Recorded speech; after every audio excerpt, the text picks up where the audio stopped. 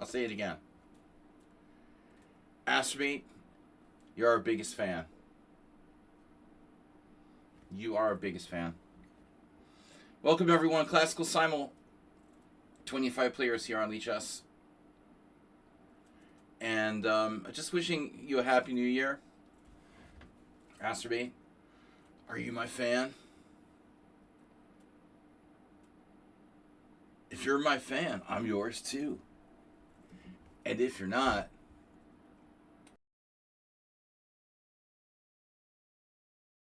aha, you get it. All right. Simul versus 25.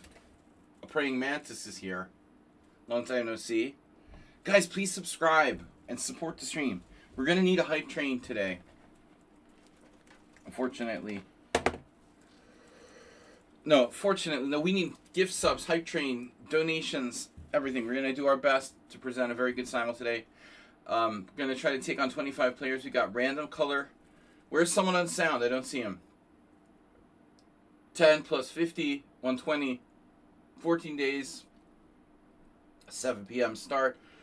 CET, it is now 6:35 here in Budapest, Hungary. Weekly Classical Simul by International Master me. Please donate. Please donate to support our streams. Otherwise, we have to cancel ourselves like PBS. You can donate on streamlabs.com/slaggy/tip. Please subscribe on Twitch. It helps us a lot, and it helps to reach more viewers. You can also follow on YouTube. I don't really like YouTube as much, but we are broadcasting over there as well. And well, without further ado, let's do the Simul rules. So, weekly rules. Simul rules. No cheating. Please don't play, and this is the most important. Please don't play if you cannot stay up to 3 hours. This is a 3+ hour Simul, potentially. The longest games run over 3 hours. And don't play to London. Life's too short to play the Caro-Kann in London. Please save the bullet. Well, save the bullet for yourself, but save the bullet for bullet and use your time. Save the last bullet for yourself. Anyway, peace and love. Good luck all. We're going to start the Simul here. And is anybody here? Welcome. Simul starts at 7. Although people tend to not read, I'm going to put the Simul start time up there. January 10th. Today's January 18th. And I guess people get confused because it shows 7 p.m., right? It should really show your local time. So, I got to make sure that our stream is viewable. Make sure that our stream is viewable on Leeches, because there's this kind of weird feature that it doesn't go visible unless I click something here. All right. So let's see.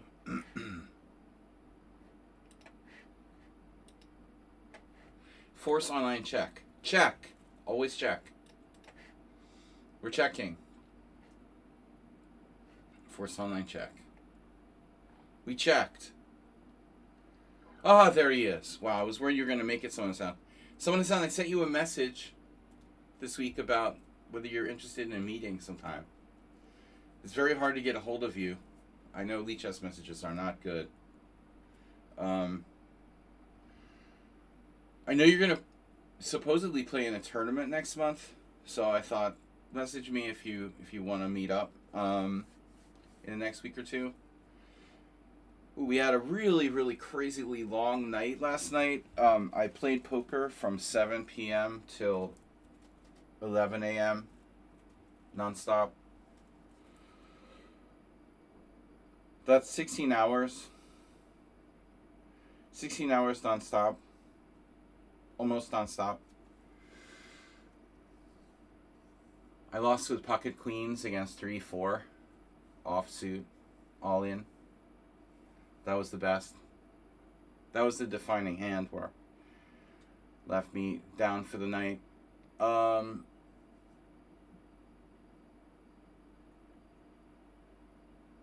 It was a lot of hard work for nothing.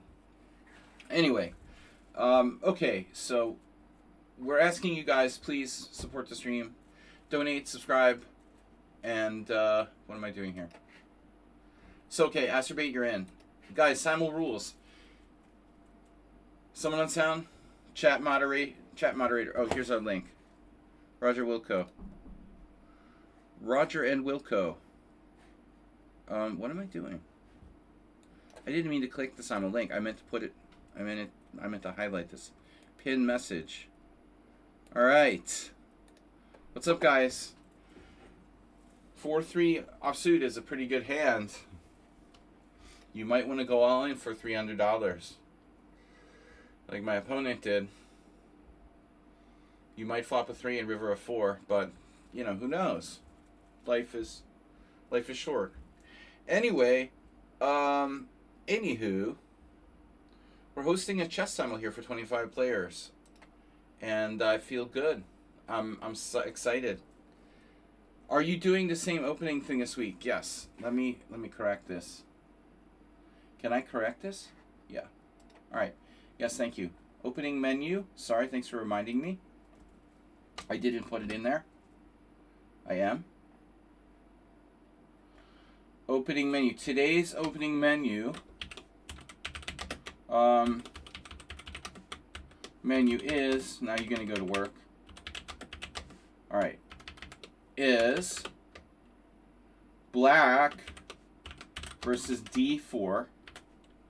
This is our little bit of fun to make it more interesting. We're playing the King's Indian defense. Playing King's Indian defense against D4. I never know whether it's better to spell defense with an S or a C. It's very strange. Black versus E4. We're playing Sicilian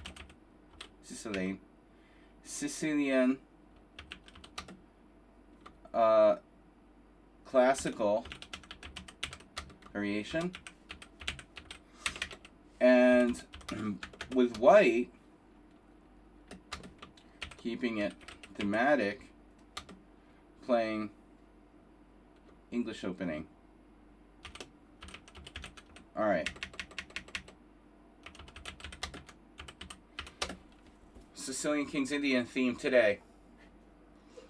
All right, so opening menu, English opening with white, Sicilian classical, and King's Indian. Oof. All right, let's put that in there.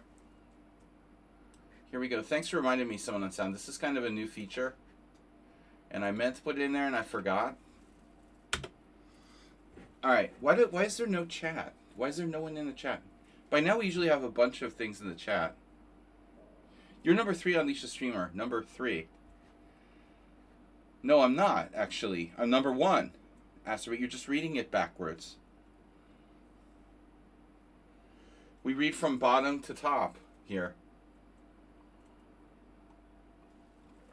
Of course, someone on sound. I don't know what Asteroid's talking about. It's number 3. It's all in how you look at things. Everything is relative, you know? Some people look and they see 4-3. Crazy guy. It was this crazy guy. This insane crazy guy. 3-4. That's fine if you want to play 3-4 for your stack. That's cool. All right, guys. Astrobate is in. We need 25 players. Parvenides. I want to ask everyone, please support the stream in some way if you can. You can sign up for charity to work on the stream. Here in the office, you can donate. You can send me lots of love. There are various ways you can help. You can donate. You can gift subs. You can use bits to support the stream with fun little animations on Twitch. But we need your support because it's been very slow in the last month or two. I mean, I was away a lot, but now we're getting back. We're going to be streaming regularly until I go to the World Senior Team Championship in April. So you will see me every week here streaming at least 4 times a week. Please attend regularly. Join our simuls. Play in our Tuesday tournaments. Join our Thursday analysis stream. Friday Blitz. We did some Blitz games a few hours of Blitz games every Friday, and maybe a Red Dead Redemption stream somewhere. But guys, there's been very little support lately, so we need your support. Panbook has become a regular. Brenton is a legend here. Sasha Skoblov, sorry. You accidentally got in. Someone on sound. VIP, T-Poobot, Praying Mantis. I know them. Alright. This guy's blocked. I don't remember. Why? Probably for dropping. Why is there no chat? Why is no one saying anything in the chat? Finally. Someone on sound put something in the chat, but why are no random people in the chat? That's weird. Panbook, welcome. Panbook. We're gonna start in 15 minutes. It's 6:45. It's odd that no one puts in chat, no? It's almost like they can't. Like they've been disabled or something. Well, I mean, the problem with Lee Chess Simuls is that since they're open, everyone creates them. There's millions of these stupid Simuls, and so people don't know the difference between a real Simul and a non-real Simul, but whatever. All right, Flanella Suprema. It's like a good player. You're in. But guys, I want to remind everyone, please do not play unless you can stay. The Simul's lasting up to over 3 hours, so it's a long game. T-Poobot says, it doesn't matter, I smashed you in this game, and I'll do it again. Are you threatening me? Alright, so Ooptubot. Oopsiebot. The T-Poobot put in a chat. Usually I get random people putting, when is it starting? You know, nobody. And this is weird. And yeah, very few people getting filtered in. There's like more people. It's weird. It's weird. It's kind of strange, you know. Defudab will show up later. There he is. I guess I banned all the chatters. I didn't ban you yet. Yeah. Well, I'm going to wait a little bit. You know, we might have to start late.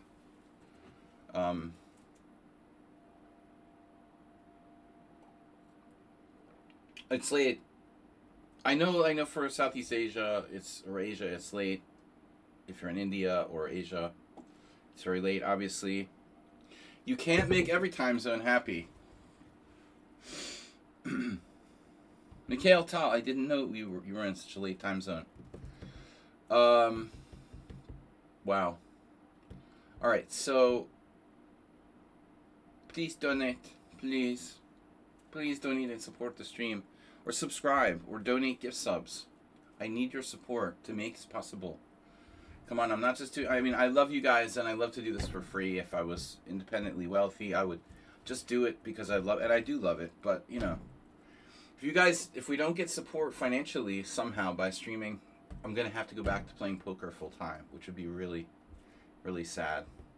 So I don't want to do that because it's kind of depressing. So if you guys can help, please donate. All right, enough begging. Ismail, I don't know. I blocked you. I don't remember why, but probably for dropping. He's also blocked. I love this. They're all blocked. Pavlova.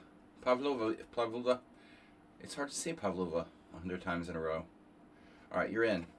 Concise Lawyer Wolf. Very concise ratings. Lath, 2015. Oh, they're all blocked. Look, block. No. Sasha Skublov, you got in accidentally, and now you're in anyway. Yeah. We will indeed. Thanks for not joining and dropping, though. Oh. Gabel roll mops. But maybe too long for me. Gotta go to bed early. Oof. Who's betting on Saji blundering a piece for no reason against you?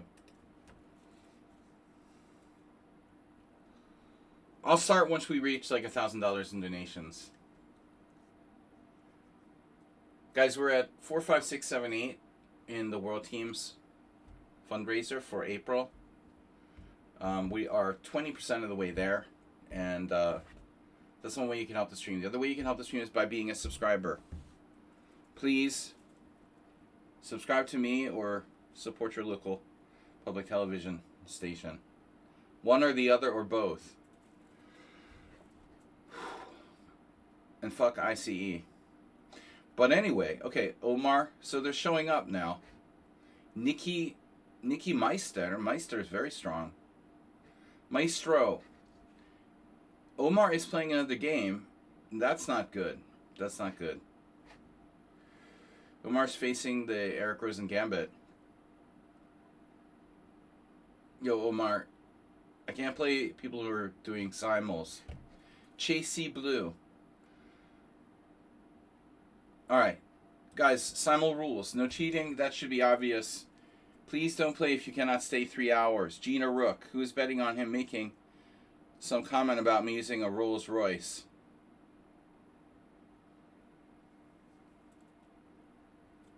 It's a subtle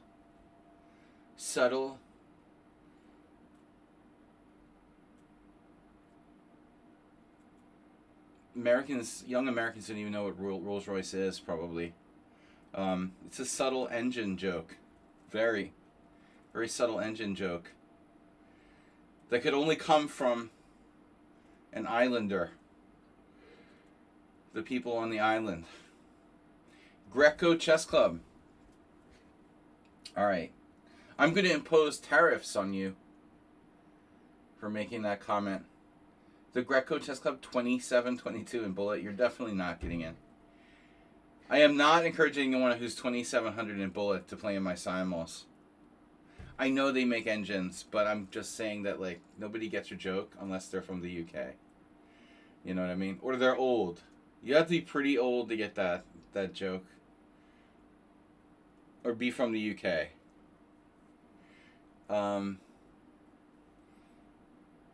Alright, so Imre Bardi. Sasha Skoblov, please don't close the window. AP87, welcome back. Somebody donate something because I'm getting depressed, really. I mean, if we don't get at least a gift sub or something, I'm going to cry. You guys have never seen me cry. Lots of old people in the UK. There we go. Someone in sound donated 1 bit. Whew, I don't have to cry. I didn't want to cry on stream. I don't think I've ever cried on stream. You know, come to think of it. Baby, like, tears of joy.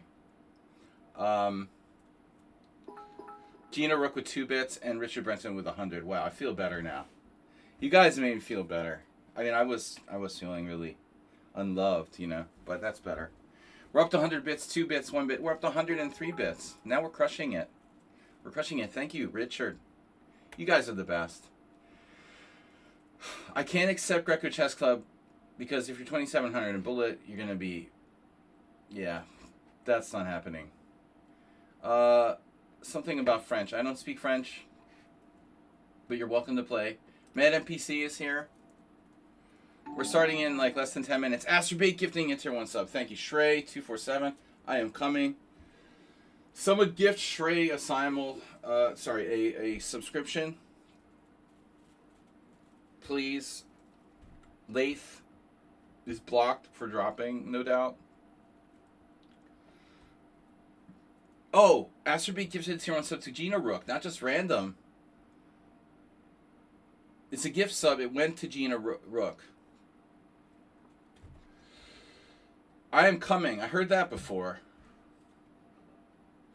Anyway, anywho, it's been a while. Alright, Greco Chess Club ratings very bad, suspicious. And anyway, I don't want Bullet players in the stream. Iran. Wow, what's happening in Iran is horrible. I was thinking about Dr. Tripchance. He's a scientist. He's a researcher in Iran. I can't imagine what it's like there. I mean, you think America's bad. What a shit show. All the people that have been killed. I can't believe there's somebody here from Iran. Maybe they're not living in Iran. I don't know, is there still internet outage in Iran? There's a lot of people who are outside of Iran, obviously looking in. Wow, Omar is what? No, Omar is a bullet player, but he's playing another game. I don't like that when people are playing other games. You're not serious. We got a donation from someone on Sound, $10. Yeah, now we're working. All right, now we're getting going. We had to get a little warmed up. We got $10. How would you like to play $300 with 4-3 off against a big pocket pair? Anybody? Anybody want to donate like $600? 3-4. Well, $300. Does anyone want to donate $300 with 3-4 offsuit? This was my most tragic hand last night. All right. If you're willing to call me with 3-4 offsuit for $300, then I'm there every time. So anyway, bomb the mulligans. Shreyas is here. All right, we're up to 13 players. I've got a challenge from somebody. Guys, we're hosting a simul. It's a long simul, up to 3 hours. I'm playing black. I'm playing King's Indian. Against E4, I'm playing the Sicilian Classical. With white, I'm playing the English and all games with white. We try to change it up every week. Sasha, you gotta not close the tab. Omar, is you ready to focus? All right, Arad from Iran, or representing Iran. We've got only 15 players. I will start with 20, but I won't start with less than that. I don't know why there's so few players. How many simuls are going on? Anyway, I don't know why there's so few players like joining the simul list. What is that, a hype train? Asterbate, did you gift another simul? You gifted another. Dude, you'll have limited time to win exclusive emotes. Gina Rook.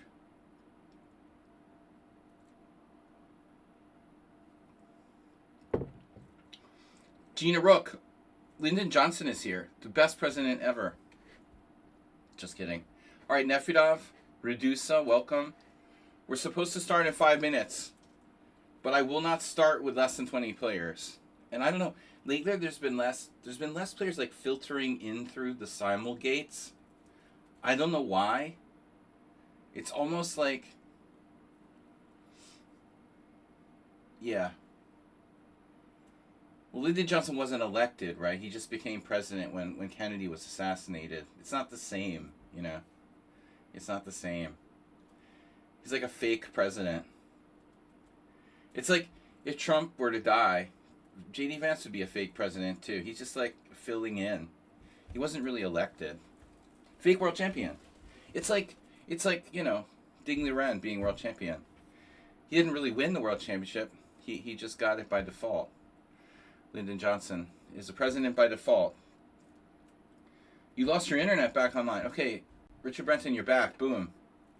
Guten's behavior has been very bad. His chess behavior. All right, I'm up to 18 players. With Guten, it's 19. I'm not accepting Greco Chess Club with 2700 bullet. It's very suspicious. This guy has no games. And now this other guy, Aslan. I have a friend who's Turkish, and his name is Aslan, interestingly. Isn't that the name of the lion from C.S. Lewis? The Lion, the Witch, and the Wardrobe?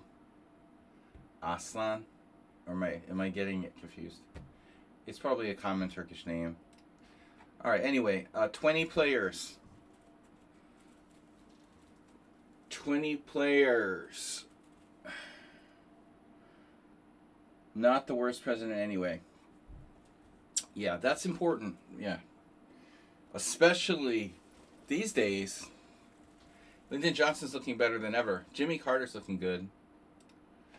Who've been the most ineffective presidents in my lifetime.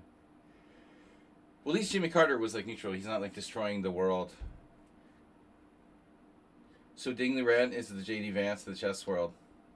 No, J.D. Vance is not. He's not president. Lyndon Johnson is the Ding Liren of the chess world. Ding Liren is Lyndon Johnson of the chess world. No. Hopefully, Trump doesn't die. I don't want to say that. Yeah, that's a choice I really would prefer not to make. Trump or J.D. Vance. Can they go down in the same plane, maybe? Who's president if the vice president and the president are both deceased? What it goes to... It goes to... What is it? The House, the Senate, the ranking leader of the Senate or something? What's the deal? Mike Johnson. Oh my God. I guess that would be better. I guess Mike Johnson would be better. I mean, he's pretty bad. That's pretty bad, dude. All right. So, hey, Mickey D-Cat is back. Nice. All right. We're almost filled up. We've got time to start. It's time to start, but we have 4 places left. Made a lot of Turkish players here. What's up? Ina TS is playing another game. Made in Turkey, another one. 25-18 in Bullet. The Turkish players love Bullet. I don't know. You guys, it's like a national pastime. Greco Chess Club. It's like a chess club. Everybody plays on the account or something. Classical Master. Classical Master, you're very close to getting accepted. I love it, Classical. Tartakover spelled wrong. Tartakover 1700 in Blitz and 1070 in Rapid. That's weird. Guys, we have 22 players, and I'm willing to add 3 more, but I'm selective about it. Can somebody gift sub to Lyndon Johnson, please? He really should be... what if he subscribes? Johnson wasn't a bad president, but he still was a fake president. All right. Dude. I can't remember. I think I was born when Nixon was president before he resigned, right? Wait. Yeah, when Nixon resigned, Ford became president, right? Okay. Shreya7777, you're in? Guys, please donate and support the stream. Let's get some big donations. We got no hype train. Ford was very neutral. Again, another fake president. President by default. All right. Procoder. Yeah, Procodex. You're in. We've got 23 players now. Space for 2 more. Greco, no. Ina was playing another game. Now they're back. Ina, TS. Wow, you're in. Made in Turkey. 2 high bullet rating, over 2400. Anyone with ratings over 2400 is not allowed to play. All right, I got 25 players. I'm starting. The Simul starts in Zen mode. Please, please, please, please, please donate to help support my efforts to stream. The more I get donations and subscriptions, the more I can do this, then we can all benefit. I can share my knowledge with you guys. I know a lot. I'm good at teaching chess, and it's a win-win situation. I get some money to do this. You guys get knowledge. I share my knowledge. It's a win-win situation for everybody. Please donate and support the stream. Having said that, 25 players. We start in Zen mode. After an hour, I'll try to guess the players. And again, the openings are different every week. Is this the only serious chess stream left? Probably. I'm playing c4 with white. I'm playing the King's Indian with black against d4, and I'm playing the Classical Sicilian with black against e4. That's it. Boom. Boom. Boom. Boom. Boom, Kyle. Cartman. What about Chess Dojo? Jesse he's I don't know, does he stream a lot? Jesse's girl. Jesse's a thoughtful person. You know, I like Jesse. I don't know how often he streams. Okay, so we're playing the Sicilian. The Sicilian. Now, against the English, I didn't specify, but I'm playing the King's Indian against d4. So we're going to play King's Indian style and hope for a King's Indian against the English and flank openings. Please don't play the London system, kids. You know how much I hate the London system. There was a funny game the other day. This was a new one. I had two funny games.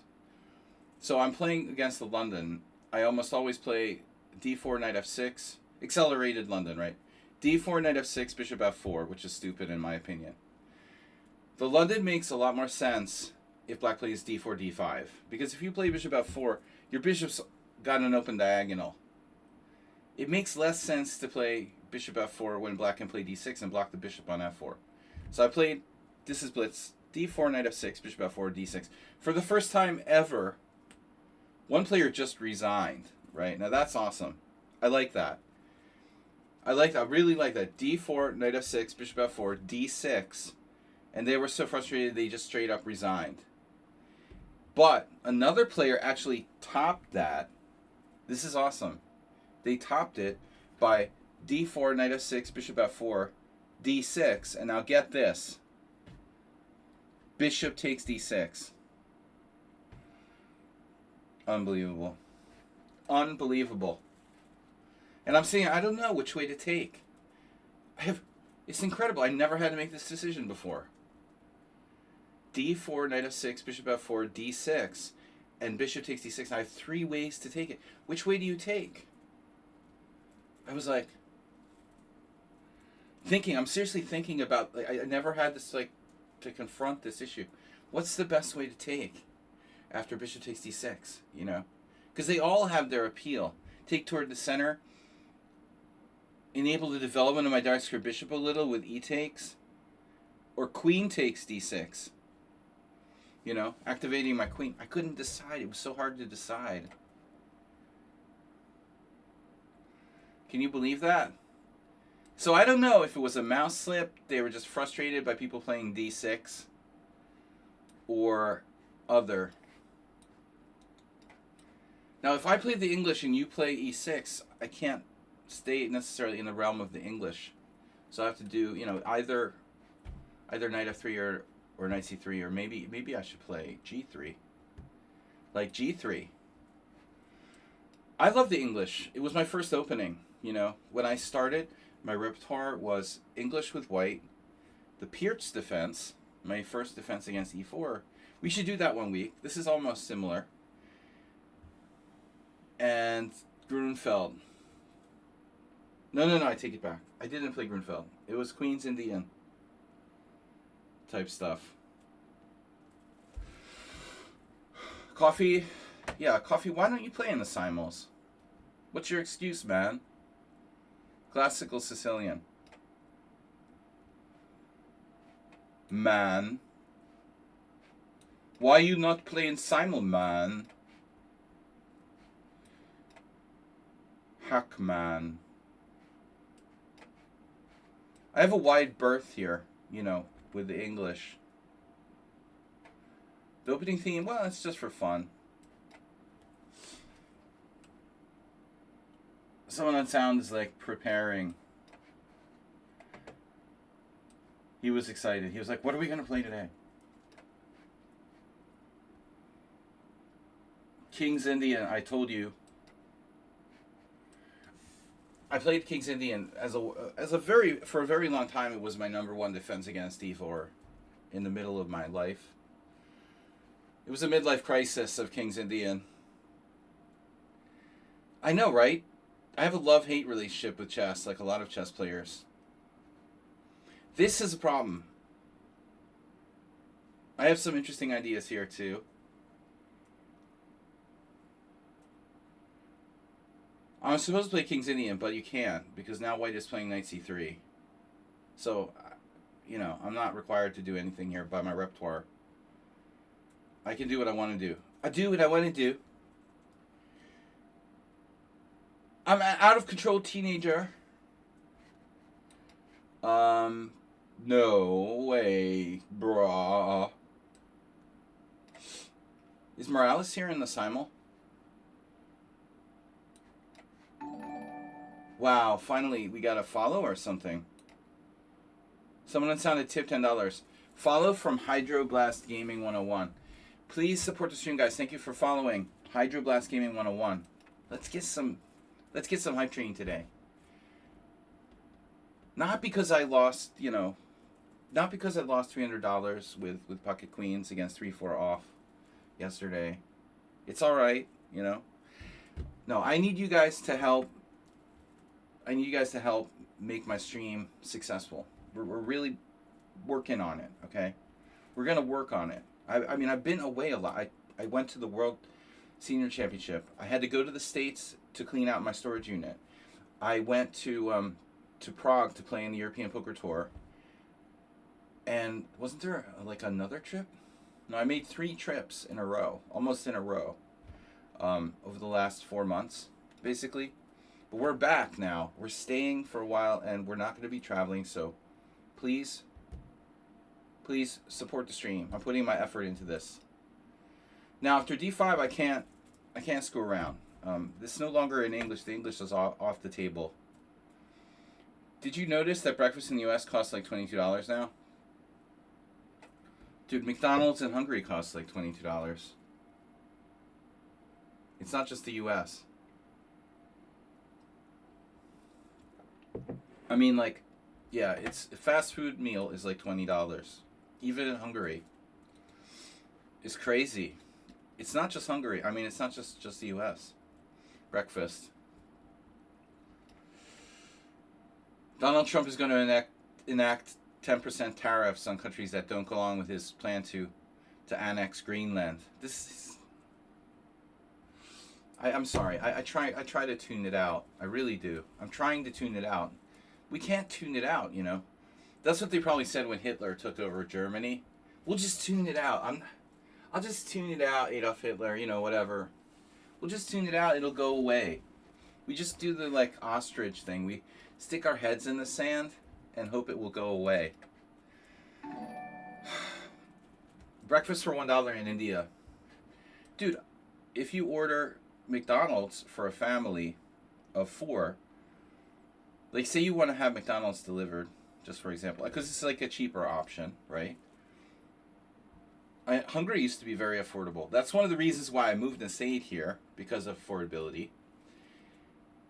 I don't really like McDonald's, but I'm using it as an example that everybody can know, right? Something that everyone knows. To pay for McDonald's for 4 people is like $80 or something crazy, you know, at least $75. For like a normal, like 4 meals for a family of 4. Bro, I used to like take my family to Wendy's in the States. It was like $30 for 4 people. Now it's like $80 in Hungary for a family of 4 to have a fast food meal. McDonald's is bad. I mean, it's really expensive, but it is the most well-known. You know, the most well-known. We might be getting Taco Bell in Hungary, by the way. There's a rumor going around. Basically $75. Right. The Danish did weird things to the Greenlanders. Americans did weird things to the Native Americans, too. And Canadians, too. That's what people do when yeah, generally speaking. Colonization. The Brits did weird things to the Indians. Now, if we're going to go with Britain for $5, Bob. Gina is an Anglophile. Iran's situation is crazy. Yeah, whatever. What isn't crazy? Affordability crisis. Okay, what were we talking about again? I don't even know what I'm talking about anymore. We got a Queen's Gambit, even though I tried to play the English. Oh yeah, Taco Bell might be coming to Hungary. The weirdest thing, Taco Bell, Pizza Hut, and Kentucky Fried Chicken are all owned by, or used to be owned by, well, basically PepsiCo. One thing I never understood, though, is that while KFC and Pizza Hut have been long-running businesses in Hungary, for some reason Taco Bell, they never opened a Taco Bell. But now Taco Bell has opened in, like, neighboring countries. When I was in high school, my best friend worked at Taco Bell. Well, let's just say I never ate at Taco Bell until I went to Boston University.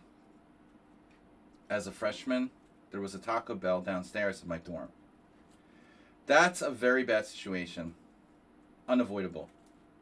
So you go away to college and there's a Taco Bell on the ground floor of your dormitory.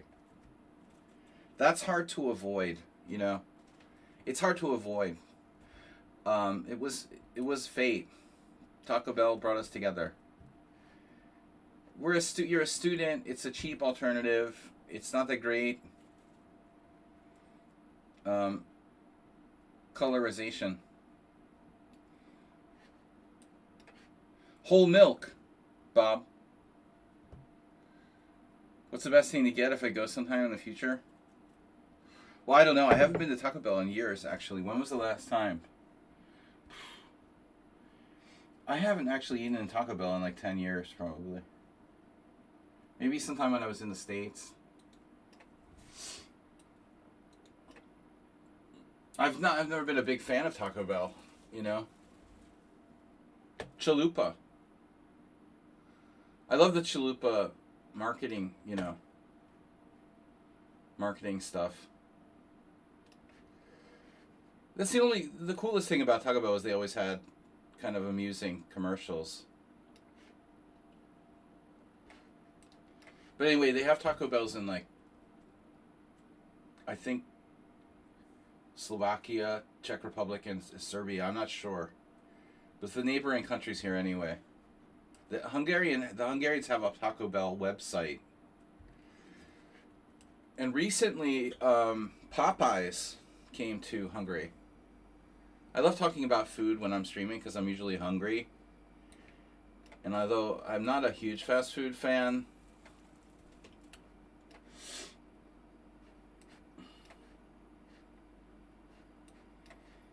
classical Sicilian.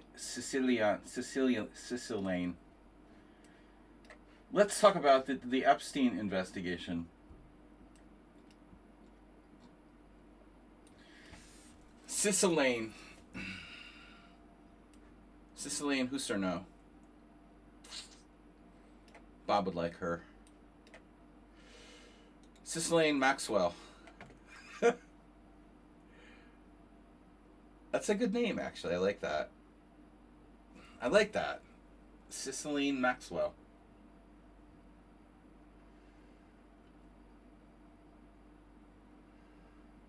Whew. I had a very long night. Poker from 7 p.m. until 11 a.m. 16 hours nonstop. I'm feeling good.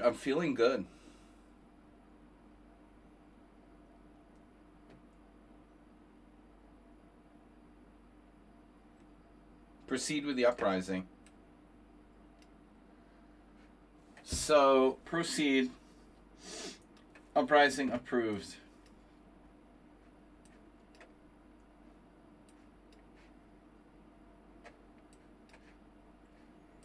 King's Indians.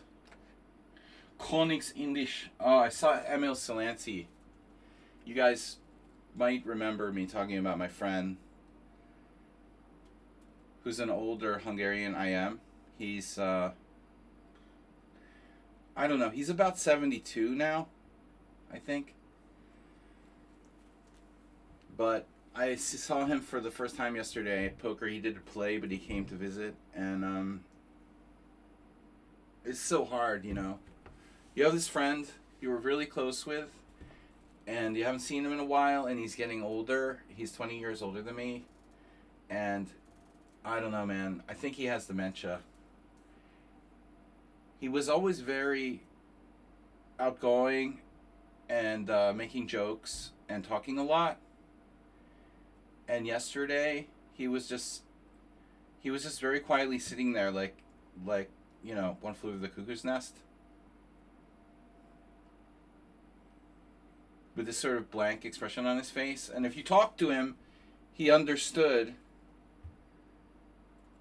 and he could answer, but it was like he wasn't engaging, you know, voluntarily. It's like personality change. He was basically like he had been, you know, turned into a zombie. But a zombie who could interact if you engaged with him.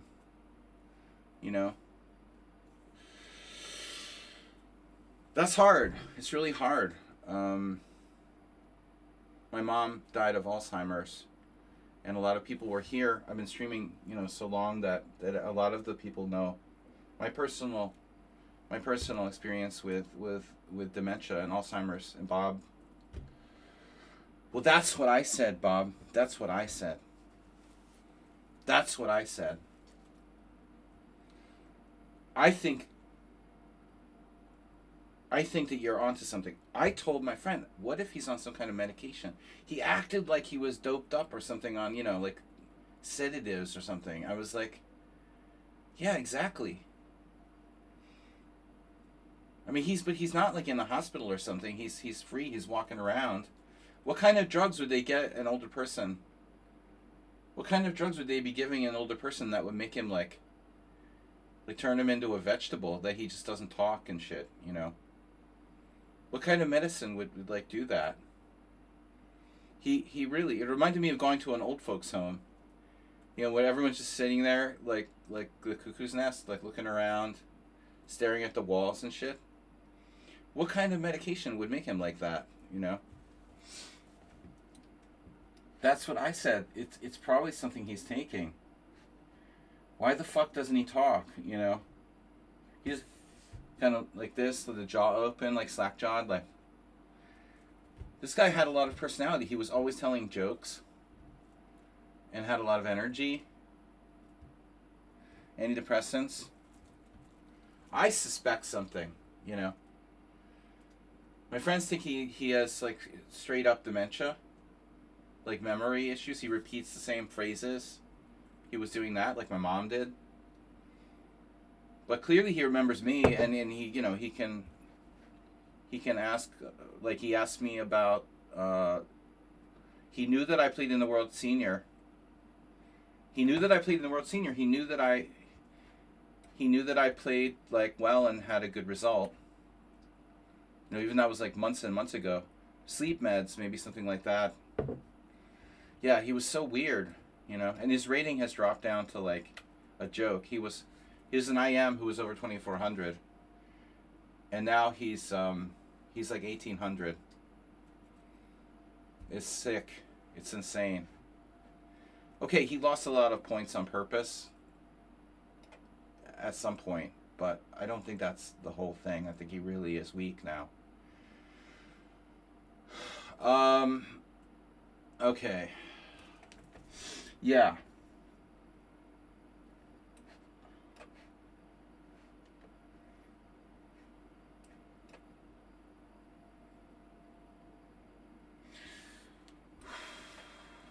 You were cleaning your toilet this morning?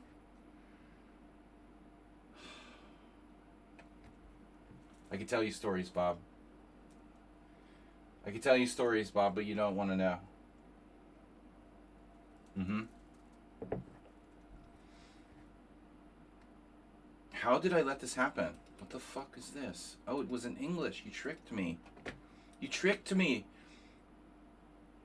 Ariel Mengarini. I'm supposed to play e5. I'm an idiot. Oh my god.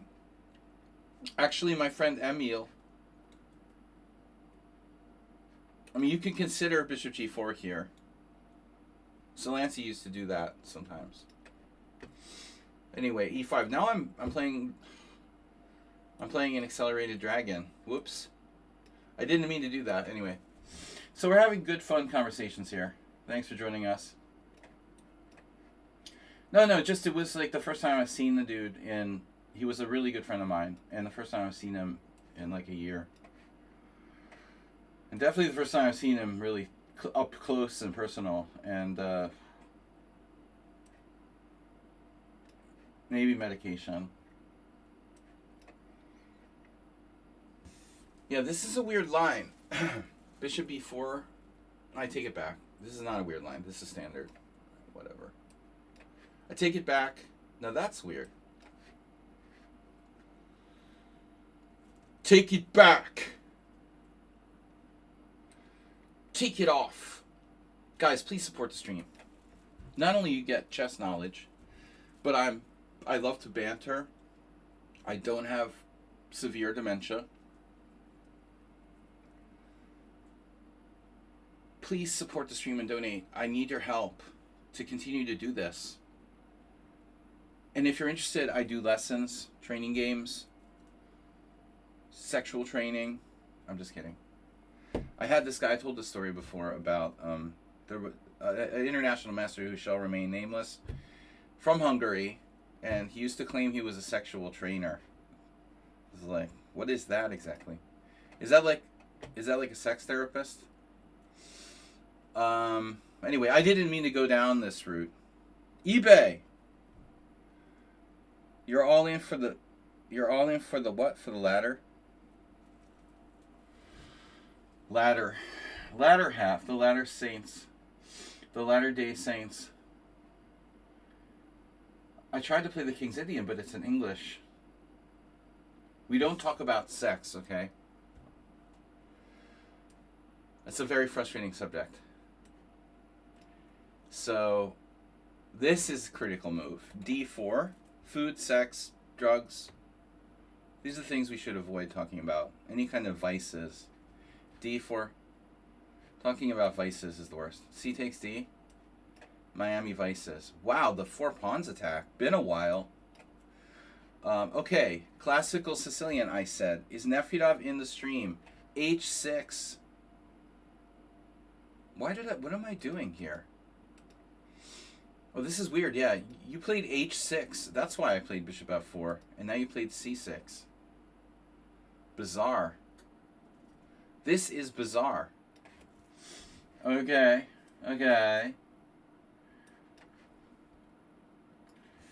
Steps. Stepmaster. Step planes. My pawns have the onions have layers, right? That's like a philosophical thing that Shrek talks about. Bob would know, you know. Pawns have layers.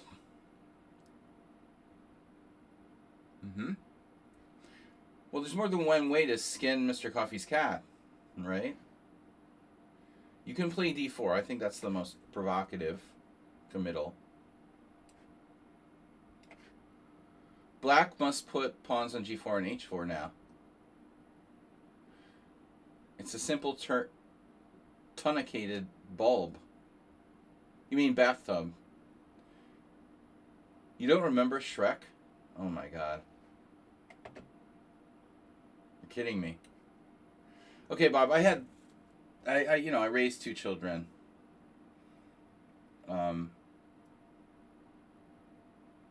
Animated DreamWorks films are like ingrained in my brain really hard.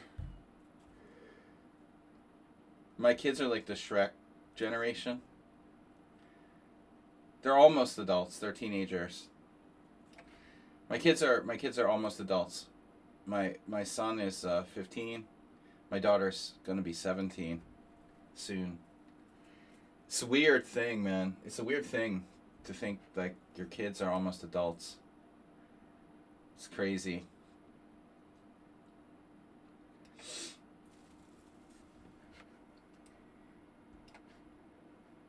Well, I mean, the kids that I know about, you know.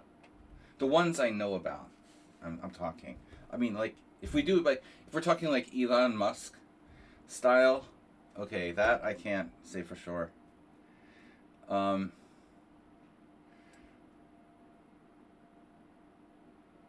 Use that line all the time.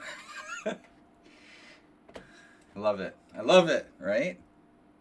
I know, right? You want to tease the wife? She's jealous.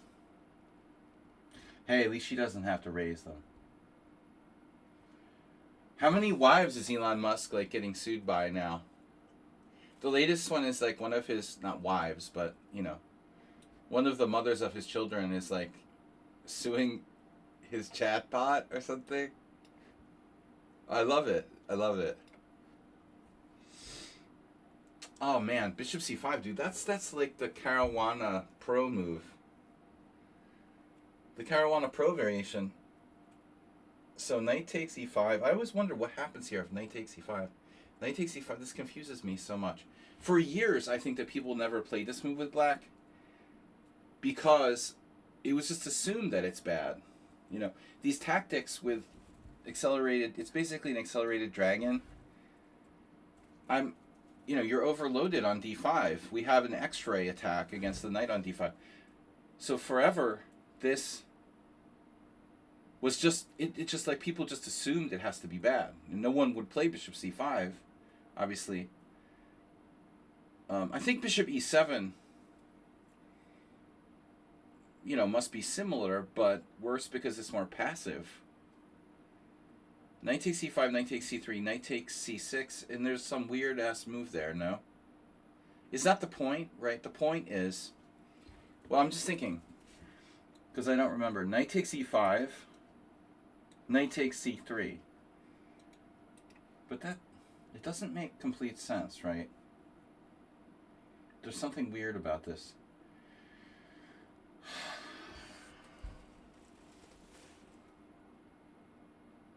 I'm confused about something here. Knight takes e5, knight takes c6, bishop takes c6, check. I don't understand how that works. Maybe you're supposed to be castled first. No, that doesn't make sense. That couldn't happen. I don't understand knight takes e5. I don't understand. You can't just take on e5 because I win a pawn for sure. So you have to play knight takes c3. And then I never really thought about this. I always thought about knight takes c6. I get that. It's like knight takes c5, knight takes c3, knight takes c6, knight takes c1, knight takes d8, knight takes f2, knight takes f7, knight takes b7. That's a line. It's a line. I looked at it with the computer. But what I don't understand is knight takes c5, knight takes c3, bishop takes c6 check. You have to take back. And now I take back on c3.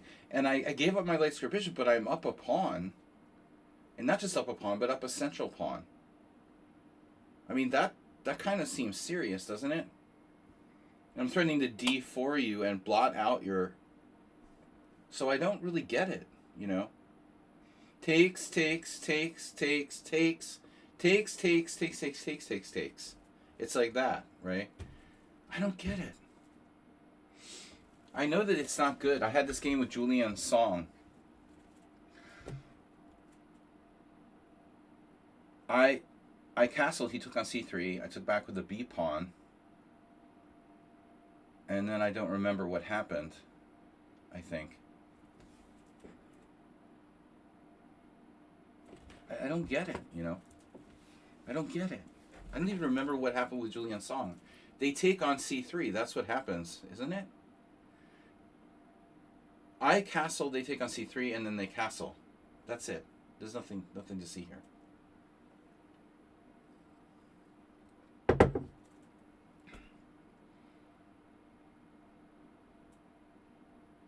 I don't know. I don't know why. I don't understand. I don't understand why I can't play knight takes c5, but I'm afraid. I know I'm not supposed to, but I don't, Sir, this is Wendy's.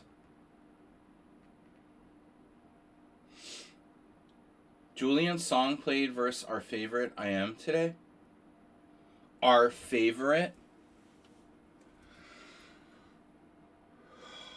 I'm our favorite. Just for the record. Okay. Okay. Well, anyway.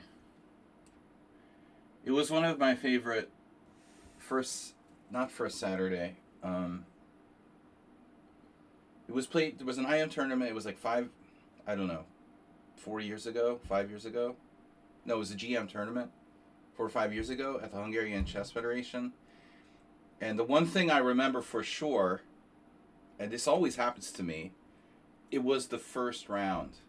And this very stupid factor that really shouldn't exist, but a lot of round robins run the tournaments like this where like the first round pairing is sort of like random and you don't know who you're going to play.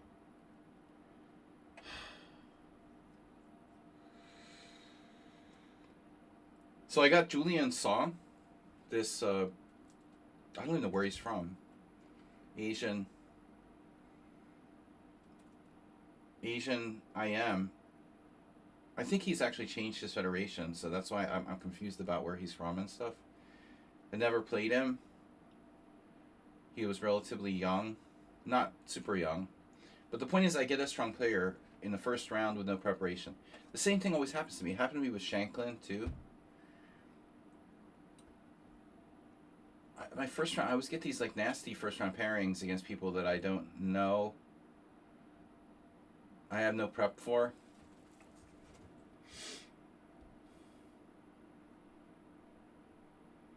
But there's no excuse for losing with white. It was one of my classic masterpiece games where I don't even know how I lost.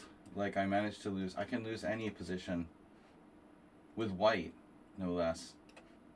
In a safe opening. My record with the English is horrible. You'd think like the English would be like the safest opening ever. I would swear to God, like in the last Nefedov, I know this is you. How did you do that to me, Nefedov? You wouldn't do that, though. No, I don't know it's Nefedov. I don't know this for a fact. We don't know this for a fact. I'm just being paranoid. So, that's not supposed to be a good move. D6 is not a standard move. Oh, God.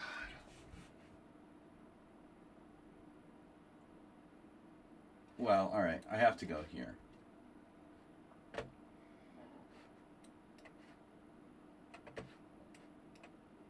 My record with the English opening, I mean, I must have lost like 5 or 6 games with white in the last couple of years.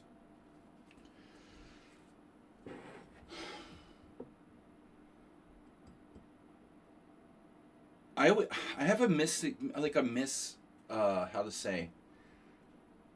I think I have a misguided perception of the English opening, and I always have since I was young.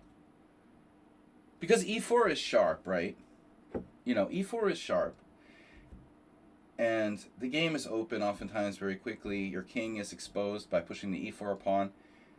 And I always had this false concept that the English opening was a safe opening for white, and I think a lot of people have that. But the truth is that it's not. I mean, you're playing the Sicilian with white. You know, it doesn't change that much the fact that the Sicilian is a hyper-modern opening, and it's still kind of risky. Just because you're white and you have an extra tempo doesn't change the fundamental nature of the thing, that you're not castling that fast and you're playing a hyper-modern opening. Why do I have this idea that, where did I get this idea that the English is like a safe opening? I guess because, well, I mean, people like Karpov played the English a lot. When I grew up, there were a lot of matches in the World Championship with like Karpov and Kasparov. Very rarely did white like lose, you know. So it seems like it's an opening that's relatively safe with white. But my score is, of late, is like really bad. You know, I mean, I lose more games with the English than any other opening when I'm playing the white pieces. A lot of bad games. Guys, please donate. Come on, hype train me. Hype train me now. Boom. $100 donation. Pocket Queens. Dude. No limit hold'em. Maniac opponent. No limit hold'em. Maniac opponent has $300. You're playing no limit hold'em. Your maniac opponent has $300 on the table. You have him covered with like $1,000. And he's raising every hand, right? Pre-flop. He raises, you know, every hand, blind almost. He raises to $30. And you have pocket queens. What do? You go all in for $300. You put him all in for $300. Now he thinks and he starts talking. And he says to you, ace pair, king's pair, what do you have? And I'm sitting there looking at him, and he's like, I tell you what, 1 time or 2 times? 1 time or 2 times? I said, I don't care. 2 times. So wait, I know. 1 times. I'm like, okay, bro, 1 times. So he calls $300, and he wins 3-4, 3-4, 1 times. Why did I tell this story now? I don't know. Now that I play the English, I'm too crazy with the English.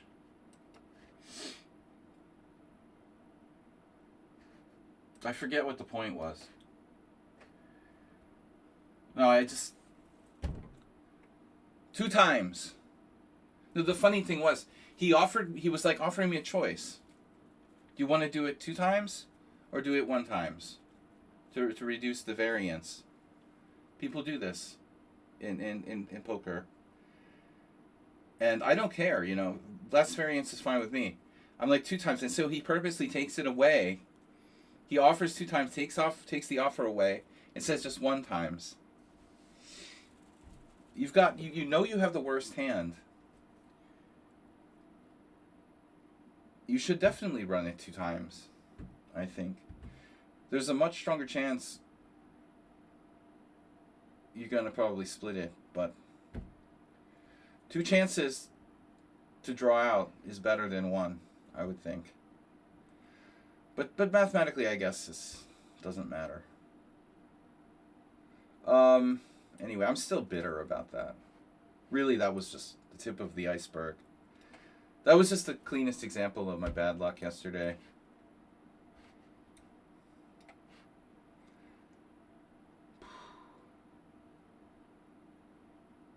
This guy lost $6,000. Like, seriously.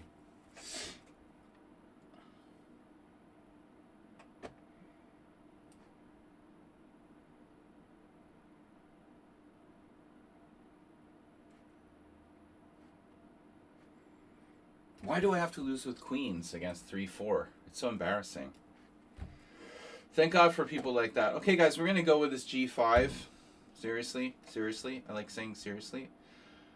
I had a game in this line. Hungarian guy, Borhi Marcel. I keep thinking queen e3 check. This is a famous move. Famous position. You guys don't want to talk. We don't have any poker players in the stream. That's fine. It's hard to play poker for 15 hours straight and then get it out and just like let it out, you know? You're like focusing on something for such a long period of time that you can't let it go. A6.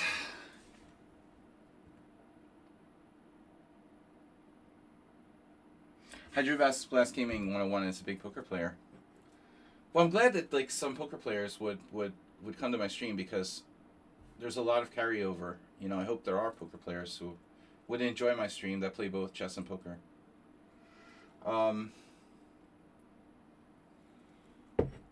Alright.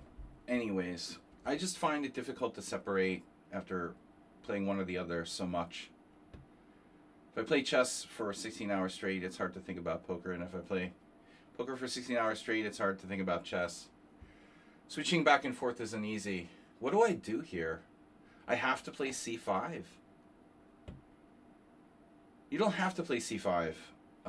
It does feel like the best move, though, objectively. Feel. Okay, you're not Nefedov. Thank you. Nefedov would have played queen d2 and attempted to castle queenside. Now I know you're not Nefedov. And the move order kind of told me that already. But it's fine, whatever.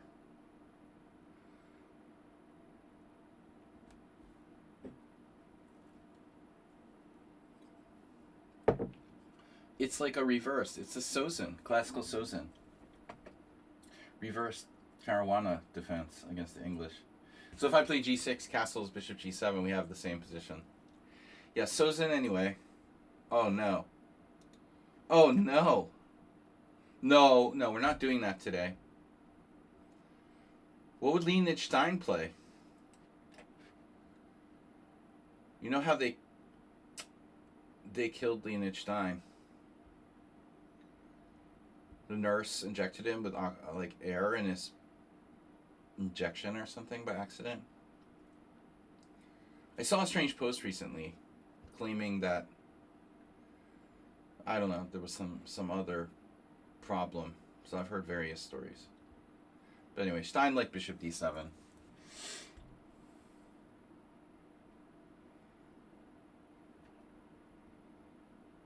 He died due to a malpractice issue. The Soviet medical system. Great player. If you like the King's Indian and the Sicilian, I mean, today's opening themes are King's Indian and Sicilian classical. Leonid Stein would have been in for that. Leonid. Right, Nefedov. Knight takes. Knight cakes. Knight cakes d5. Okay, knight takes d5. Let me understand this. Knight d5, queen d5, knight d5, queen d5. Bishop c6. Rook b8, bishop f4. That would be possible, but I don't trust it.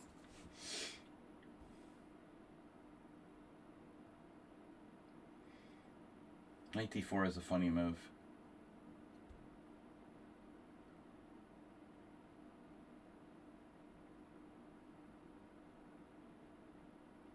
I don't know, my head hurts looking at that position.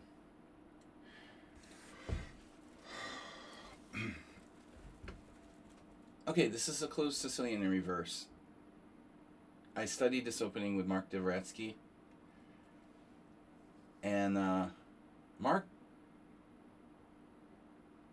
he liked 97 the least. Of all of Black's, possible squares where this thing can be. And I feel that way too, It's redundant.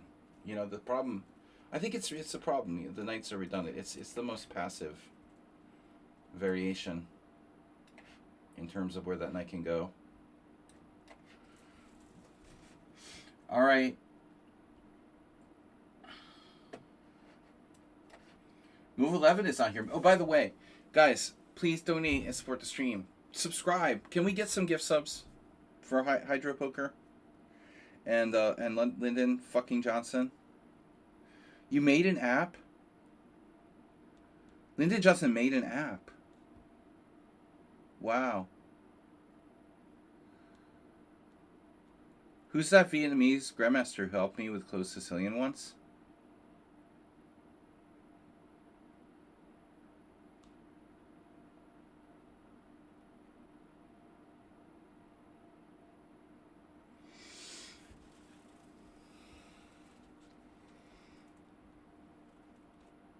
Quang Liam.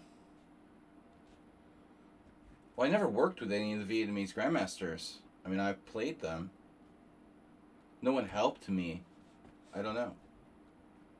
I may have told a story about learning something from some game with someone. Oh, he didn't help me. No, it was Win Ngoc Tronson.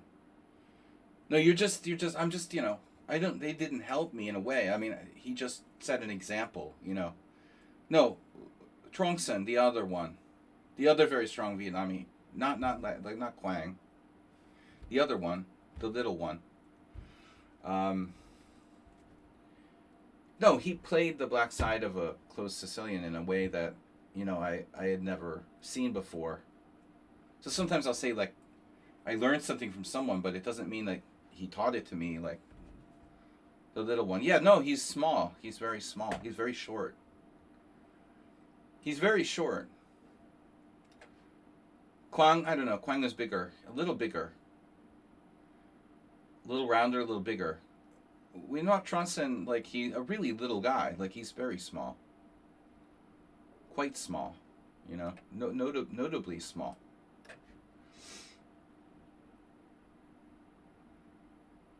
Quang Liam is chunkier. Well, Quang taught me about using the towel. He taught me the towel system. You have to bring a towel, a little hand towel, and put it on the table so you can use it as an armrest / sweat absorption Tao. Yeah, he's chunkier. So I learned Tao tactics from Huang Liang. A young guy? Well, not really. I mean, no, he's not young. He must be the same age as, like, Hikaru.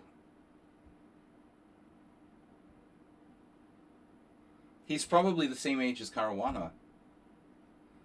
Not young anymore. Yeah. Magnus age. So e5. 34 is the new. All I know is if you played me 15 years ago, like, okay, not, yeah, more than 15 years ago. All I know is if you played me 20 years ago or 18 years ago, you ain't young. I know I'm not young. So what do we do about this? Yeah, we're going to jam that pawn up to d5. So this is the Julian Song game.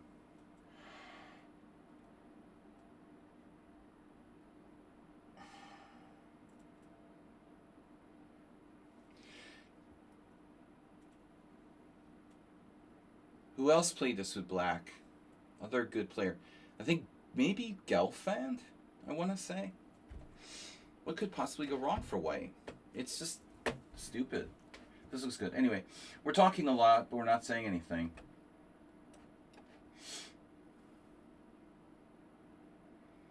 Wow.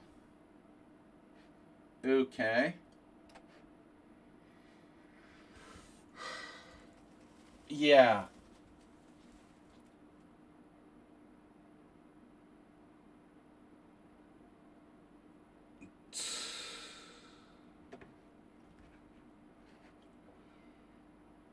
So I don't understand. I don't understand. You talk a lot, but you don't say anything.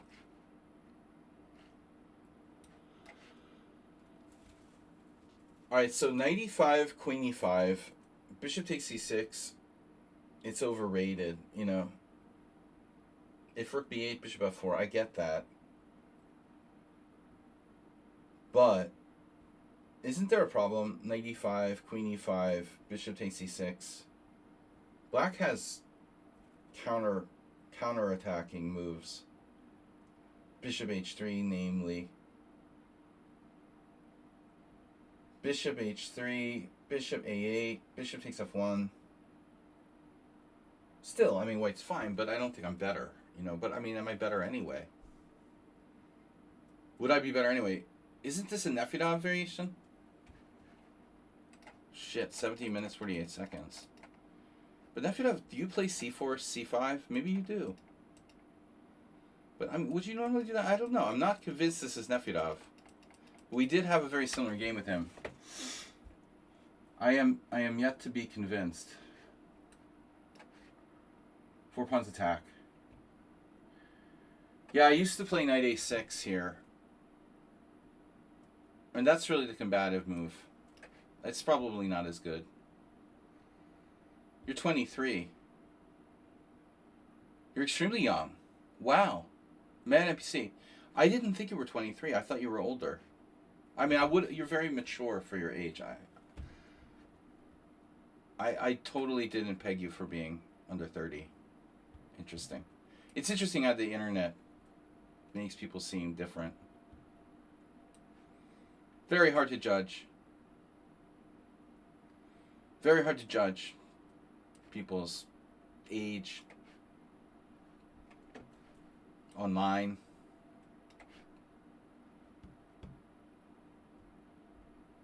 You're 20, youngest here. Well, I mean, you know, I don't appeal to young players because I don't play bullet.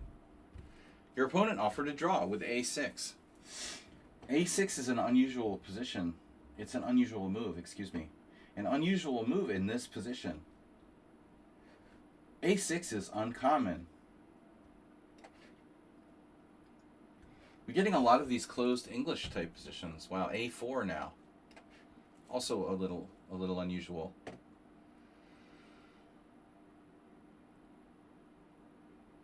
Do I go after that pawn? with everything I've got. I'm basically playing, I don't know, it feels like I'm playing a Nimzo. We attack that pawn with everything we've got. I think we go for it. It's too disruptive. You know? The pawn on d3, I can try to play around it. You know, my plan was bishop b2. Maybe I should play bishop b2. There's the pin, though. You know, the bishop g4 pin. I don't like it. Lineage. So I had this thing I used to do in Blitz, knight e5, knight g4. Remember I beat Pascal Charbonneau in a Blitz game on ICC really badly. It's not good, though. It's not correct for black. I did this many times. It was like a system I had worked out. But it's unsound. You know, it's like acerbate knight moves. Too many knight moves. I mean, it can't be correct to play knight e5, knight g4. Do people my age not watch him? Well, no, people your age don't like me because I'm old. No, I mean, I don't play bullet, and so I don't appeal to the younger crowd. You know, I'm like an old man. Bishop f5. So I can play queen c2 here. Objectively, this is a reverse. Reverse Sicilian. Wow. The f3. I was looking at this with move 11. I think this is Morales. Is Morales here? Mr. Crush.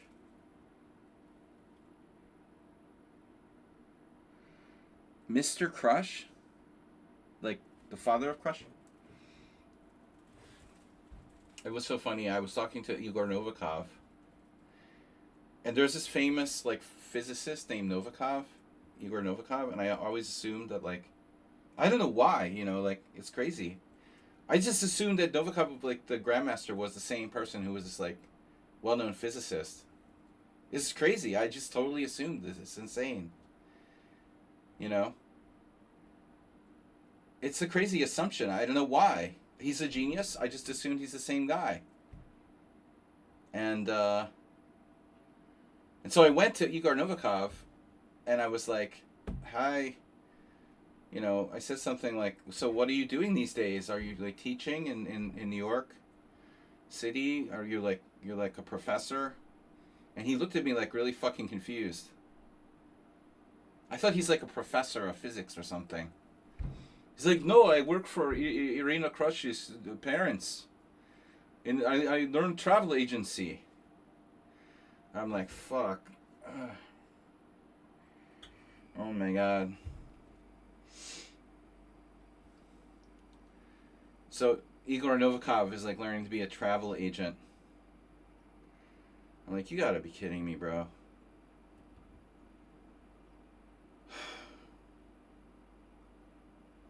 The guy won the New York Open. He was like amazing grandmaster. Fucking has to be a travel agent. What kind of world are we living in, you know? So sick.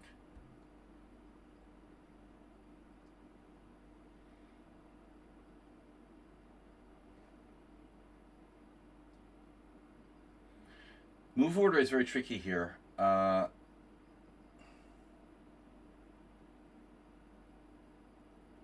Right. Lyndon Johnson. How many brilliant Igor Novikovs can there be? I'm like, it's the same guy. I'm like, how's your professorship going in Brooklyn? He's like, no, I work in travel agency.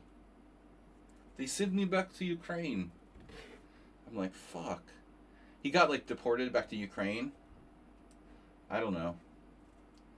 Maybe he had to go back to help his family or something. But it's really insane.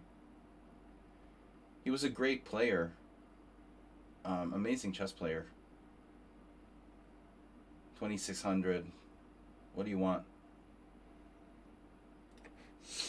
Anyways. Just a funny story regarding Irina Krush. Well, her parents apparently like run a travel agency. I didn't know that, you know. Not particularly interested. She's okay. I never had anything against her. She was always civil and friendly, and I like her. as a, you know, chess colleague. I always liked Arena. She's totally a good sport, and whatnot. You know, not no complaints. I don't like most people, you know what I mean? So if there are people that I don't have anything against, they must be pretty fucking cool, you know? If I don't have a problem with someone, they're guaranteed to be kind of cool, because I can find fault with almost anyone, you know? Okay, bishop a4. Whatever. So, no, like Irina, I played twice when she was younger, and you know, oftentimes, like, kids or young players tend to be kind of egotistical or cocky, or you know, Hikaru,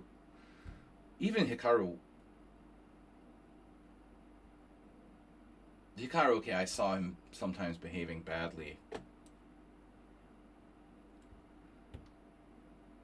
But,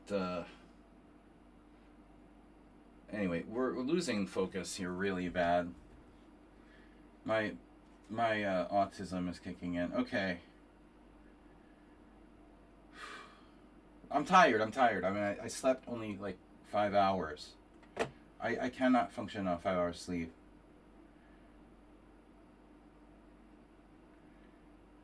Like, Cleanston could go a couple rounds after 5 hours sleep. Well, those are the rumors from Epstein. No, just kidding. Okay, what are we doing here? Seriously.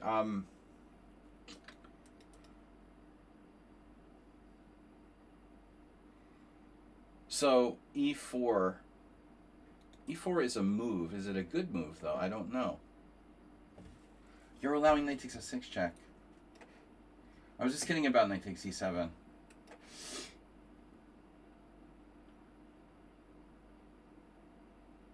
Oh. Beep. Did I do that? I played knight d7. This is inaccurate. Probably inaccurate by black. Whatever. Rook c1. That's a very lazy move. Very lazy moves. All right, whatever. We gotta do something. So a4, b4, b4, b5. None of the above. None of the above. b4, a5, a4. A takes b, knight a2. That doesn't work. That's not good, master. b4, a5. Yeah, this is the issue. b4, a5.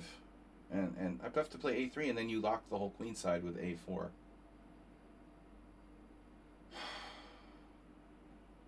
I mean, is that a good thing? I don't know. Yeah, the long diagonal.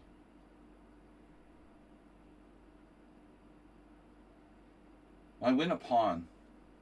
Prawn sandwich.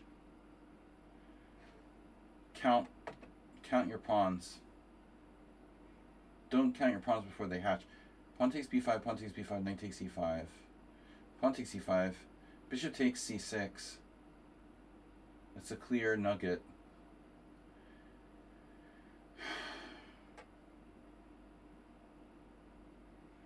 Should I play knight c5 without doing the preliminary capture? Maybe. Knight e5, pawn e5, bishop takes c6. Nah, I'm just gonna take. So, I know we talk about whatever you guys want to talk about. Bring up a person, I'll tell you stories. I'm getting to that stage. Can you guys please donate some gift subs? I'm depressed again. 100 bits. Can we get a hype train? Bob? Bob, would you like to donate? From the Presidential Library? The Lyndon Johnson Presidential Library? Bob never donates. Never donates, never subscribes. Tell me about any Indian Grandmaster.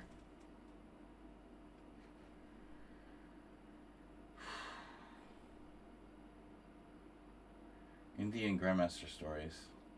I don't have too many. You know, I never played in India, so my only Indian Grandmaster experiences are Indian Grandmasters who were playing in Hungary or in the United States. Let's see. Whoa. You know, off the top of my head, I don't really have great Indian Grandmaster stories.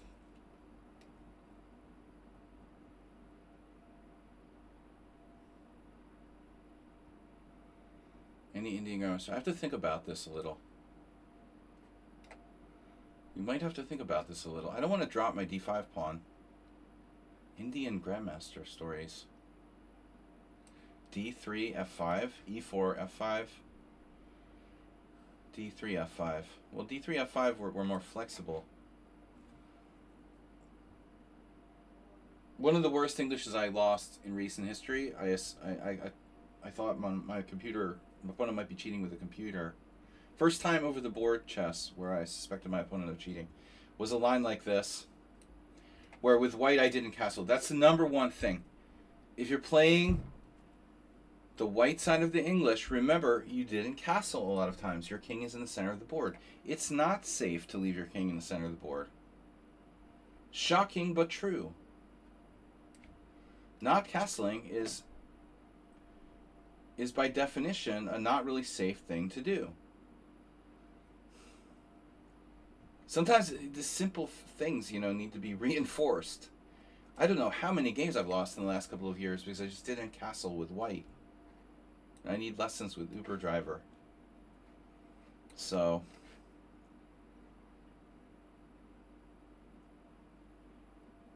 chicken or fish? I don't really have a good Indian Grandmaster story, but there was a time that I played in Hungary many years ago when Ganguly was a kid. We played with Ganguly a couple times. SS Ganguly. He's a great player. But we had some epic game. But he was hanging out with his stepfather. His stepfather was a real character.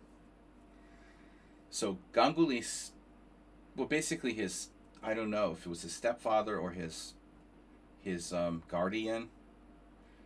But the guy who was like, you know, taking care of Ganguly, watching over him, he had this funny thing where we were hanging out, I don't know, and the father got the stepfather was like, he went off on this funny comment, like, it sounded so much like the Simpsons, you know, how everyone is offended by Apu. I don't know if Indian people are really offended by the character Apu on The Simpsons or not. It's been very blown out of proportion. They took away the character. But look, like every convenience store and motel in the United States is like run by Indian people, like Indians from India. And they have a distinct accent and stuff, you know. So the guy was like, it was really funny. They would speak English and he would speak also, you know, Hindu or I don't know, whatever. And then one time at dinner, the server at the I guess it was the waitress or whoever was serving dinner, asked him if his food was okay, and the guy was like, horrible, terrible, delicious. And even to this day, I do not know if he was just trying to joke around or if he was serious, you know. I don't know. I couldn't tell. I was like, horrible, terrible, delicious. I tell everybody this. This is awesome. You know, it sounded so funny. Horrible, terrible, delicious. It sounds like, seriously, it sounds like he was joking, dude. I'm serious. I don't know, you know. But if you're, like, not speaking English all the time, maybe you could make a mistake like that. You're talking fast, but he speaks English really okay, so we were talking English all the time. I just thought it was hysterical. It sounded like something you would you would say for fun. But he was very deadpan about it. You know, so that was an Indian chess player story. All right. We had the scandal with Ganguly because we had this really brutal game, and we're both trying to make an IM norm, and we're both in contention for a norm. I don't think Ganguly made it finally. I did, but I was stronger at that time a little bit, and we had this brutal game where I forget. There was a queen sacrifice. It was very tense, and I was winning, but he drew, and I was like pissed. I was really pissed. And I don't remember what happened. There was some bad blood. During the game. We were like, I was angry, and he was angry, and then, but no, later we were fine, and even in fact I saw SS Ganguly in Philadelphia in 2006, and he was really nice. He remembered me from 7-8 years ago, 9 years ago. I don't remember. It was in '97 when we played. 98, and I saw him again in 2006. Fun fact. See, this is a Vietnamese Grandmaster variation. More than 100 languages in here in India. Yeah, see, I mean, that's why it's like. The other funny thing about those guys, what they were bringing there, this is back in the late 90s. They had all their illegally printed chess books. It was funny. It was standard, it was very funny for me to see, but they would photocopy everything. They had entire encyclopedia of chess openings photocopied illegally, copyrighted material, reprinted. They physically would carry around these illegally printed chess encyclopedias. It was really funny. Well, I'm sure it's not the only country in the world that does that or did that, but nowadays it sounds kind of stupid nowadays. People are practically not using opening books anymore. It seems weird to talk about photostatting an entire book. Photoshop. Yeah, A5. And now I love to sacrifice pieces on this pawn chain. That's the secret way to win.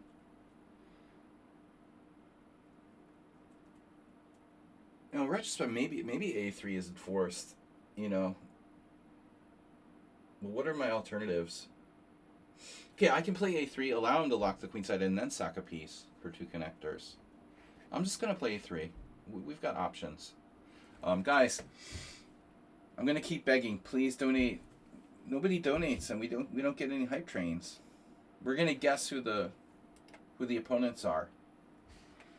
Is it really affordability crisis? Chess affordability. Come on, you get great stories.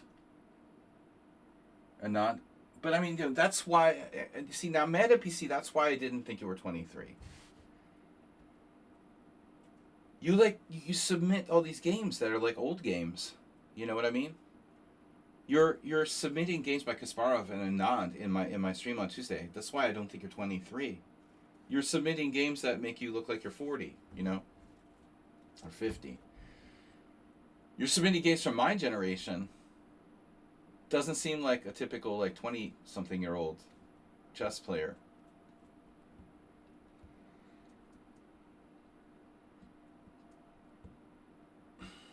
They renamed economic depression as affordability crisis. The Great Depression. America's a real shit show. America. Make America great again. I can't watch the news anymore.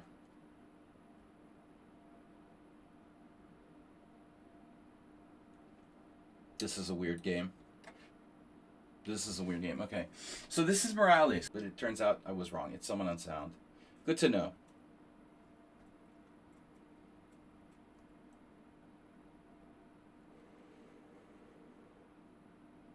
We had looked at this last week with Move 11, and now I can't remember exactly what we're supposed to do, which is always good, right? Always a good thing. How about trying to push b4, push b5, b4? Knight b4? Oh, this is scary, because he knows what he's doing here. Develop your pieces, sir. I mean, rook c8 is obvious. Probably a mistake for some reason. Okay. Okay. Okay. Don't donate. Please don't donate. Okay? Okay. Wow. You're supposed to take with the c pawn.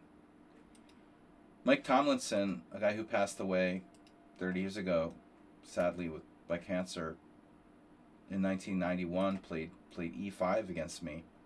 I think it was 1990, actually. Very scary gambit line.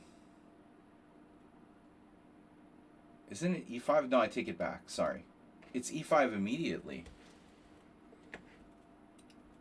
Eddie, a.k.a. Uber driver, knows that line.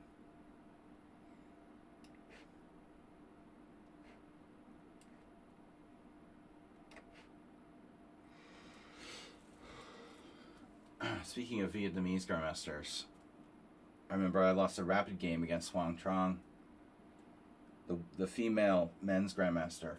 We have to be politically correct. What do you call a woman who's a men's grandmaster?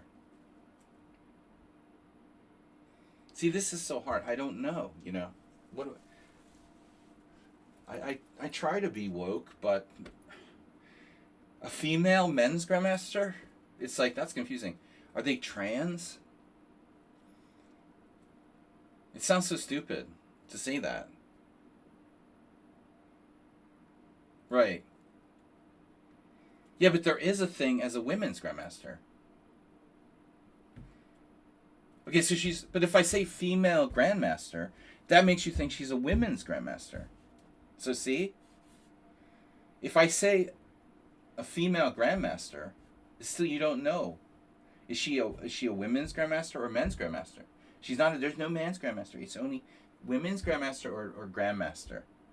So I have to say she's a grandmaster. She's a female grandmaster. Like great grandmaster. Against Huang Trong, I did this thing which I regretted. I induced e4 and then played like f3. I remember losing to her. She always plays the Dutch. We had a lot of great games in the Dutch. Some good and some not so good for me. Bishop takes c6, bishop takes c6. Another pawn. There's a lot of pawns flowing around here. Wow.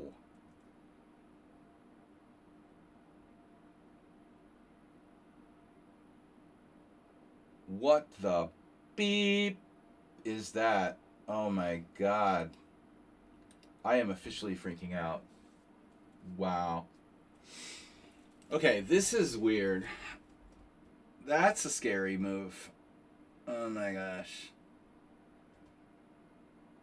So, venomous looking move. We have to be careful. If I didn't know better, I would guess this is like Richard Brenton or something crazy.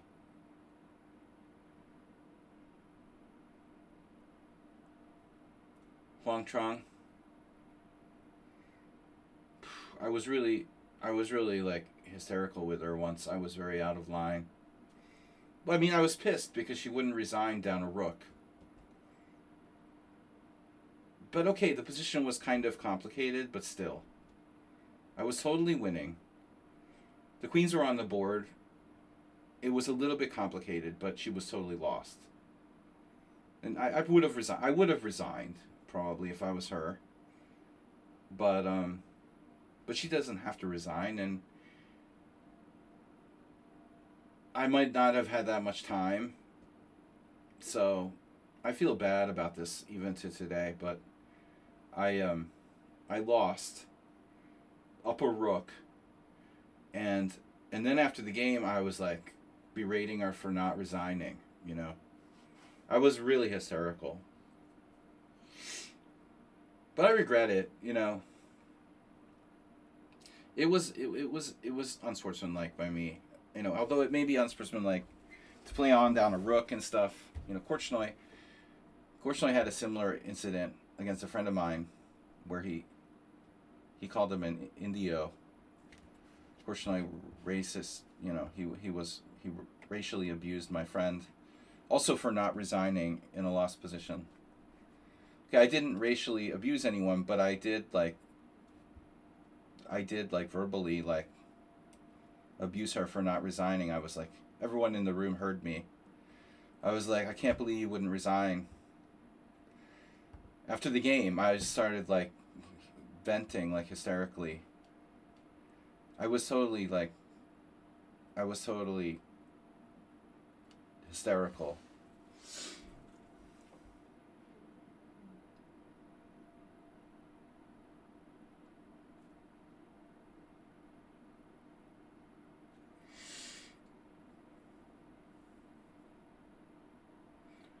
Maybe Queen D2? Queen D2 or Queen B3?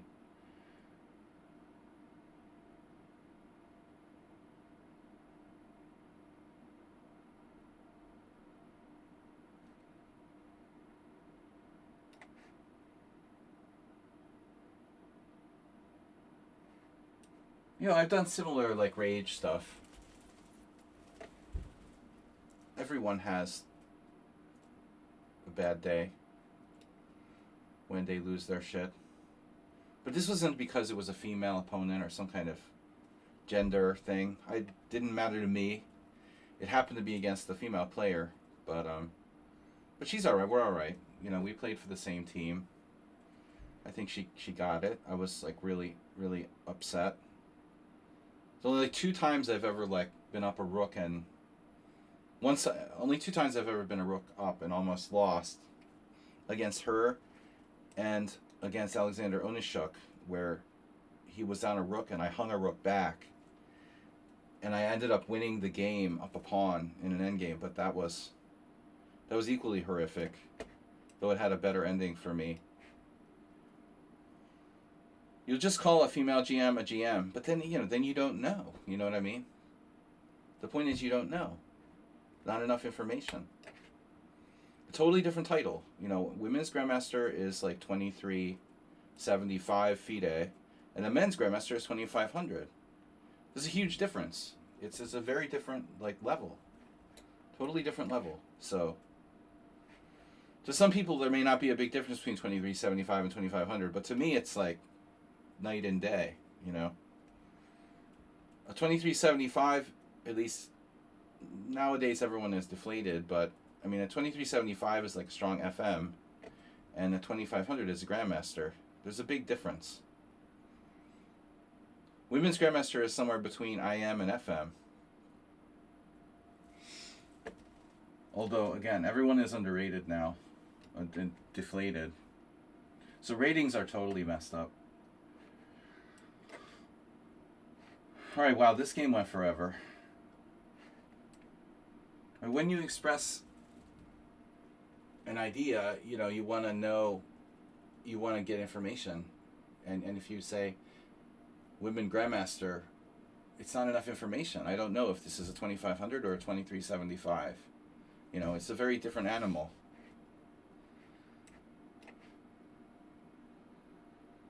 Women's Grandmaster. Can we have women's? Can men win women's titles? That's discrimination. I don't know. Anyways. Guys, we're almost out of time for, who's this?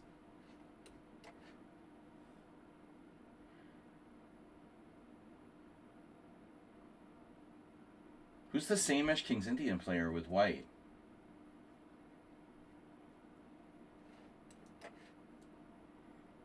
Knight f5, the redundancy.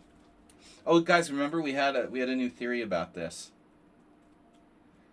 What are these called? Asterbait? Guys, remember we have a new chess like strategy concept? They're distantly redundant. Or it's the concept of distant redundancy. They have distant redundancy. New concept invented by me.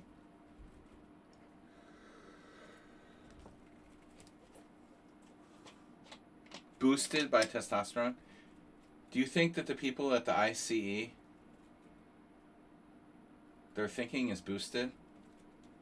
They have a lot of testosterone, but I'm not sure thinking is boosted there, Bob.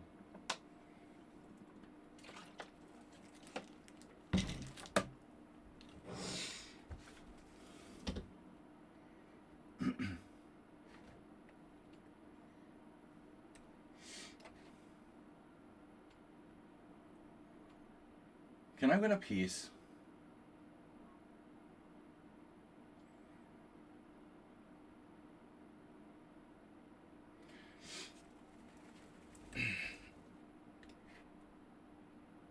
Virulent IC agents don't have a lot of testosterone.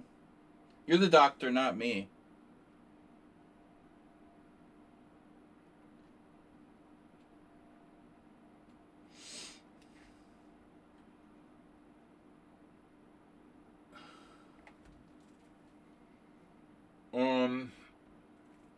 I'm just a pundit who says stuff.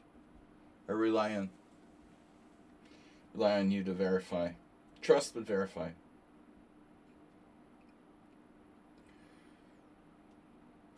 Okay, what are we gonna do? 95, very standard. I'm afraid we're in like Summon on Sound, like expert territory here.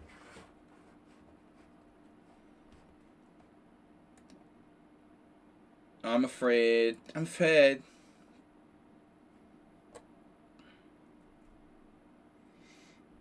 Yeah, I mean, I'm sure there's a lot of chemicals at work.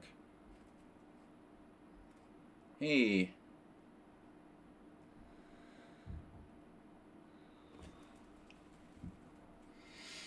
All right, guys, we're gonna try to guess. This is Summon on Sound. We had misguessed the wrong person, Morales, on that.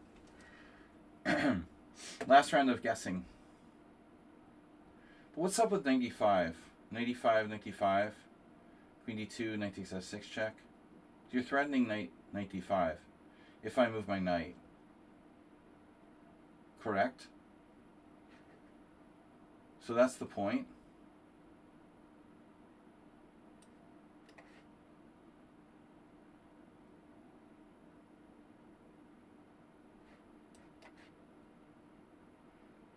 I want to guess NPC on that Sozin. Sozin. Chia. Chia Pet. And Nefedov. Is this a Nefedov move order? I think we guessed Nefedov on this. Yep. We had one game that was basically the same. Though the move order itself was a little unusual even by Nefedov standards. Practically the same game. We had a draw. Though here, I feel like white's a tiny bit better. Can you sack your queen? No? Okay. I got Nefedov. One guess correct. Donate. Please. Please. This is so similar to the other game. Wow. Queen g5. Oh, no. Oh, I have that. Okay, so d4. Queen takes g2. What are my alternatives? Not too many. There's no alternative. Oh no, I have knight g4, but I don't like that move. I don't know, knight g4? Seriously? That looks really kind of dangerous. Knight G4, F5. Guys, is my stream down?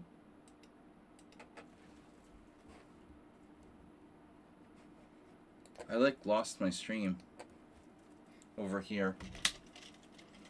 I think there were too many donations and it overloaded.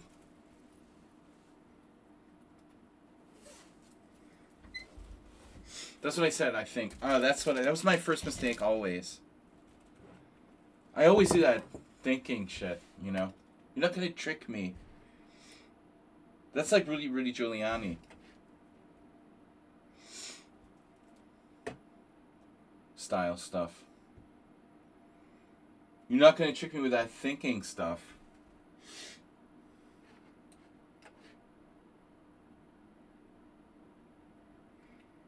Do I play bishop f4?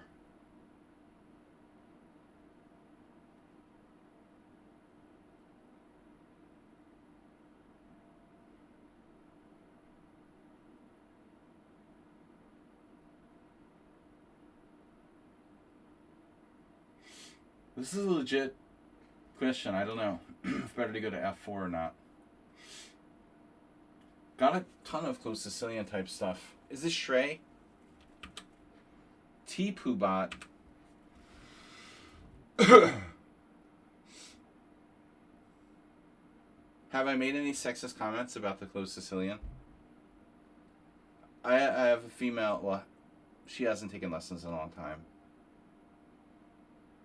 But I had a female student who used to play the close Sicilian. Wouldn't play anything else. More than one. Be honest though, I like the close Sicilian. I've had more than one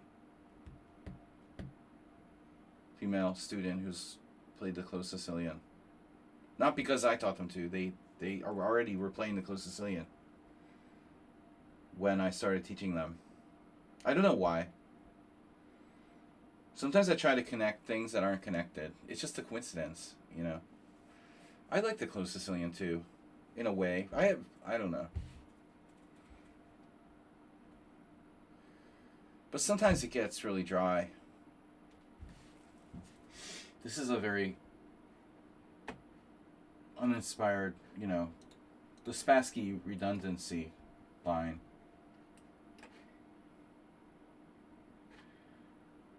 I want to connect the gender bias. Okay, this doesn't look good for white. I mean, I don't know why I have this pawn on c4. What white is doing here doesn't seem particularly logical. But on the other hand, I'm not exactly sure how to develop my pieces myself. Now that you mention it, for 300, Bob,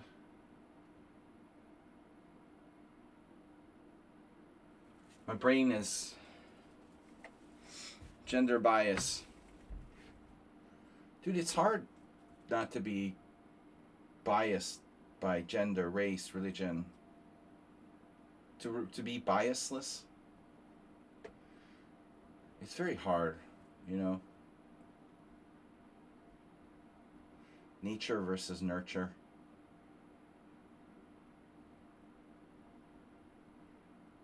Such interesting philosophical questions that we examine here.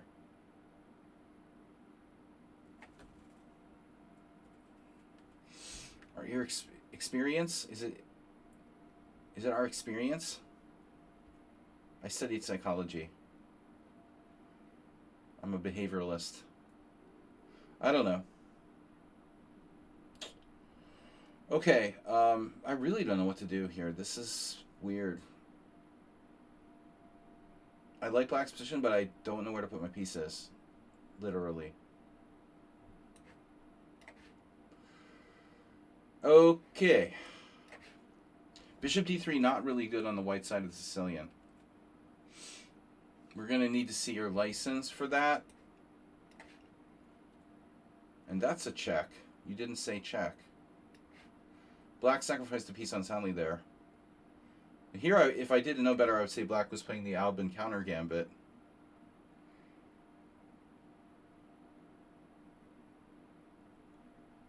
I'm not up any pieces, right? Speaking of the Albin counting, oh my god. Okay, what if I just... Phew, I wanted to play G3.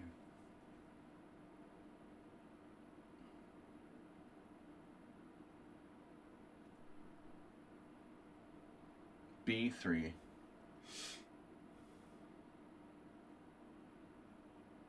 B3. It's a weird move.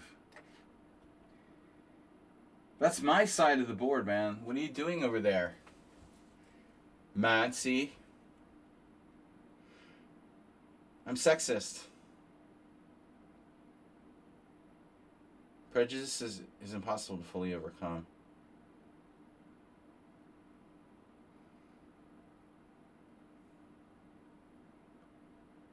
And I'm not sure we want to overcome it completely because there's a reason why we're prejudiced.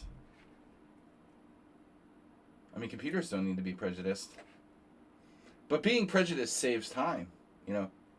It saves time. It's about, you know, you can round up the brown people more quickly if you just lump them together and shuffle them off to El Salvador or something like that. Rather than like taking the time to go through their passports and shit, it's much faster to just sort the brown people into one group. That's how the ICE agents, you know, do it. It's a practical approach. Okay, now you know that I'm being provocative with these statements for a reason. Wow, this is getting serious now. Holy freaking freak.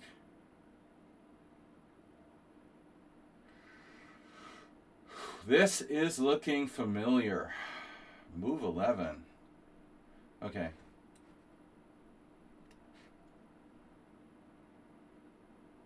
You see what I'm saying, though? Prejudice is a shortcut. We can group things more quickly if we use prejudice. It saves time. Computers don't need to be prejudiced. They can take the time to analyze 20 moves deep and all alternatives. They don't have to be prejudiced about their moves. You know?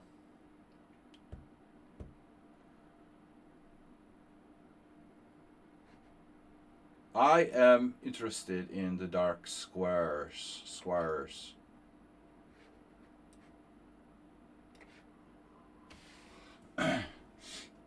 Alright. Time to partay, acerbate. So I'm gonna guess Liechtenstein. It's Mad NPC versus Liechtenstein. No. Shreyas. Why did I think you were like a closed Sicilian player?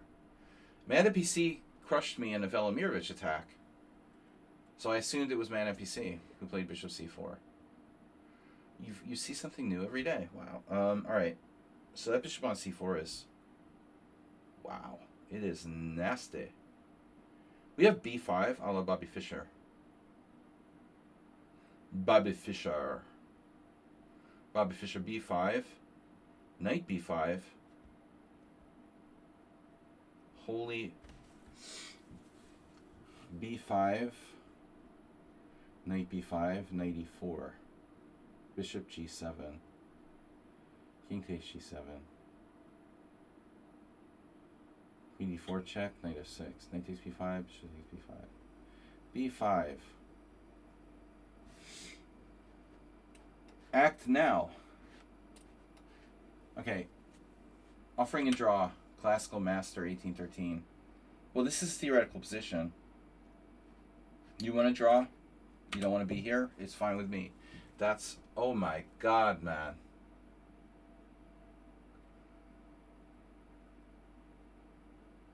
You offered me a draw in the... You know, I'm at the beginning of my theory there in the accelerated Marazzi.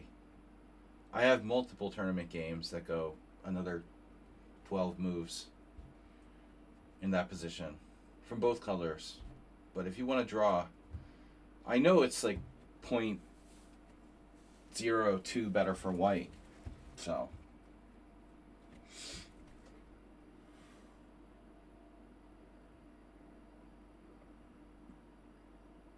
there's no reason to panic here. I could even play f5.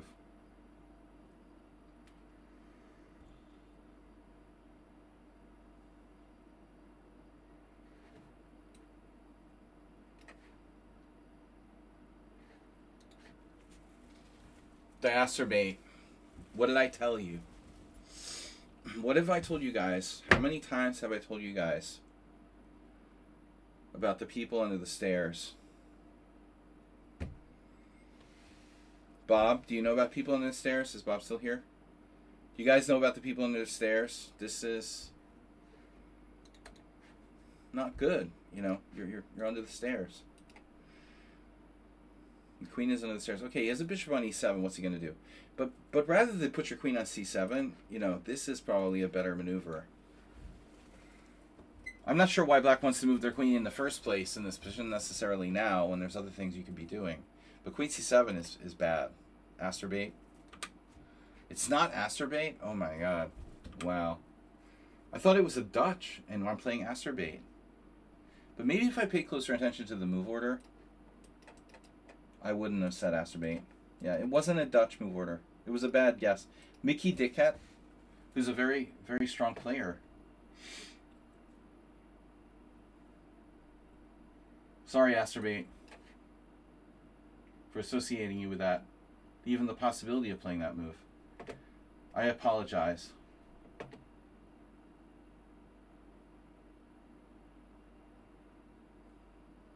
Apollonia. My apologies. I don't know where Asterbate is. Nefedov's probably going to offer draw, but I think white is a tiny bit better here. You must have copied Asterbate. What the fuck? Oh, fuck. I just lost a piece. Oh, my God.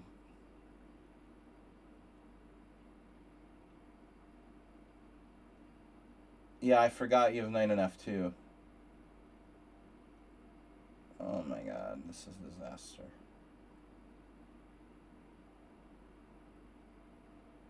I'm just lost. I don't know how many times I've walked into this, or people walked in this with me, but my problem is that I haven't been playing the King's Indian lately, and I had this game with white with Tal Shaked, but normally white plays queen d2. White omitted that move, which is unusual. So now you have extra control of g4. And here, I shouldn't have taken time to play rook e8, probably. Just played knight e5 directly, followed by bishop d7. So still you would trap my knight. It's a bad move order by black. I'm not supposed to play knight d7 with a knight. I'm not supposed to play knight d7 before you've moved your knight. Actually, this is a really bad, weird move order by white. You know, what the heck is bishop e2, come to think of it? This is very strange. This is a bad play by me, but also by white, very strange. Because, like, where are you going to put your knight? If I don't play knight on bd7 here, like an idiot, say I play a6, you play a4, and I play rook e8 now, you're going to have to play something crazy. Probably queen d2. Yeah, it's inaccurate by both sides, but I lost a piece.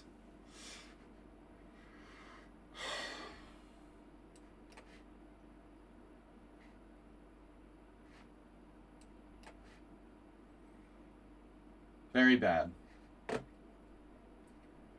I chalk it up to not playing the King's Indian much these days. I mean, I was aware of it. You know, I was aware of the threat of my knight getting trapped. But usually white has the queen on d2, and I'm used to it being there. So that's my excuse. This is a weird game. Weird game, brah. Who is this? Very strange.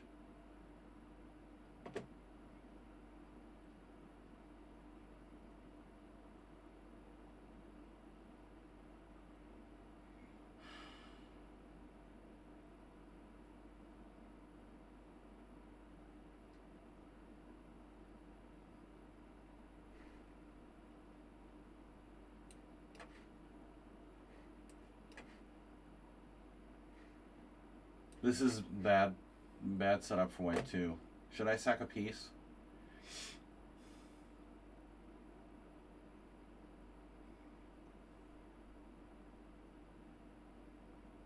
Ah, it's fun. Just for fun. So I lost a piece. Nice job, me. I fell for the oldest trick in the book. You know, getting that knight trapped on e5 in the King's Indian. So stupid.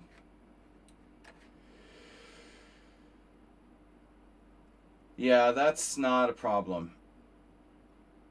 You are lost. Nef e dav. Okay, guys, I've got to play a little faster here. Your knight is trapped. Your knight is captured. You've been captured.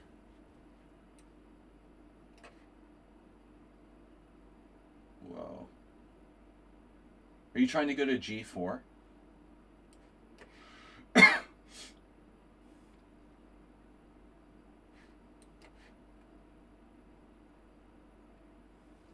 Redundancy.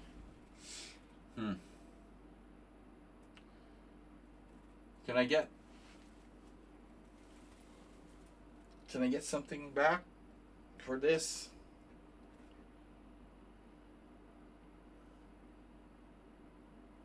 I have no pawns for peace.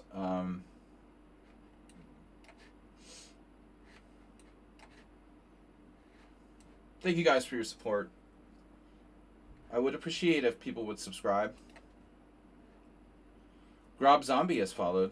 That's awesome. That's an awesome name. Hydroblast Gaming. Wow. So, another weird move played fast. Weird moves played fast.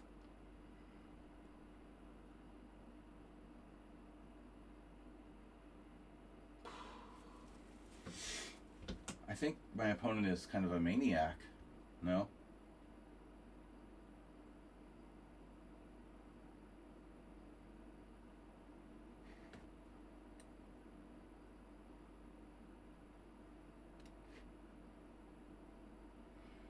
Maybe I could get another knight trapped on e5. Wow, f5. Beautiful move. Beautiful, horrible. Delicious. That's a brave move. f5.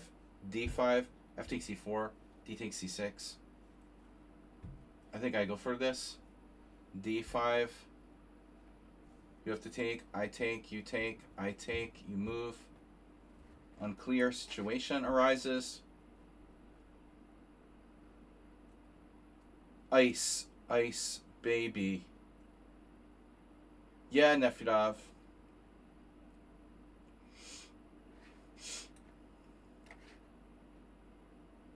Two pieces for the rock.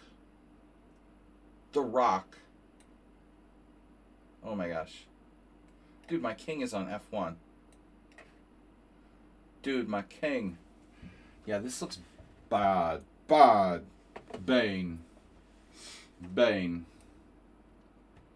Bane. Bane. Sacrifice a piece. And next.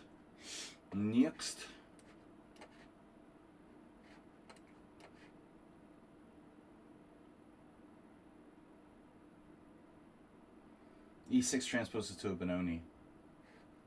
The modern Benoni, that is. Sledgy versus John Nunn. ICC. 2001.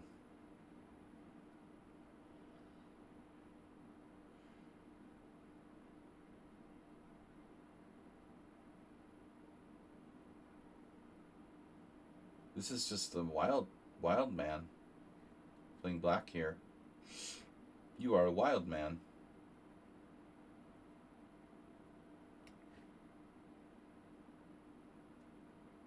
Your side and my side.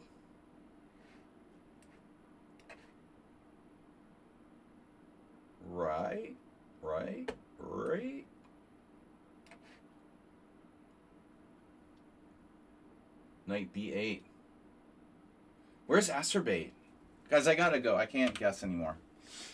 Alright, this is Arad. Arad the Iranian. So, is Arad... There's a city in Romania called Arad. Oradea. Is it of like Turkish origin or something? Knight G5. Turkic. Turkic, Oregon. Where are you from? Turkic, Oregon. Bishop B1. Are you of Turkic, Oregon? I'm actually from Idaho. Stupid jokes that maybe one of our friends from Idaho could say.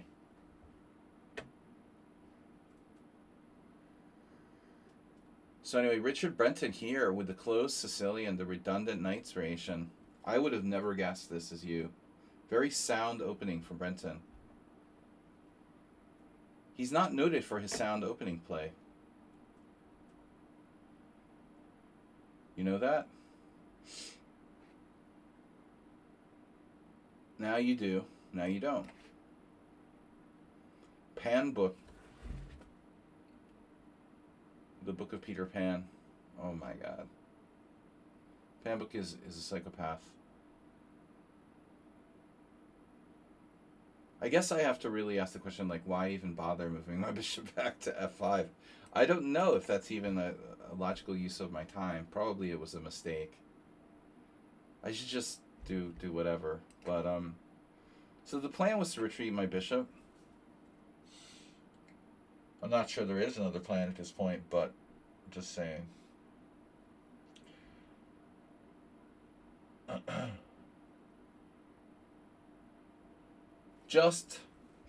Just saying. Maybe I made a mistake there allowing that. I underestimated you. Rook D8.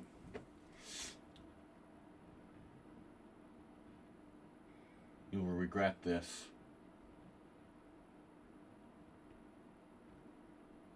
Luke.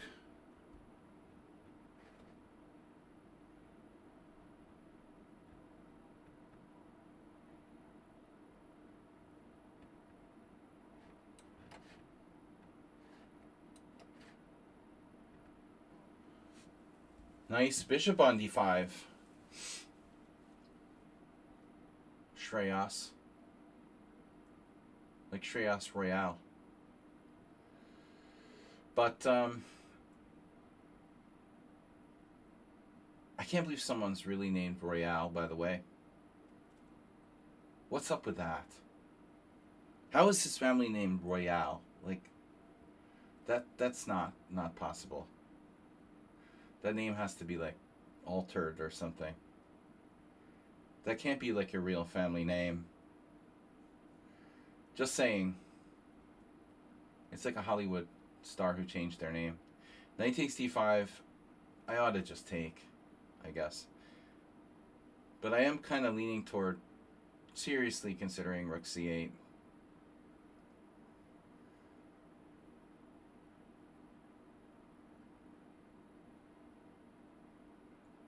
You need a reason to fold. Look for a reason to fold. Rook c8. I need a reason to fold. What's my reason to fold? Bishop takes a7. b4.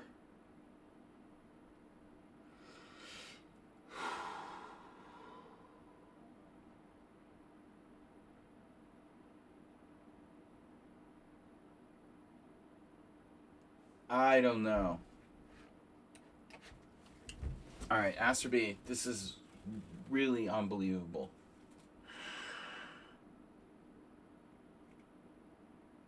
He's never done this before. He has never, ever, ever done this before, where he doesn't use any time. He totally tricked me. So I could not guess this was Aster B. He has 15 minutes.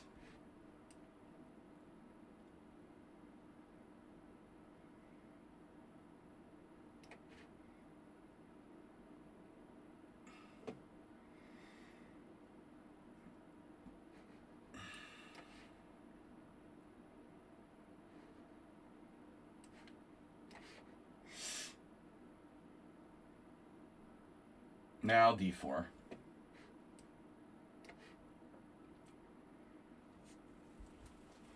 Redundant knight alert from someone on sound. Mr. Bishop pair these days.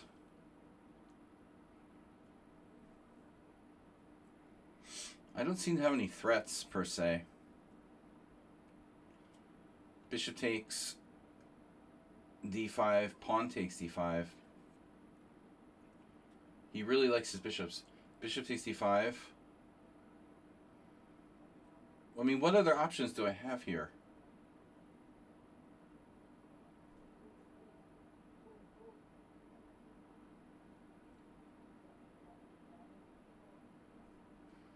Keeping the tension. AP87. He's a maniac.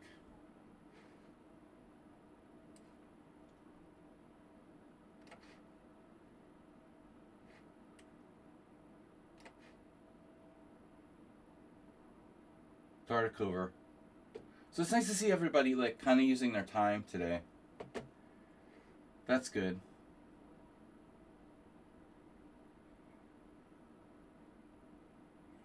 Tart, it's over.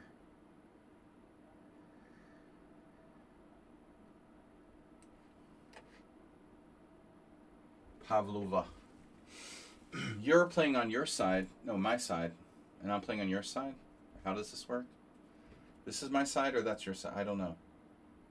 Which is my side and which is your side? Because I'm kind of confused about this.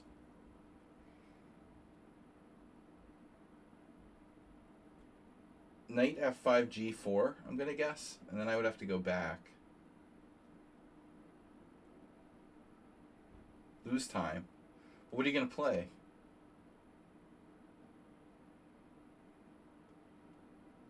Let's just say knight f5 g4 97. Now it's your turn. Maybe you have something there. Should I just play h5 and give up the g5 square? Not really inclined to do that. T Poobot with the solid.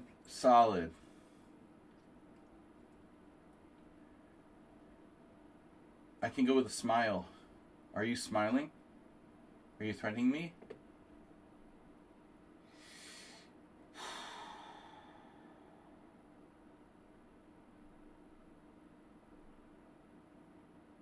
What about e5? Would Dvoretsky approve of e5 here? I'm not so sure.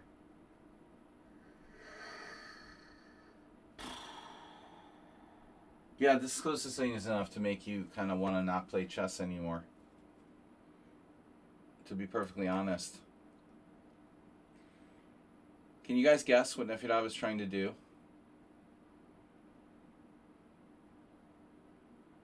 Give you 3 guesses. Well, survey says e4.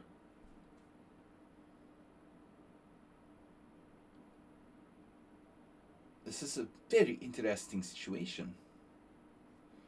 I can play e4 myself, give him open access to the d3 pawn, allow e4, try to slow it down, ignore it, or all of the above, you know. f3, f5. I like the fact that your rook has moved from the f file to the d file. Yeah, Gutant.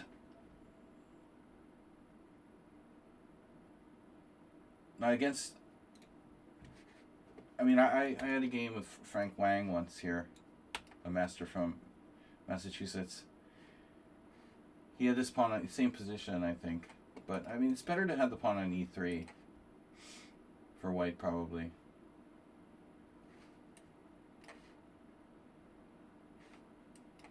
Your new friend. So Pambuk didn't play f5. I was pretty concerned about f5.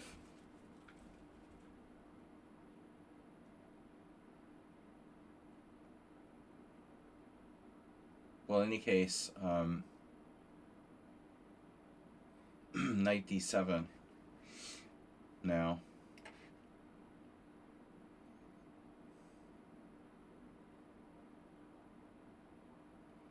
Sirwan gambit. Knight d5. I don't think it works.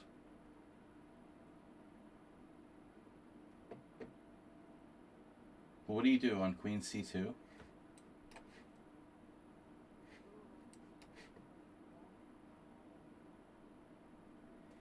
Oh, this is reduced. Oh my god.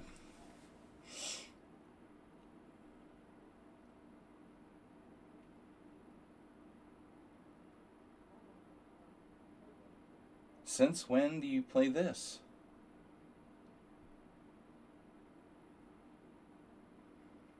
This is like 2 or 3 pawns. Rook takes f4.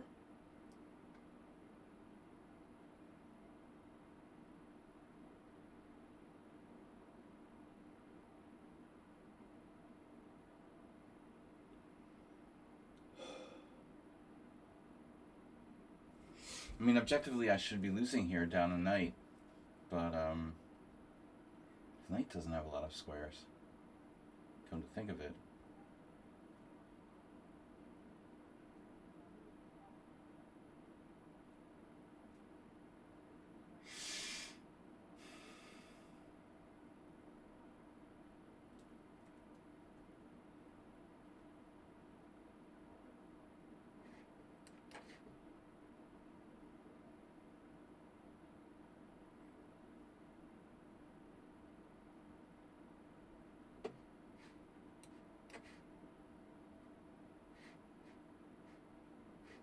Knight takes d4, c5, knight takes c6.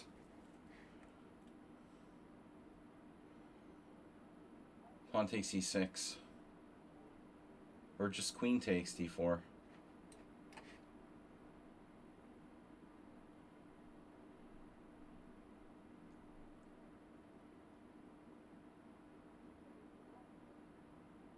What? Wow, Asterbate sacking his queen. Pawn takes, nah, queen. Sorry. Bishop takes b3 check. Queen e2. Alright, so you give me a whole queen. Nothing but the queen. So help you God. That is amazing. Pawn takes d4, bishop takes b3 check, queen e2. And how does that work? I get a rook. Oof. And then, like, he still has pieces hanging. Alright, you're going to need to show me your license.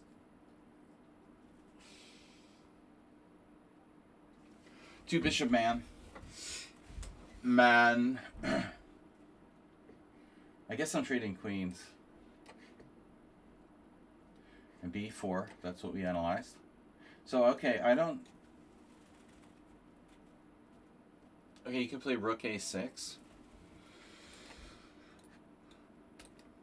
But again, that's my side. I'm okay with that. I'm okay.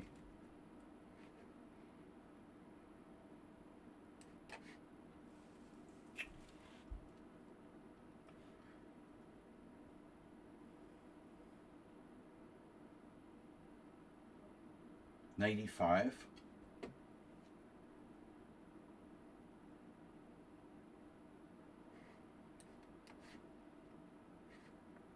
I don't know, Ina has good ratings, but this is very suspicious. Bishop d3, bishop b5, bishop takes d7. Very suspicious for white. I don't even know which way to take back. I suppose developing is better. Alright. Those are nice pawns you got there, Saji. Very big eyes you have, Grandmom. Wow, what big eyes you have, Grandmom. But if you sack the knight back... Yeah. Yeah. What big eyes you have. Eisenhower.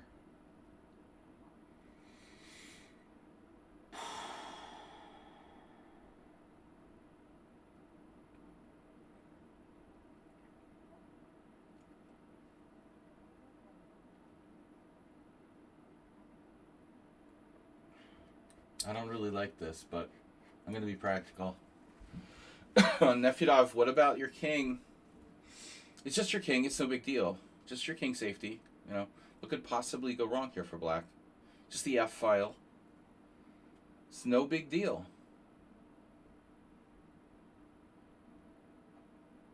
Absolutely nothing can go wrong here for black. Queen C1, Queen D2.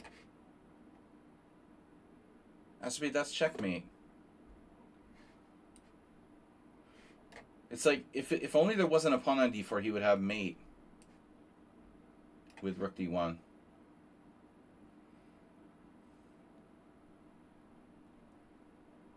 No, normally. Again, pawn on E3. This pawn on D5, let's see. The pawn on C4 should be on E3. That would be like Slaggy versus John Nunn or Slaggy versus Mihai Marin. But the open E5, my God, man. What could possibly go wrong with an open E-file here? Still, I need to develop. Okay.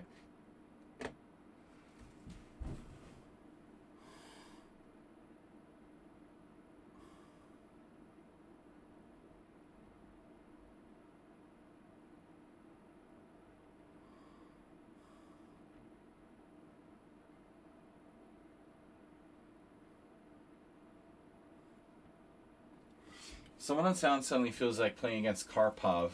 It's very weird.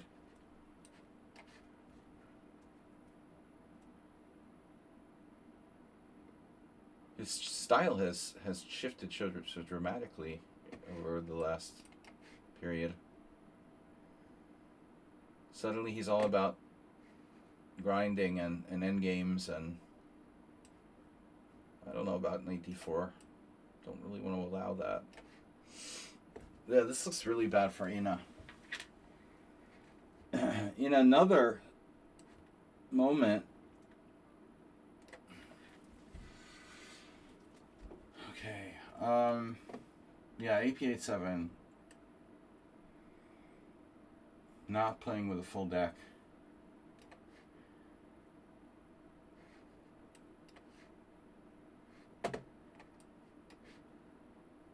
Well, Rook A, I did not expect that. But whatever makes you happy. Okay, so this was the position we looked at a minute ago. I mean, I have all sorts of things. The B2 pawn's hanging. I get your light square bishop. Your A7 bishop is loose. Bishop B5. That's probably overrated. I guess we just take everything. Take what we can take. And now castle queenside. My rule is don't castle queenside in the Benoni. Okay, when you're white.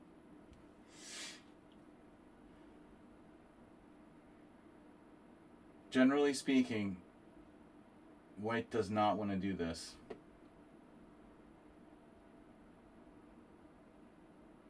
But I suppose there could be situations where it's somewhat justified.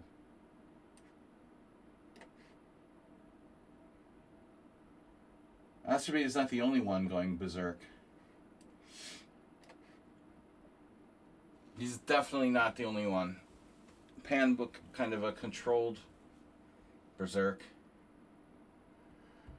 And AP also on the berserk circuit. Berserketh. You berserketh. Reap. Now, how would that diagonal open up? Can't imagine how that would happen. How could that happen? Yeah, black sacked the piece back. Flanella. Is that like flan? Like the dessert? A practical decision, sacrifice the piece back. You're 2,000. Flanella. Yeah, it's a dessert. I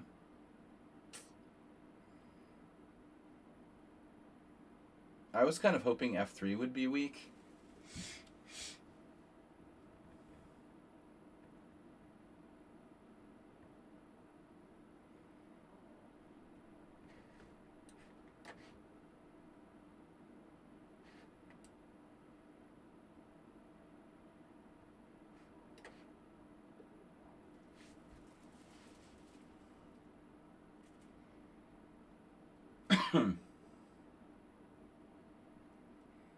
Do I have any tactics?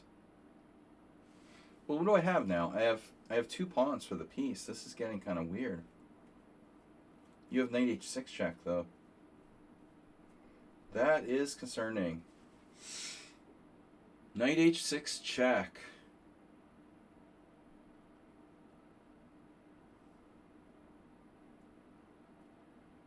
Most concerning.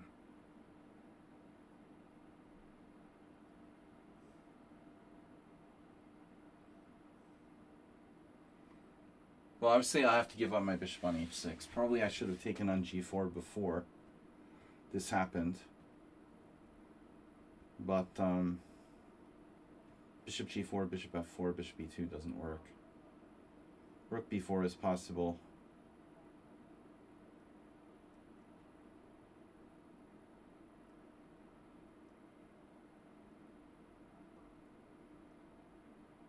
Oh, I'm crazy. I have rook takes f1. Okay. I have to do rook takes f1. Wow. I don't know, man. I'm not even seeing the obvious. Acerbate is total psychopath. You are a psychopath, man. That's a brilliant try, though. Bishop c4. Let us count the material. I'm up a whole queen. Queen for a pawn. He sacrificed the queen for a pawn. Ooh. I can take on c5. Take on c5, you take on e2, I take on e2. Oof. Yeah. He's down 2 bishops after that. That doesn't seem quite enough. You're only 2 bishops down. No big deal, you know? It's not a big deal, nothing to worry about. Just 2 bishops. Absolutely no reason to panic. Yeah, I've really seen enough of this. Seen enough.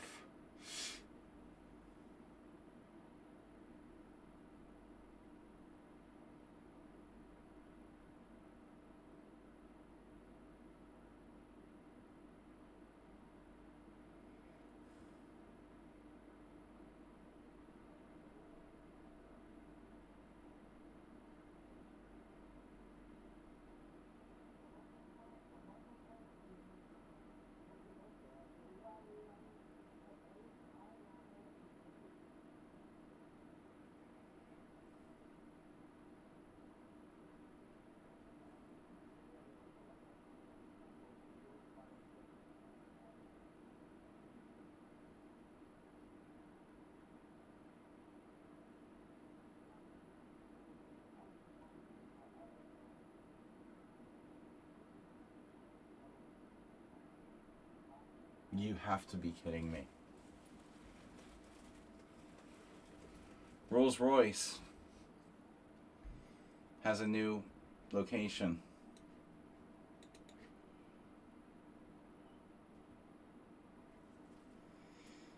But I'm a little confused about this. Someone in town is known for his deep tactics.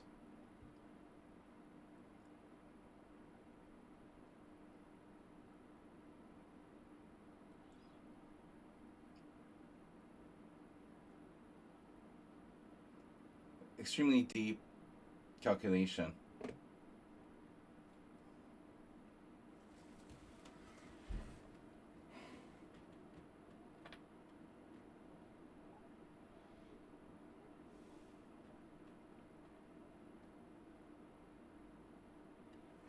But wait. Wow. Speaking of acerbate, Black's queen on c7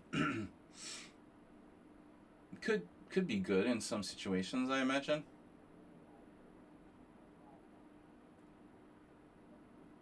Bishop h3.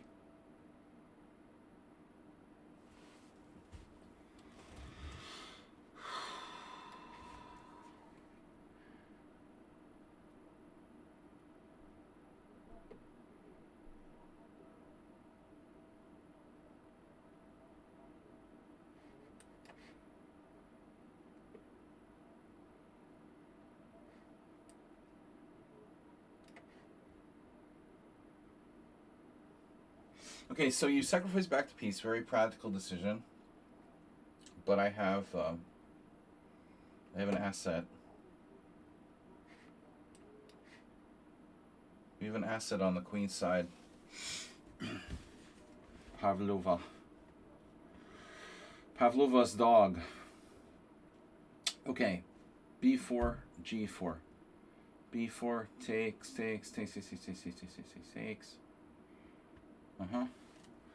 Well, I don't know what else to do. All right.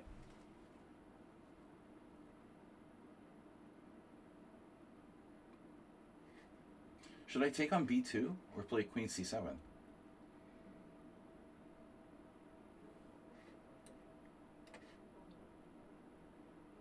Oh no. I lost my time. You lost your mind. You lost your mind, man. Queen takes rook. How's the material? Queen takes rook, rook takes, bishop e3.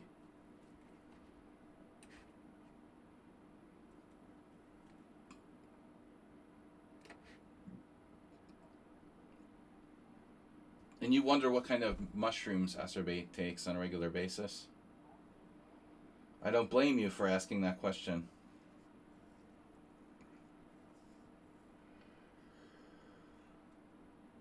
The pawns are your friends, man.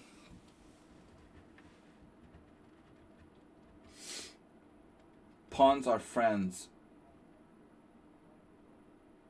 Fish are friends, not food.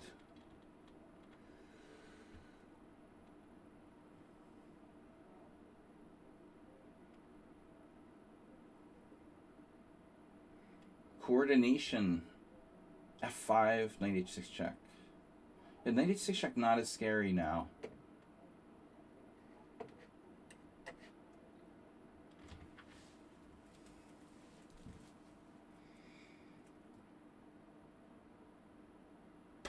Okay, F file is definite. That was the plan. Style shift is not singular to move 11. The stylistic shift.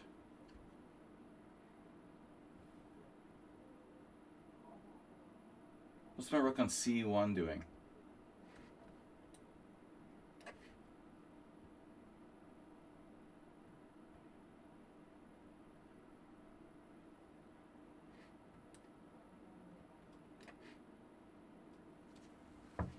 This game is too easy, right?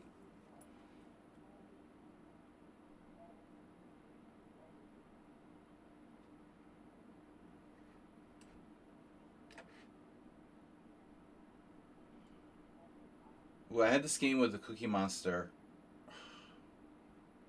years ago where I absolutely got slaughtered by him. This looks kind of similar.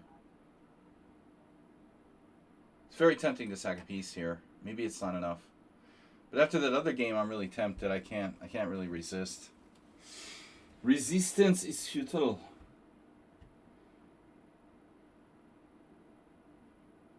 You can defend your your rook.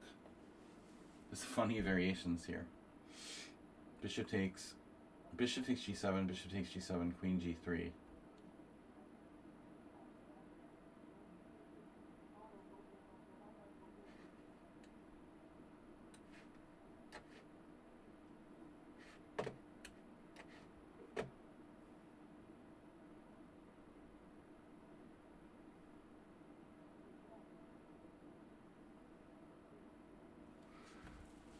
Yo, what's up with Nefedov using negative 2 minutes for the whole game? He can't be bothered. He can't be bothered to use time. Such a trivial game as this. Can't be bothered.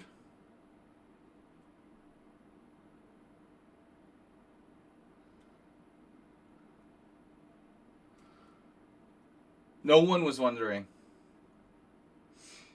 Gina Rook. No one's wondering about the closed Sicilian.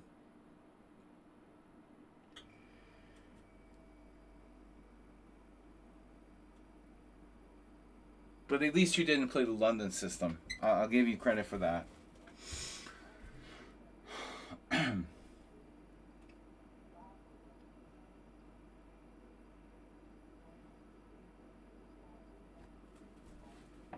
wanted to get an A5, but I think it's too slow at this point. Queen F7. Sorry, Queen F4, Rook F8. But I like centralizing my queen. Queen F4, Rook F8, Queen E5.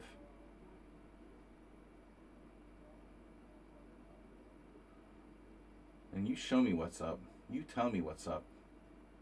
Nef Edav. I'm going to lose a pawn. Queen E4, he just takes the pawn. Just take, take, take. Always take. Could possibly go wrong. Wow. Take, take, take. Check.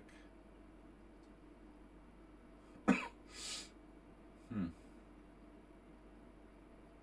like I have an awful lot of play.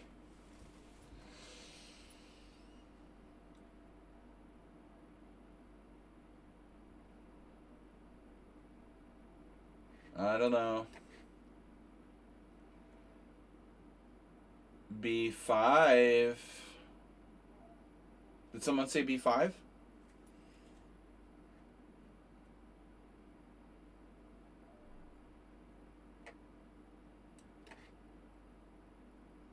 So here I figured castle's queenside. Figuring on biggering and biggering and biggering. There is an issue. There's always an issue.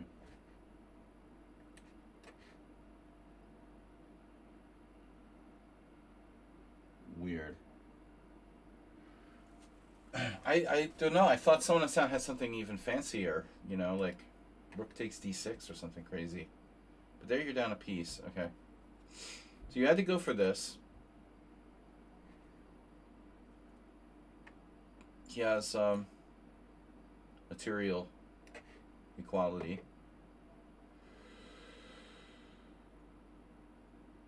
Supreme Flan. Flano Supremo. But I like this Capablanca-esque. Now what? How's your bishop on B7? Good? Alright, I just wanted to make sure.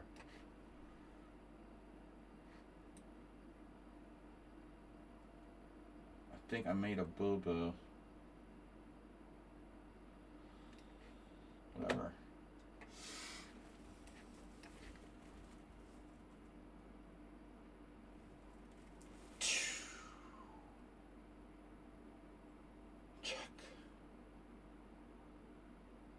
Check.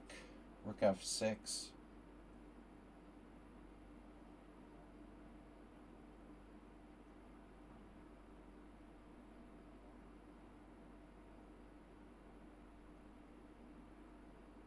Takes, rook takes. Takes, takes, check.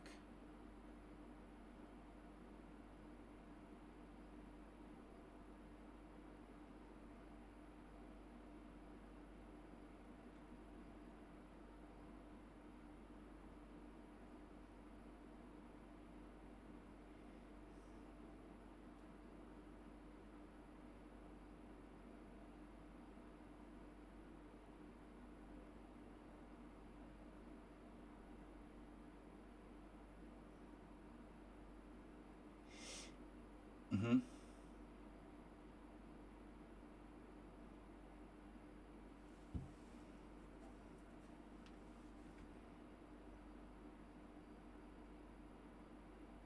Okay. Well, whatever. I mean, obviously I'm here to sacrifice a pawn, but if I check on f7, does that do anything? Queen f7, king e8. Takes, takes. It does almost do something. Then rook a e1.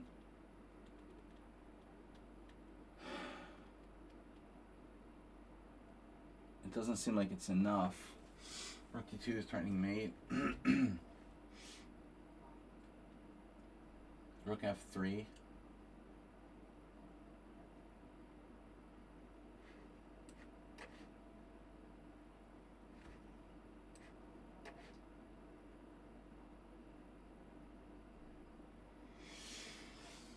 You have knight g5? No. Okay. Chewy Louie. Huey Louie and Kablooey. Bishop f4. A novel idea. So Huang Trang, is that what I said? Yeah. The old Huang Trang game. You like this, yes? Hmm.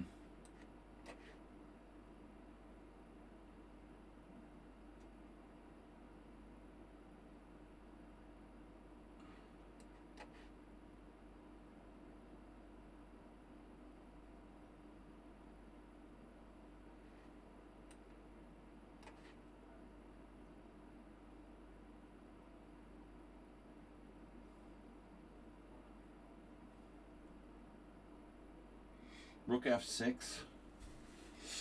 Does that do anything? Probably not. Too risky. I have to take. We are much better, but the time starts to be a factor now.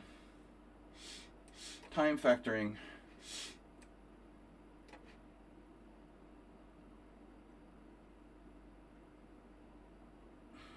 What the hell is going on here? I see. I see.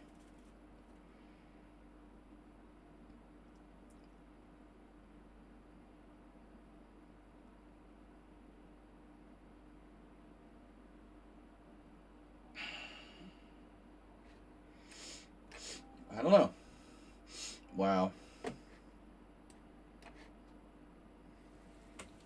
Mm-hmm.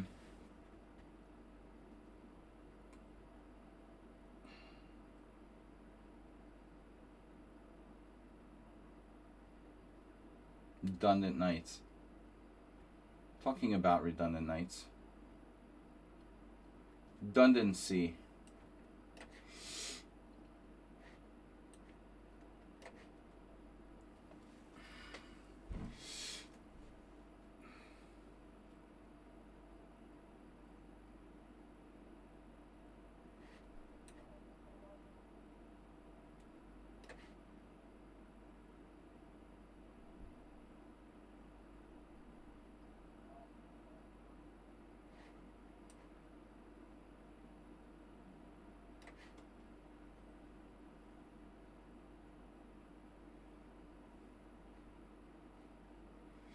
Shelter.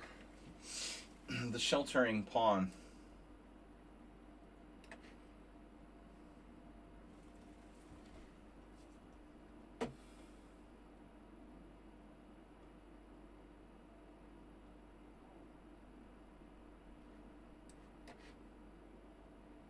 Mm-hmm. Exactly.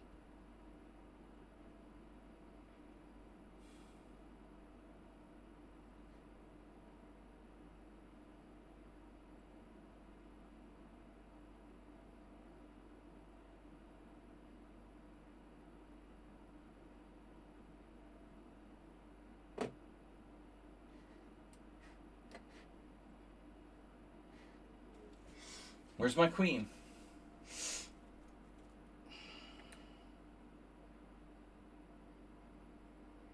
looks a little dangerous with the doubling of rooks. So maybe we don't do that.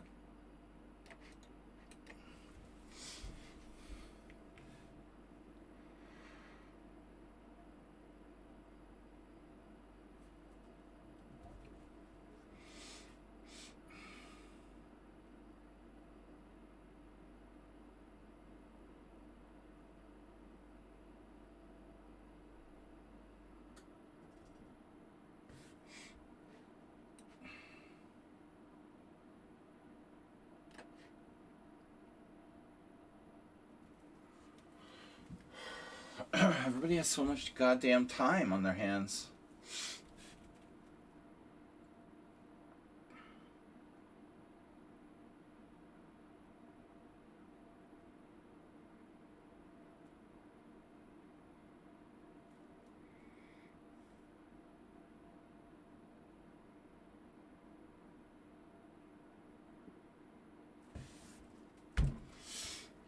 What do I do? Knight f3? What does that do? Doesn't do anything.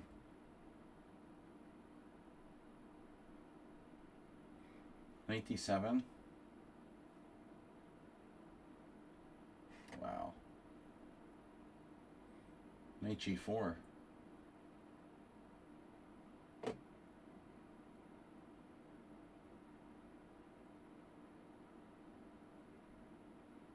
That's annoying.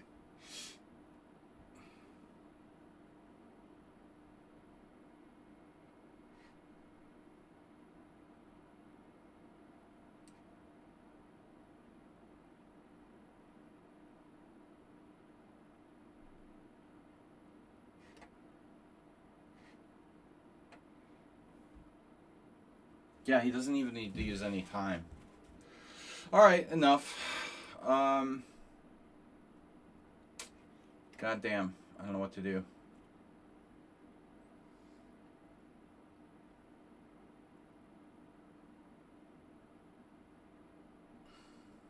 But maybe we don't trade queens, then.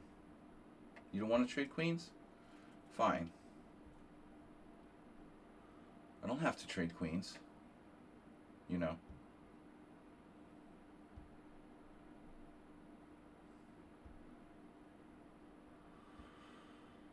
I am a little bit better here.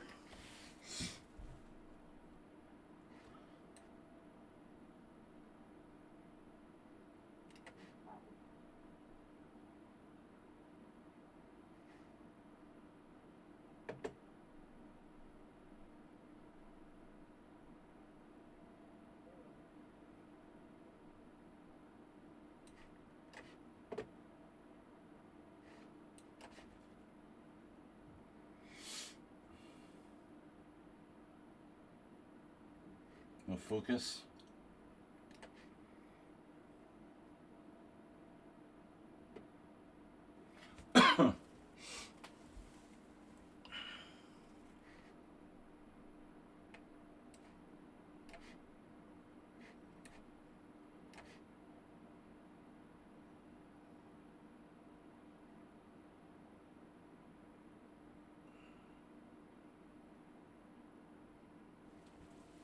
Knight g4.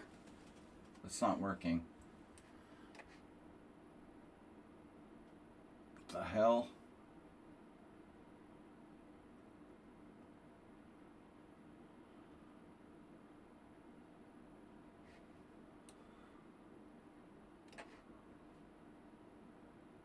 Oh. Oh no. That's a very scary move. Totally missed it.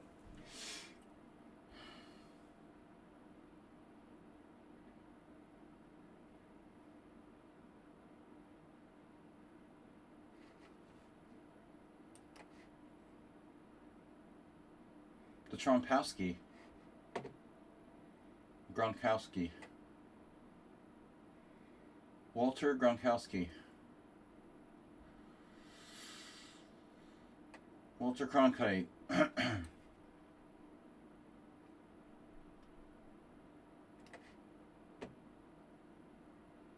Yeah, okay.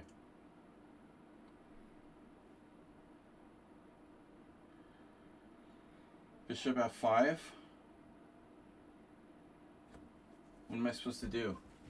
Avoid the exchange. Okay, I will.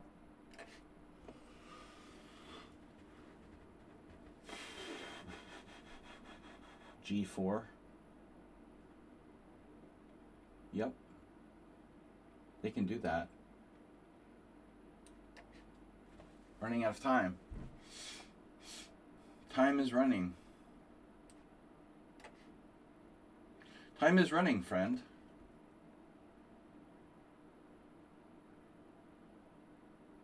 Wow. Constantly finds good moves. This dude.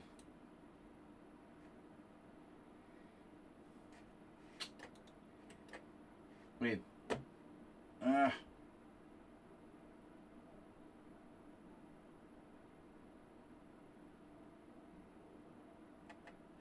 Damn.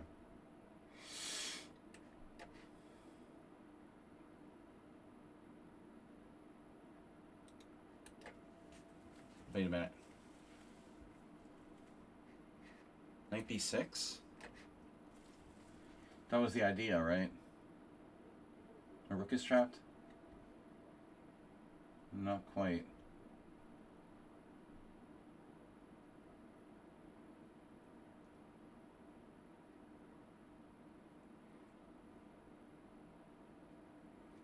This is kind of scary.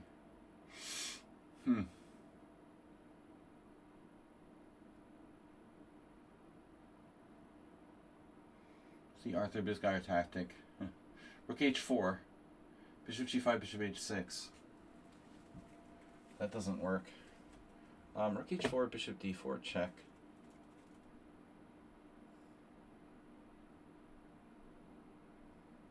Rook e5.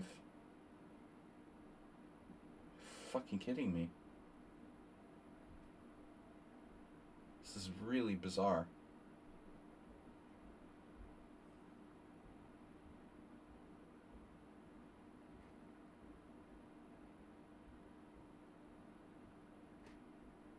White sending the opening was really strange.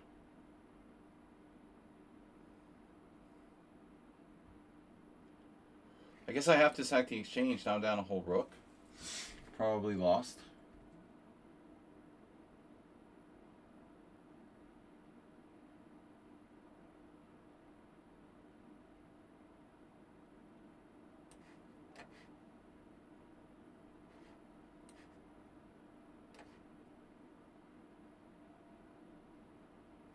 Yeah, I always want to go to f8.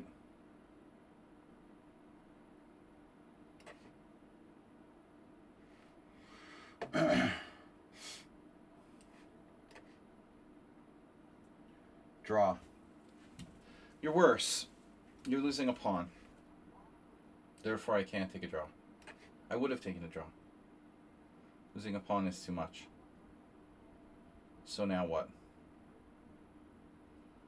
Am I down a rook here as well? Only a piece.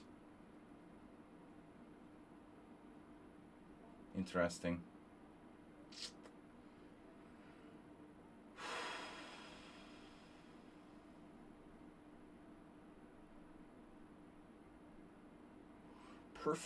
Perfection. Perfection.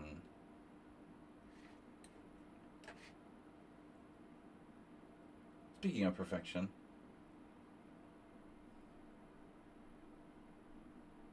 It was tough to see that coming.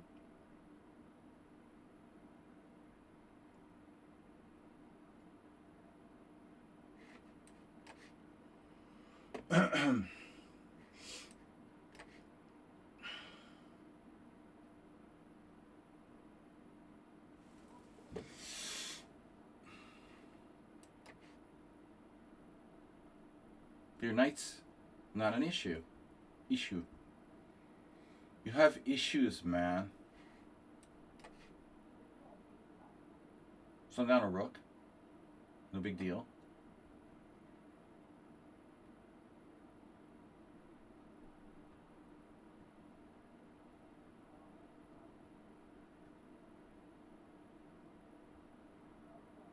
Bishop takes b2.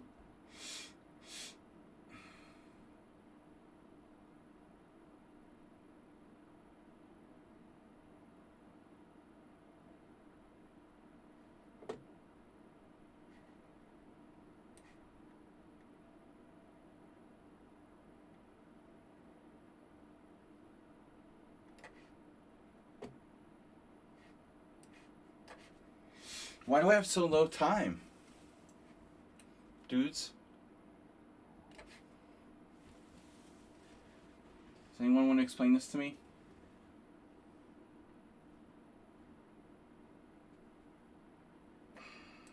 Whatever.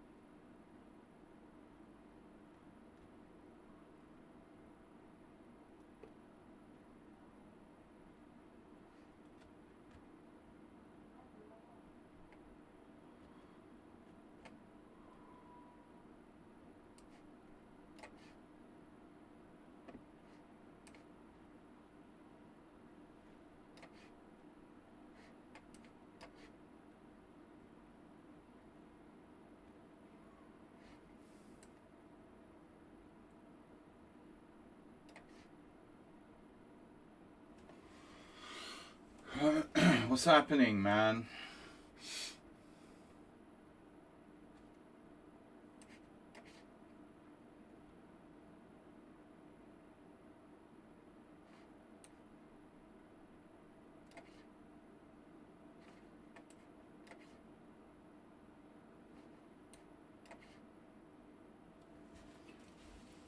Check, check.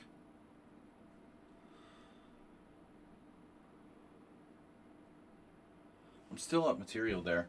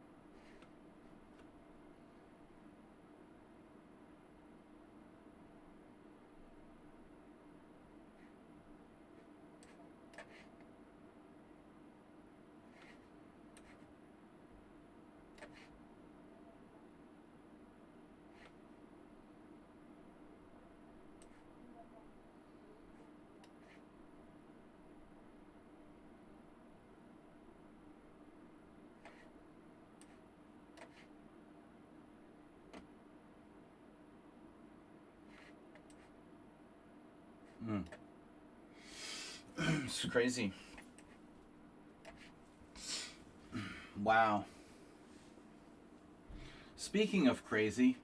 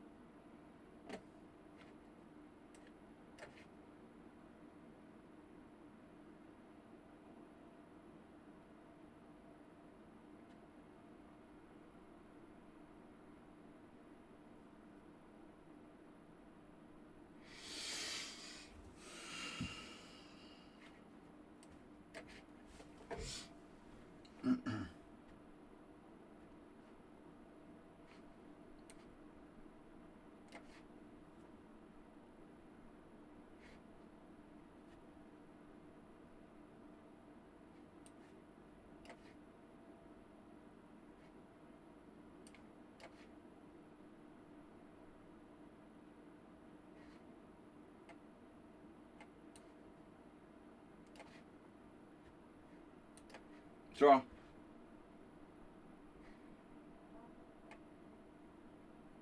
Claiming a draw.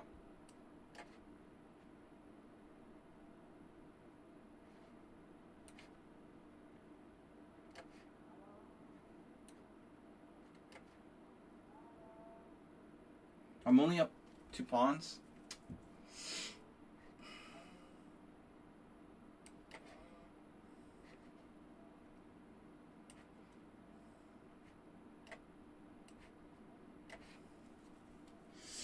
How do I do this? How do I win here?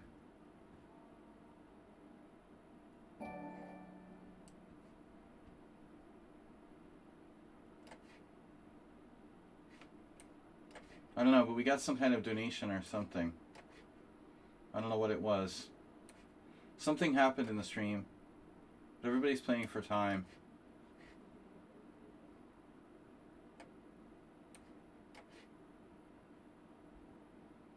Imagine that.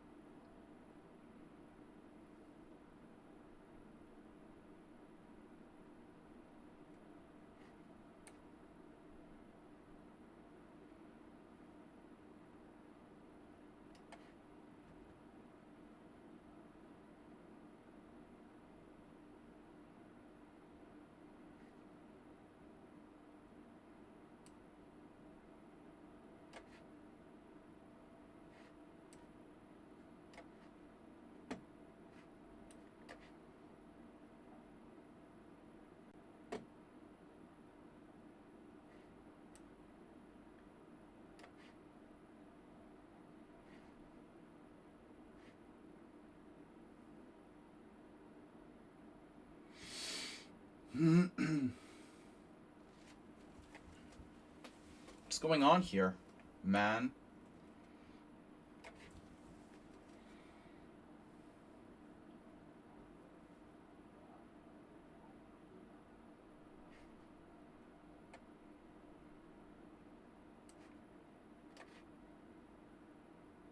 Well, I feel I've really tanked.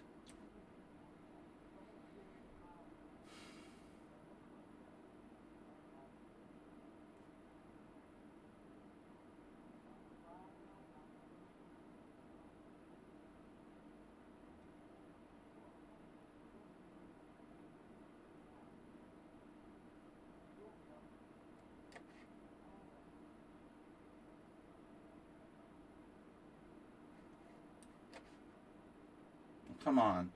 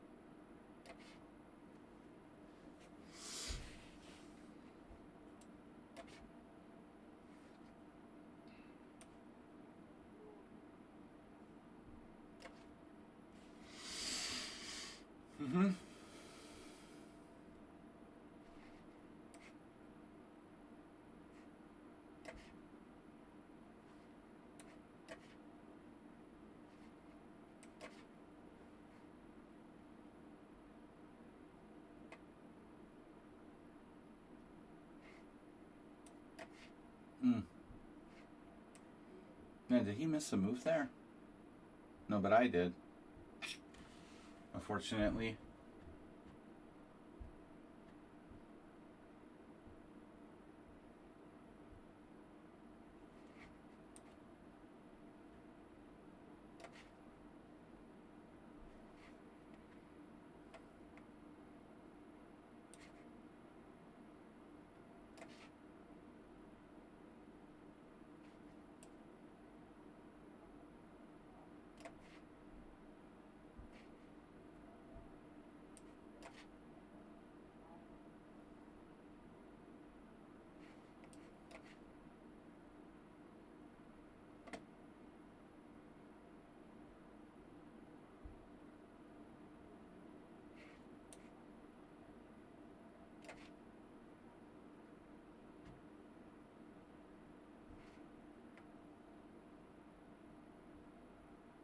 Oh my god.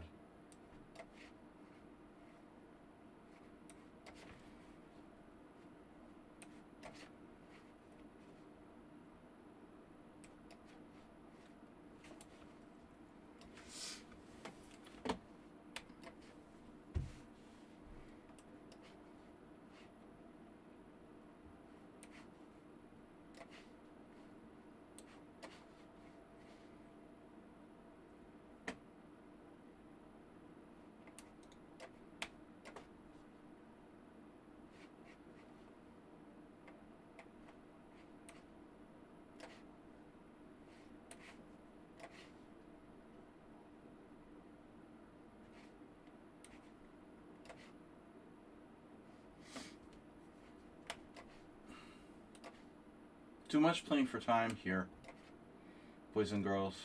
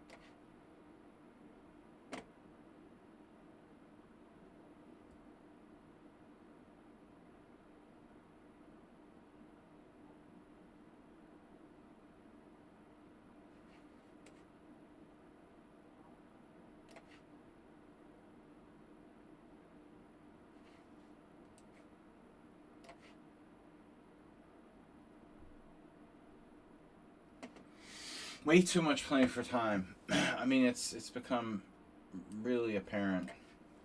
It's too much of a theme with you guys. Priority is just hugely leaning toward time. Too much. Too much bullet chess or whatever. It's really out of control.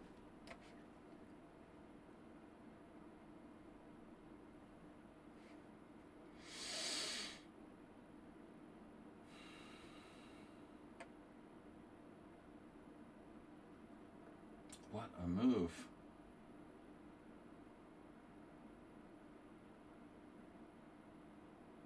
This player, very strange.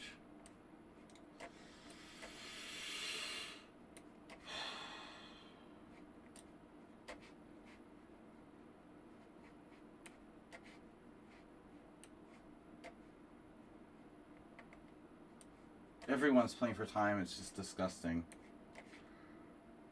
I will ban you guys for that. The people that have like 20 minutes left, they won't be playing anymore in these simuls.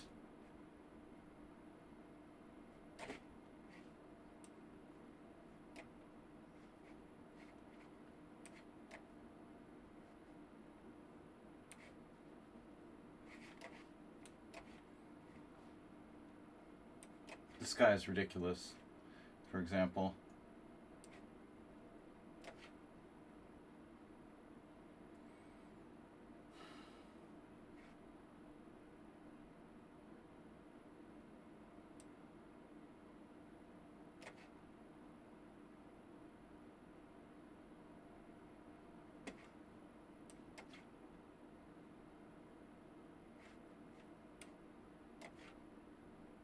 have that?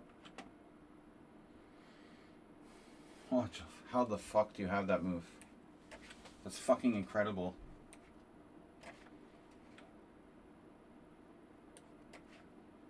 Wow.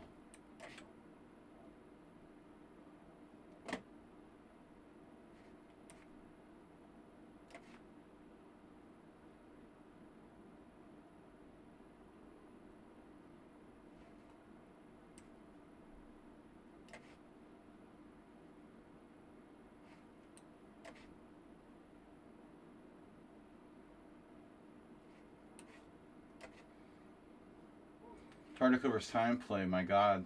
He has 19 minutes. Are we here to play chess or just try to win on time? I mean, this is insane.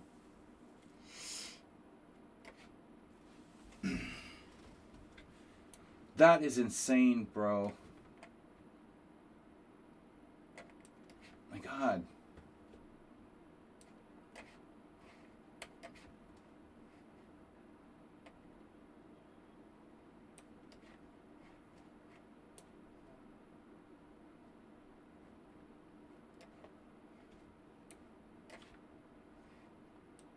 What, you took my bishop? Oh no.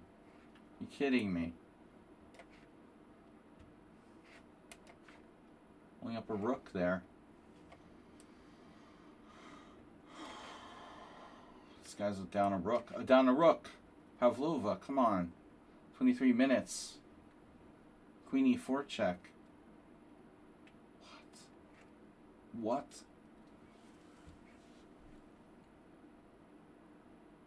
This is the weirdest shit ever. With 35 minutes. AP, I'm gonna ban you. Alright? I hope you're okay with that. I'm gonna have to ban you, dude. Because it's unacceptable. It's unacceptable. You turn my simul into a fucking joke, you know? Why do you turn my simul into a joke? Why do you think that's cool? To turn it into a joke.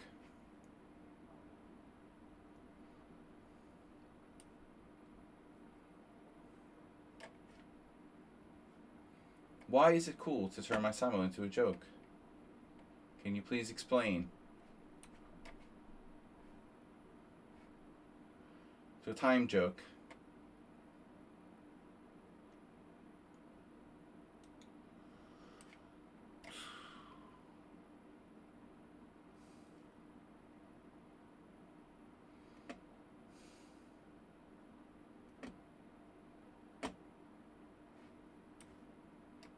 To draw enough it off. Draw. Why do you have to turn my simul into a joke, man? 35 minutes, like you're trolling me. Why do you have to troll me? You're totally lost. You have 35 minutes. It's like you're intentionally trying to see how little time you can have and somehow win on time. It's like you're mocking me. I don't really get it. What's the point? Try to be funny? Look at this guy. Seriously?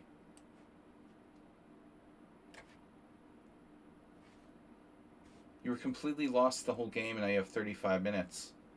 You're banned.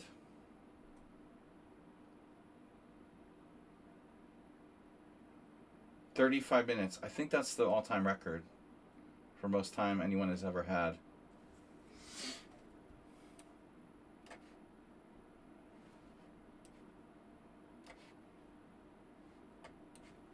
But not just him, like everybody. Pretty much.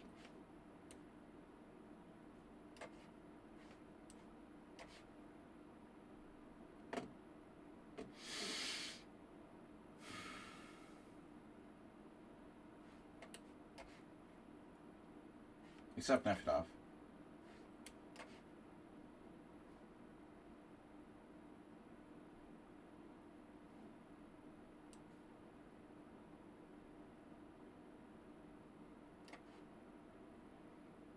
Not to even get into how weird the actual sequence of moves is.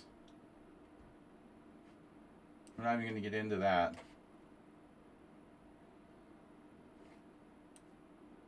It feels like the whole almost everyone is just almost exclusively focusing on time. No one is in any danger of losing on time. The only thing they care about is time. Winning on time. So you guys clearly have too much time. I think that's...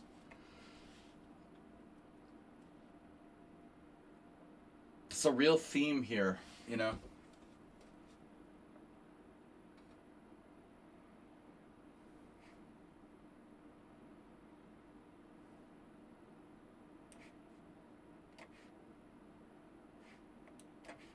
Clearly too much time.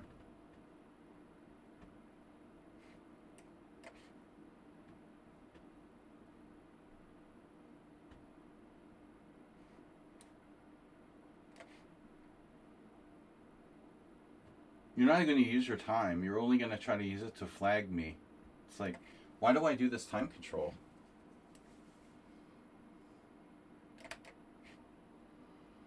Be sure to use some of his time. He's an outlier. The other Richard. Your other Richard.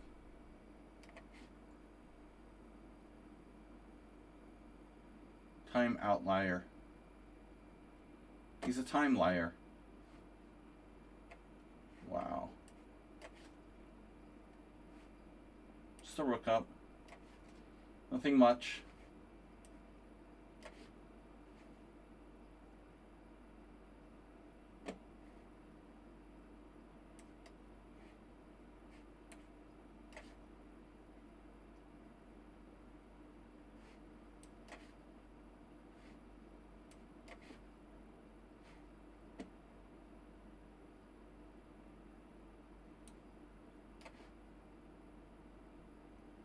What?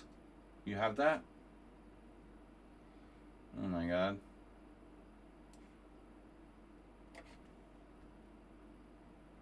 Wait, that's checkmate? You had checkmate in one? Yeah, that's not weird or anything. AP is banned.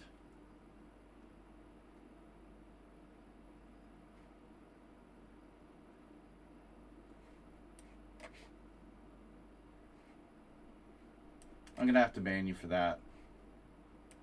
No more simuls for you. That's just disgraceful, dude. Can you read English? I know you're Italian, but I mean, I thought you could read English. Like in my simul, I make the effort to say every time, like, please use your time, don't play it like it's a bullet game. You played in like 30 of my simuls, and you're not aware of that, or what exactly are we trying to prove here?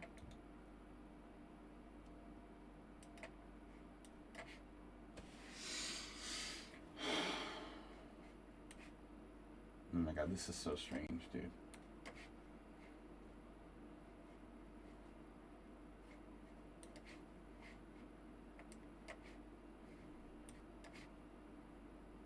I'm a pawn?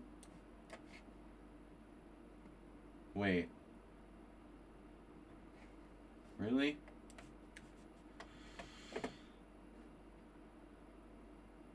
Oh no, this is a disaster. What? You had that?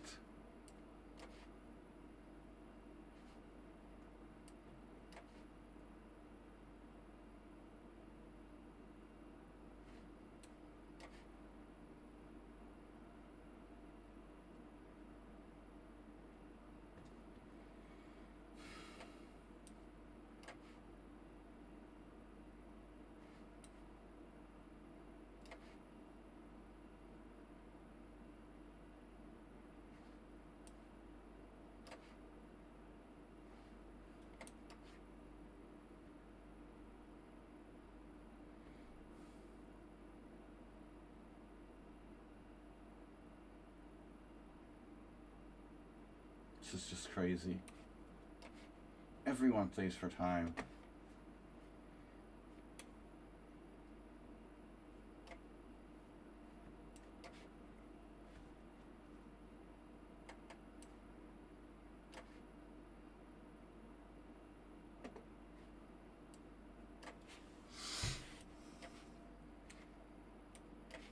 Shreyas with 15 minutes. Not cool.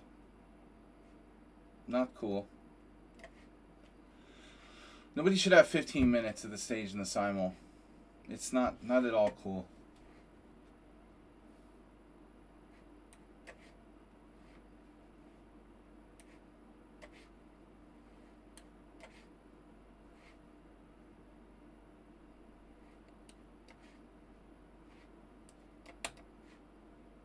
Not let alone 35, which is absolutely a nightmare.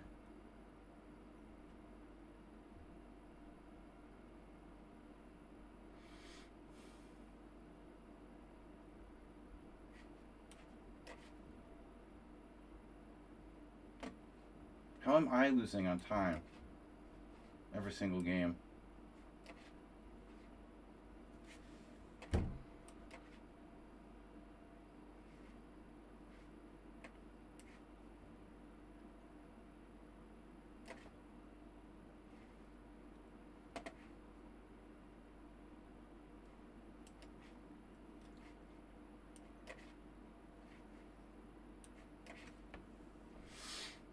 Somehow this game, we came back.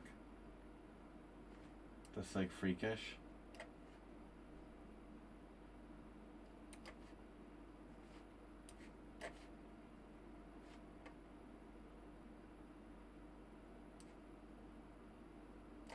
Well, that's praying mantis, of course. Of course it is. Because of course it is.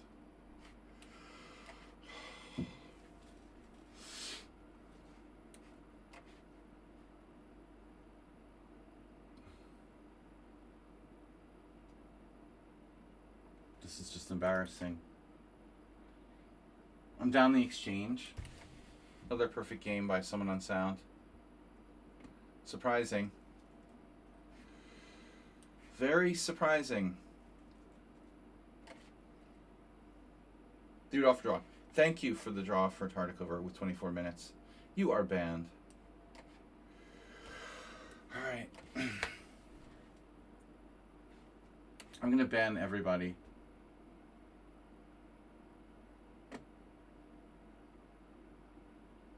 Just ban them.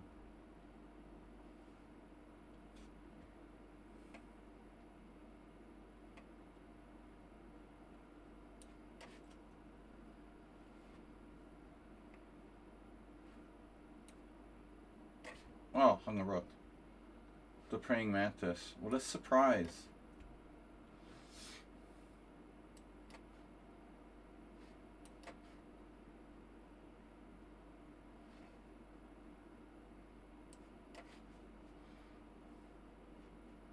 I lost to Flanella, who was much worse earlier, but played a reasonable game, I guess.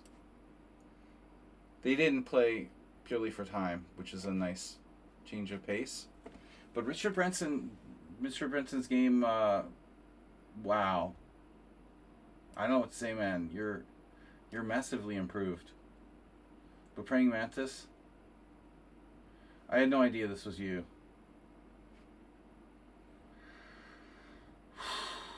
Swindled me again. 1400.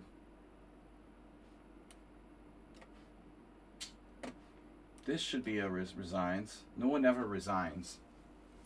No one ever won by resigning, as they say. That's weird. I never had such a ridiculous time problem. This is really out of control.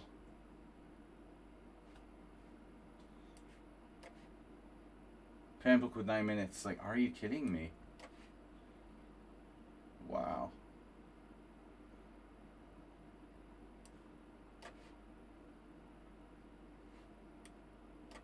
But I like how Tartakover offered a draw. That's so cool. That's awesome.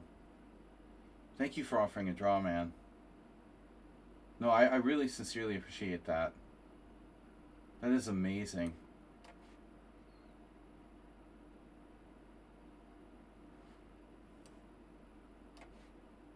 Just an amazing draw for...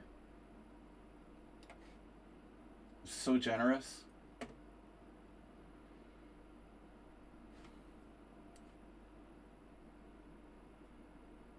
Praying Mantis. He would get angry that I would say his rating was suspicious, but I mean, give me a break, dude. At what point is it not suspicious? You like play so good, and you're 1400 every time I play you. How do you explain that? This game was very confusing. I don't know. For like 100 times I thought I was okay, but apparently not.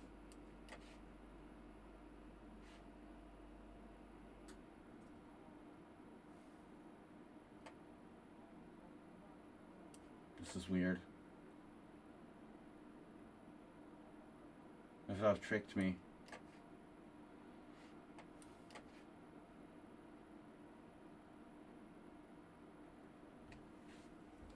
You gotta be fucking kidding me. Now he's winning. That's stalemate. Oh my god. Oh no.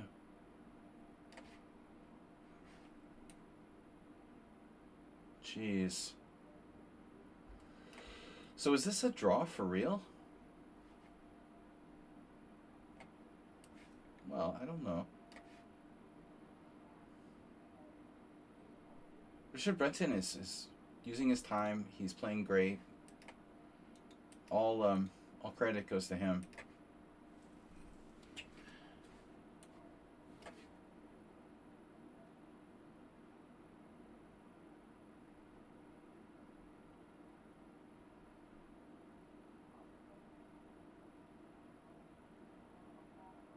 This is unbelievable.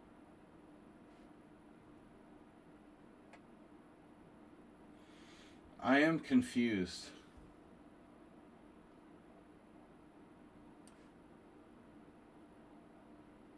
Wow. Holy shit. Okay.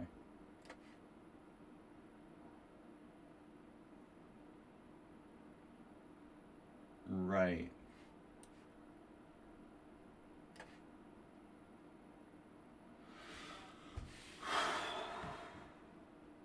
$37. Someone on sound you won for like the 10th time in a row. Do you think that's a statistical outlier a little bit, or you're that good?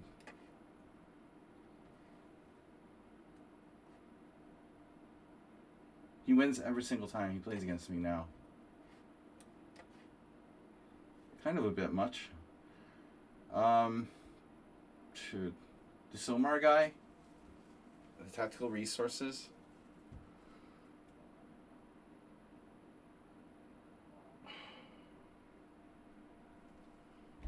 Just one after another. Wow. Shit. I think I can do it.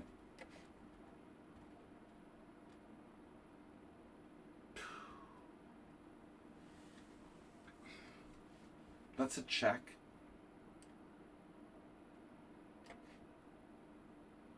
Rook endgame.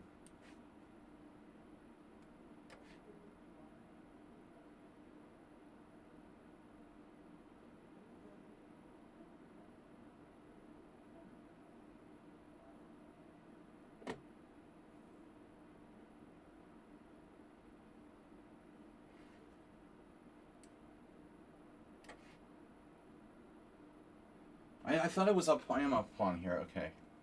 I thought I was up a pawn. Okay, this is far from easy, though. I'm not sure that black is winning, and I'm much better.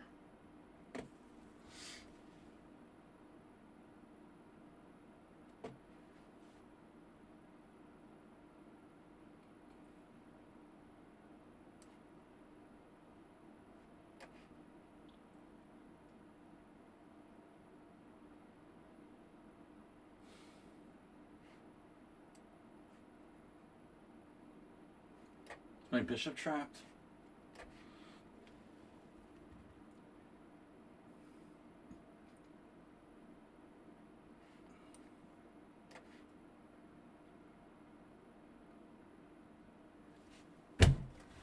Yeah, happened again. Omar 7,500.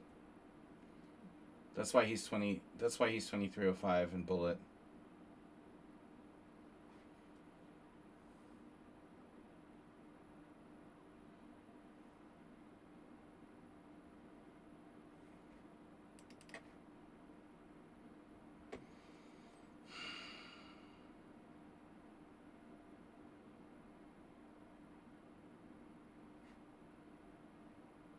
Particle over 34. 1,058 in Rapid, based on 1,592 games. 1,700 in Blitz. Would you like to explain that to me? Could you please explain how that's possible? Because I'm very curious how that works.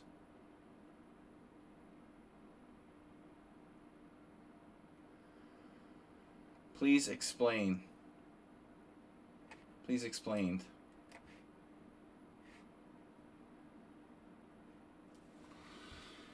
Good hand. We're going to have to try something else here.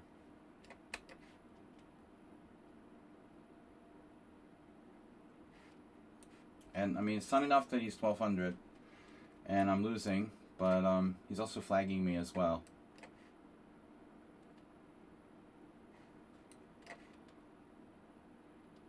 Right. Right. Of course.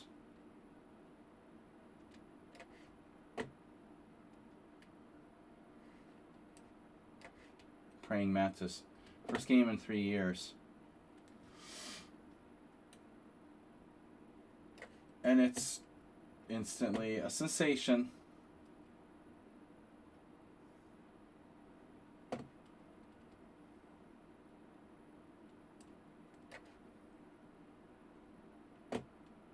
But of course. Because of course it is. Nefirov. This guy is going to need to explain his ratings. I mean, he's totally banned, first of all. Defeat versus Stockfish level 8. You gotta be fucking kidding me. He's 1,000 in Classical. Used no time for the entire game and is fighting me tooth and nail in an end game after offering a draw. That's pretty fucking believable, you know. Extremely believable. Wow, you're super banned, dude. I should report the, you know, strange ratings to Lichess. How could you be 1,000 in Classical Rapid? 1,700 in Blitz. A play like this. You have to be kidding me.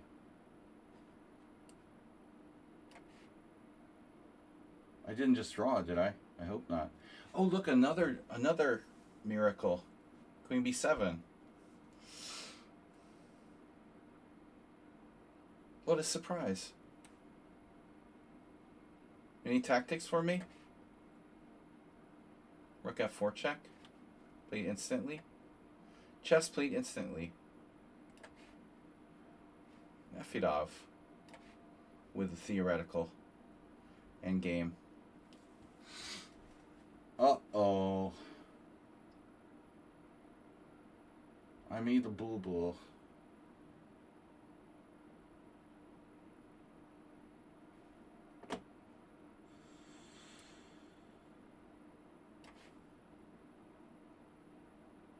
Another boo-boo.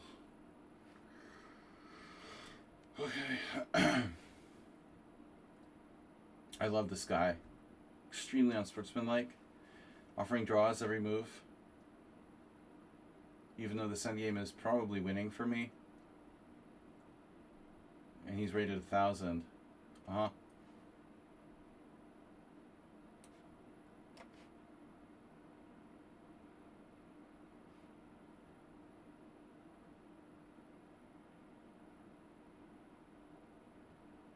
Praying Mantis is 1,700. But I hate that. What is his rating? What is that 1432? 20 games.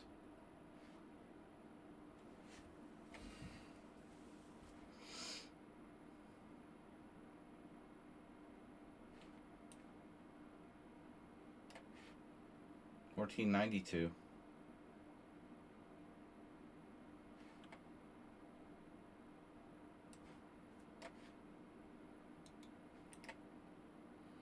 Nefidov, I don't know about this endgame. This is a tough one.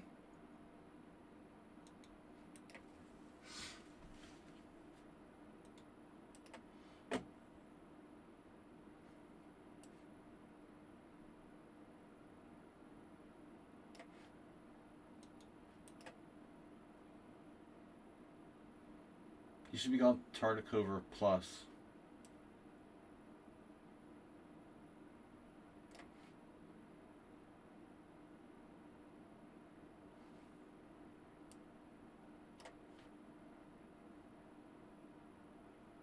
That's a nice diagonal you've got there. How about another pawn? Should I take another pawn? It's kind of dangerous, but it's dangerous either way. Why am I saying another pawn? I'm not even up a pawn here. That's crazy. Rook c1. Who needs pawns?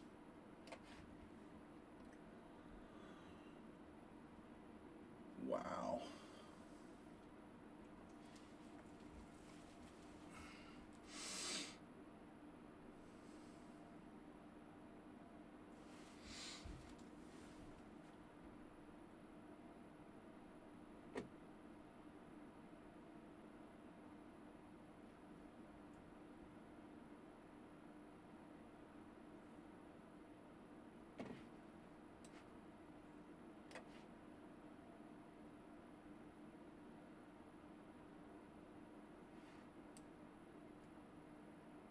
What am I doing?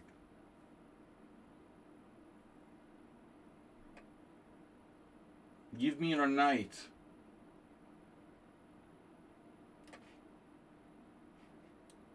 I thought I was enjoying this.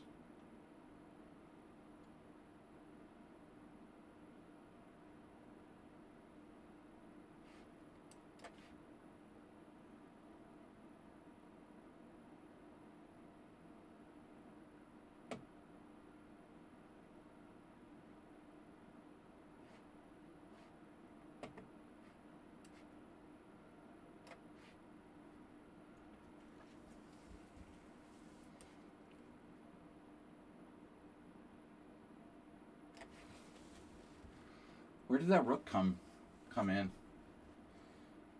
Where did that come from? I don't remember that.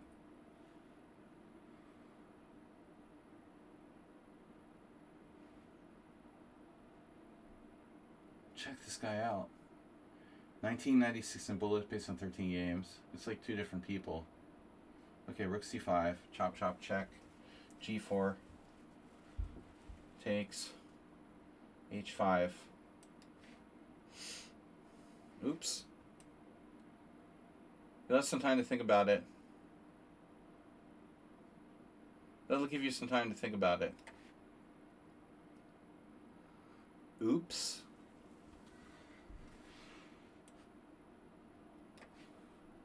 Harmony, this is tough.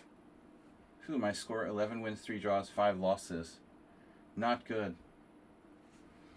Not good. A little short of sleep last night. D6. No way. D6. Are you trolling me?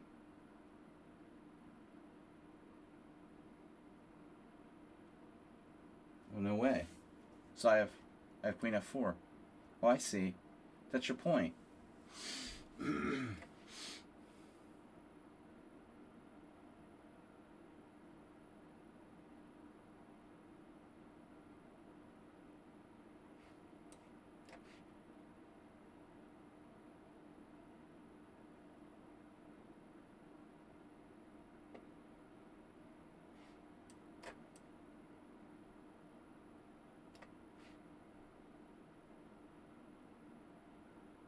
Queen d2 check.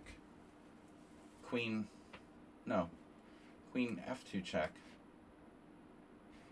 Check.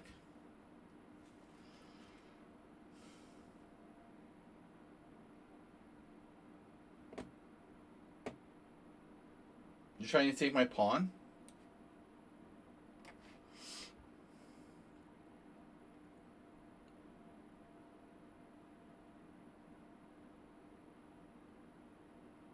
Oh no, g5.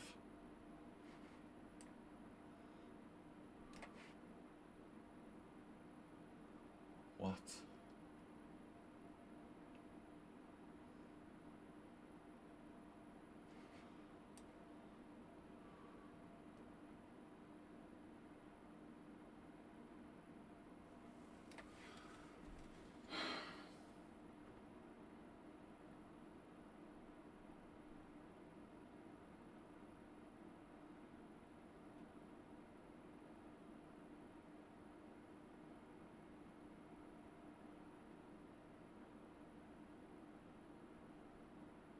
So if I play h4, I have a problem.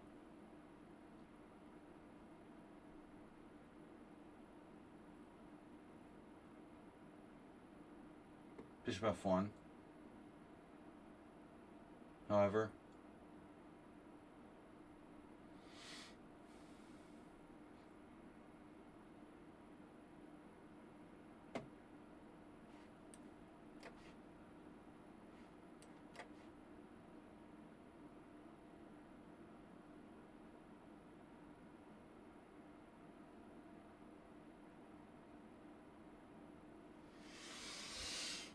rook c6 or rook c7.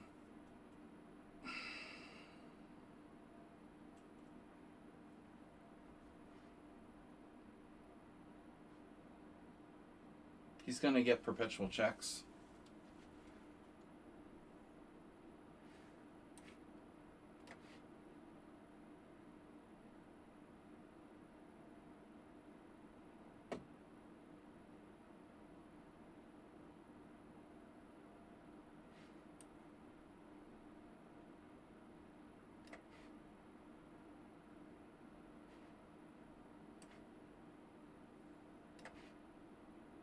Draw. No way. Tartakover is in the square of the pawn. Oh, that's messed up. I miscounted. He takes on c5 and is able to get back. Oh my god. It's probably a draw.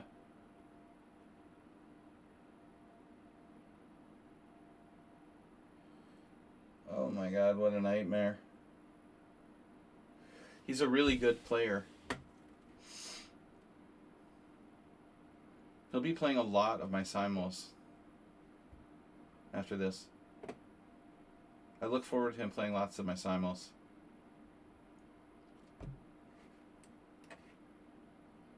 "30 viewers, wow. All-time record. Wait, what's up here?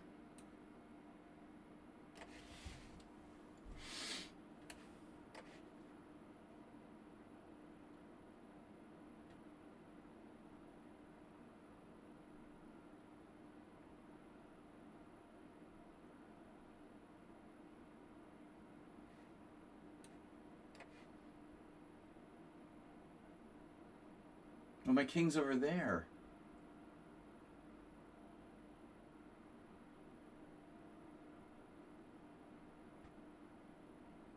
So sneaky.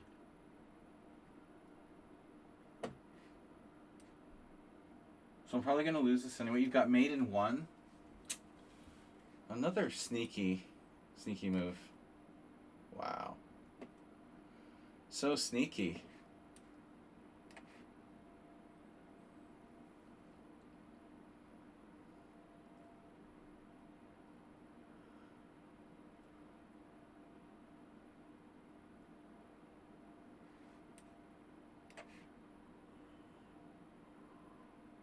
You checked me.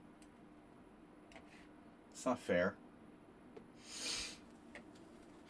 And another check.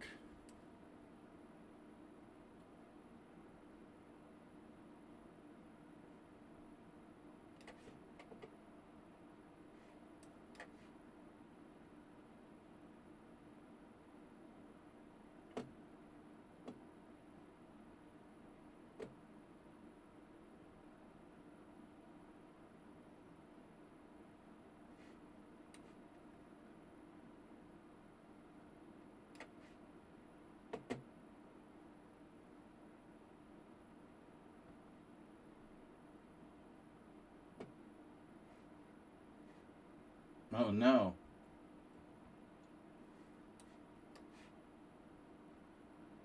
I like reduces time. You've been playing poker, otherwise you'd have played here. That damn poker. I know.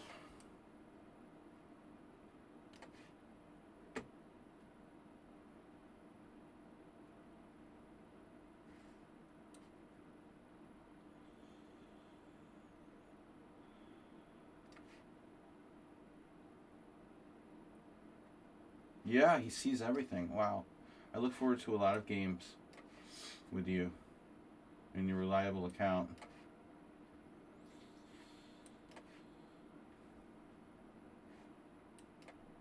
Very believable.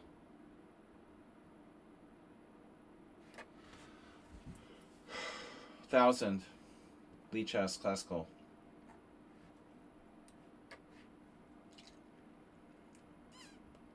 The perfect endgame technique.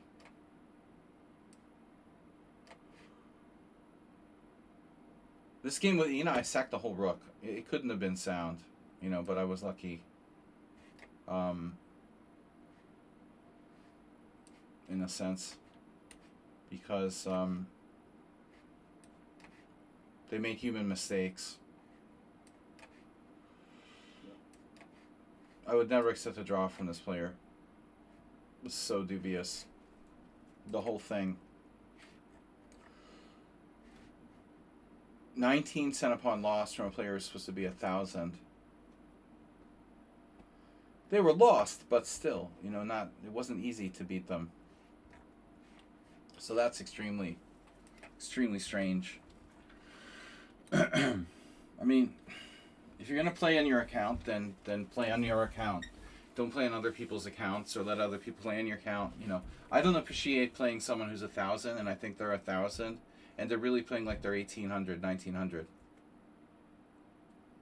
It's not cool because I have to play 25 people at once. So if you're cheating, that's a kind of cheating.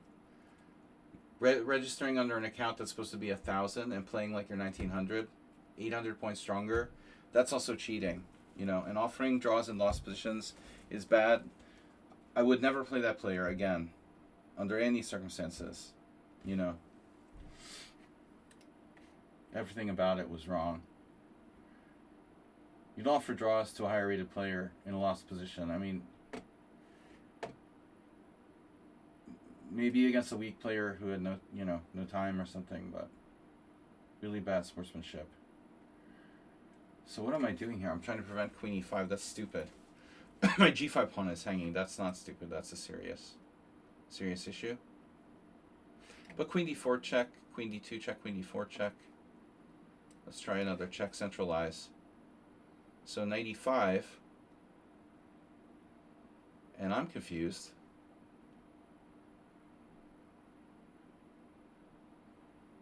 So 95 it's a mate.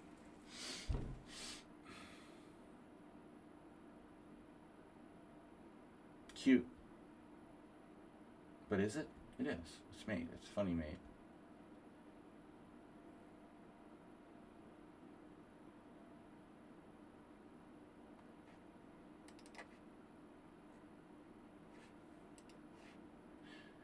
My king's Indian, I'm rusty. King's Indian, very rusty. I had a couple like same-ish King's Indians, dropped a piece in one against him. I still managed to make it a game, but you can see if you're not playing an opening much, you're going to be pretty rusty with it.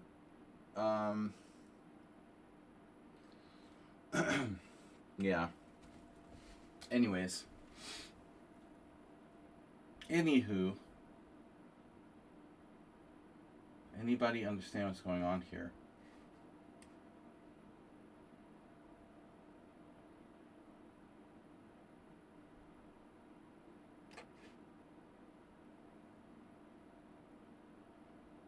King f2. Check.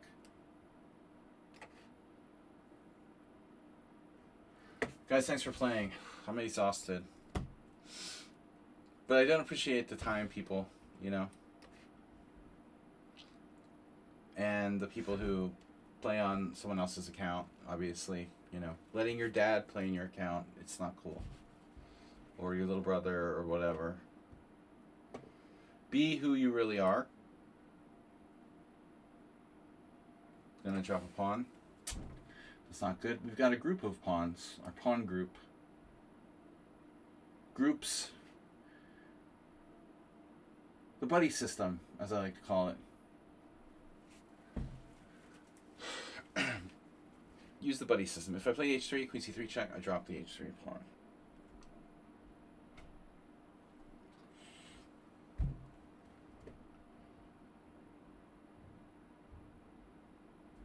Oh no.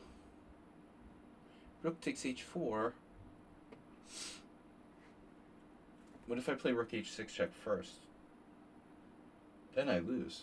I could play rook h6 check. And then on king d7, maybe repin him, but king c7, repin him. That's true. Why don't I just take the pawn?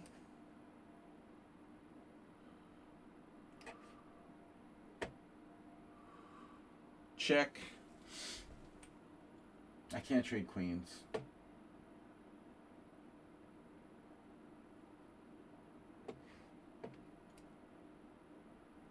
Maybe f6. Yeah, then there's no checks. For now.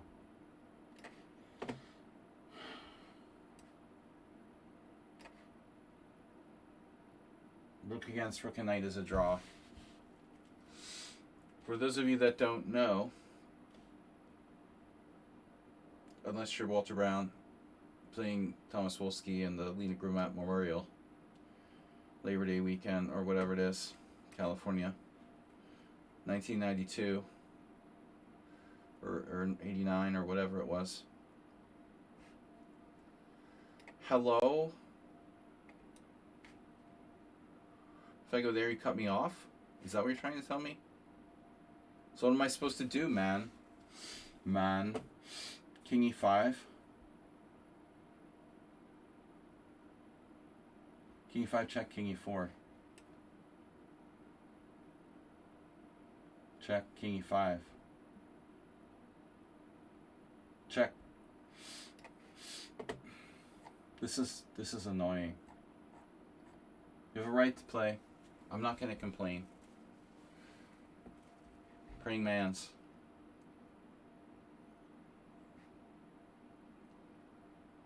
He has 3.5 points against me.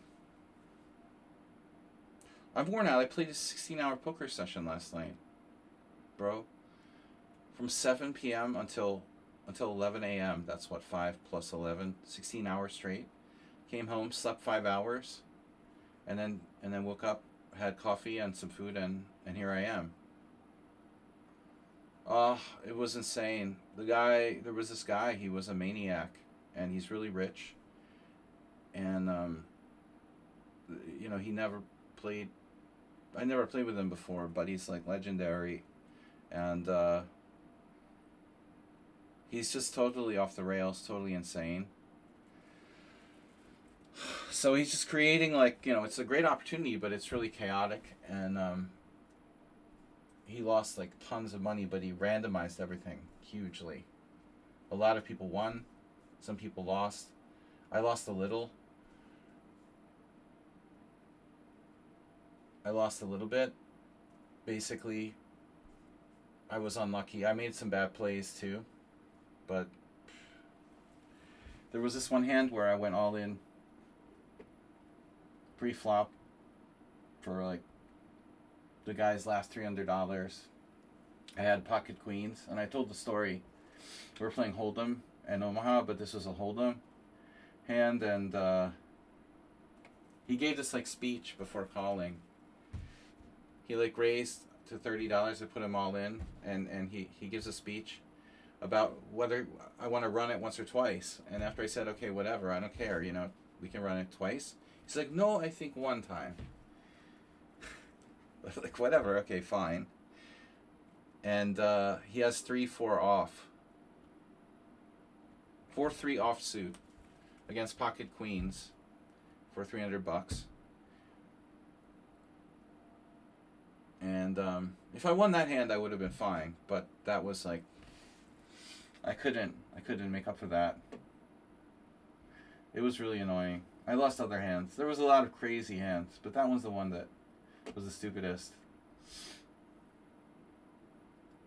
He thinks about it, gives a speech, and calls me with 3-4 offsuit. He lost a huge amount of money. I mean, but it's crazy.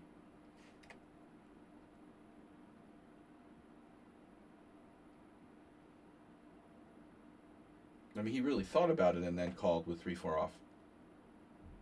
I wanted to run it once.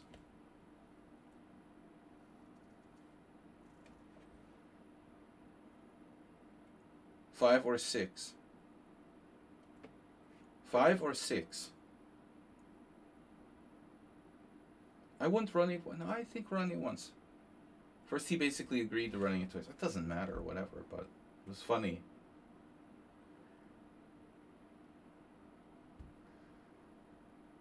I started off really badly, playing really badly, and then I lost a bunch of money, and then I had to come back.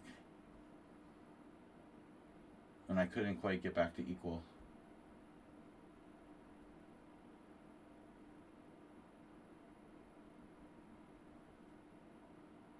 Five card Omaha. 4 card Omaha Hold'em. Bomb pot hands. All kinds of crazy shit. What am I doing here? Am I winning? Is this a win? Why am I having trouble? Okay, just push. Push, push, push. Having trouble focusing. A draw, thank you. Alright. Yeah, I'm tired. I can't focus. Feels like it would be... What are you guys talking about? Is this winning for black? Yeah. Of course. I don't know why it's so difficult for me to just push the pawn. You know, I'm tired. I'm not focusing. I'm winning. Yeah. Of course it's winning.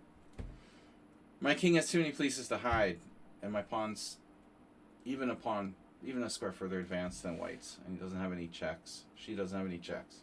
This was a crazy game. I sacrificed a rook, and I think I was lost, but somehow white got confused. Not a good result for me. 6 draws and 6 losses. I lost to some unbelievable. I lost some unbelievable games. The guy with 40 minutes. The crazy. I drew the guy with 40 minutes who's 1,000. I lost against what's his face? Using no time for the whole game guy.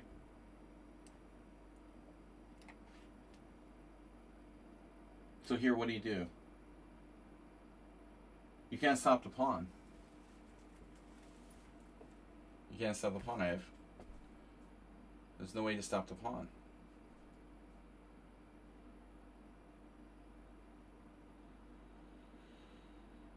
Yeah, Carlson would sweep the Simul. I would normally do better, but I'm a little too tired.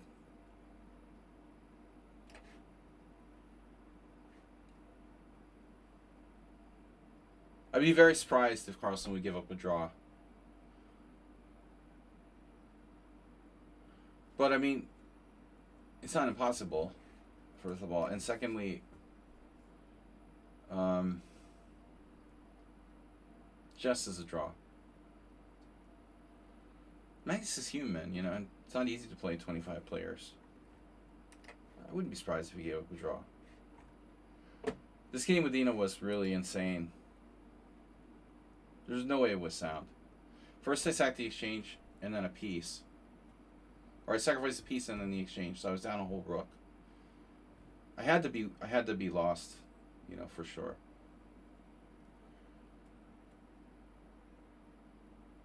The second half of the game I played okay, but then I fit out of another draw. Alright, I don't know why it's taking so long to analyze this game. AP 8-7, not good, dude, what you did there. I wasn't lost? No, that's that game. That's the Praying Mantis. No, Praying Mantis is not what I want to look at. So, a quick review. Miki, one of the higher rated players. I actually played a good game against him. Now notice, I can beat a 2274, who probably didn't play his best game today. But I can, like, you know, lose to 1,000. Omar. I was winning almost the whole game. But I got into time pressure.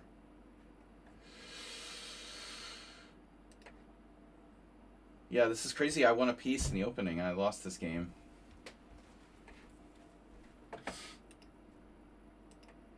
Okay, I didn't make the best move now. Wow. Oh, okay. There's some better way to win the piece. I could have played knight g5. Oh my god. That's like devastating. No? Knight g5, knight f4, knight takes e6, knight takes e2 check, king h1, f takes e6, queen takes b4. This is much better than what happened in the game. I only won 2 pieces for a rook in the game. This is stupid. I was totally winning, and I lost. The time got out of control. So I need to change the time control. I mean, nobody's using their time, and I'm getting in time pressure. So everybody's just playing on my extra time and not using their own time. So no one ever gets into time pressure except for me, basically. The time control has to be suboptimal. There has to be a better way to do this. I've been doing this for a long time. If I'm in top form, I'm okay. But, okay, if I'm really alert, it's fine. But today I was tired. Alright, so thanks guys for supporting us. We had a couple gift subs, but it's been really slow. I'm sorry I didn't notice Freya Chess's raid. Freya Chess raided with a party of 11 earlier. So check her out. We also had a follow from HGLP. GLP. Thank you, Freya Chess. Sorry I missed you. She's from Norway. She streams here on Lee Chess as well. Okay, so Mickey, Omar was a bad game. Imre Barty just left the game.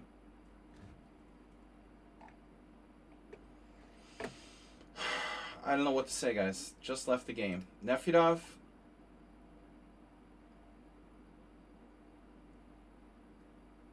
Nefedov made a mistake and an inaccuracy. I made 2 inaccuracies. Nefedov was almost winning, it looks like.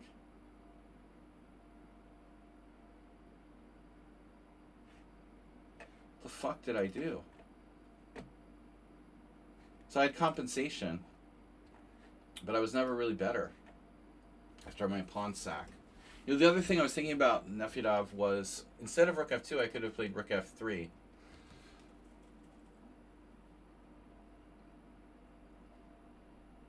Why rook f3, rook d7 or something? There was something I saw.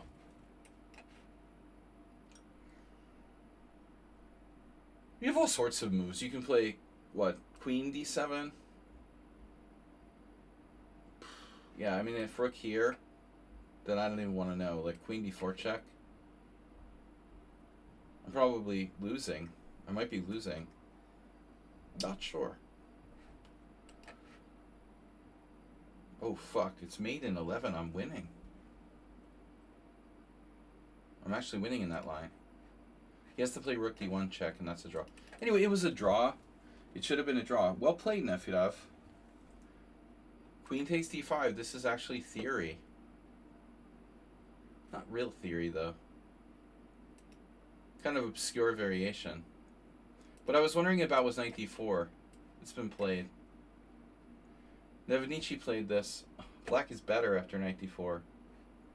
Knight d4, queen d4, bishop takes c6. This I missed. It's pretty obvious, though. Well, anyway, that's why I didn't trust knight d4. Nefedov with the forced draw as usual. I gotta find something better there. Bishop f4. This is better. Computer is better. I've seen some games like this. Black has more space.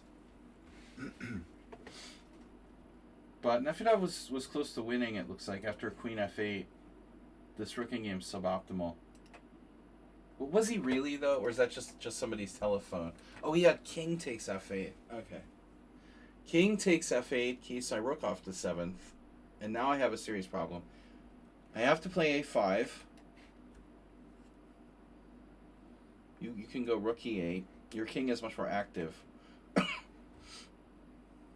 What about like rook a1 or something? Rook a1. Rook e4. Pawn takes pawn. Pawn takes pawn. You kind of wiggle your way around. Rook a6. Rook e6. Rook b7. Rook e7. You know, what am I going to do? So I don't know. This endgame looks bad. If your king gets to like c6, I guess, you get your king on the other side and you can start advancing your pawn.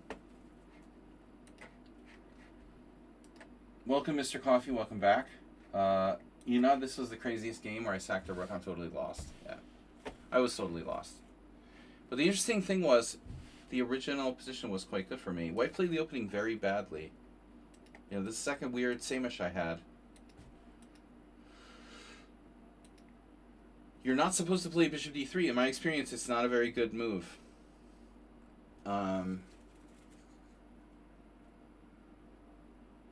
I don't know anybody would do that.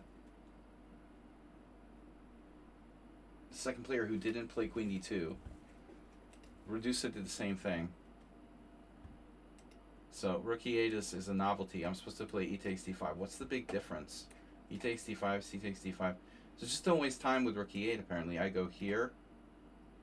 If you do knight h3, knight e5, knight f2. Computer wants to take the bishop. I mean, you know, it's natural.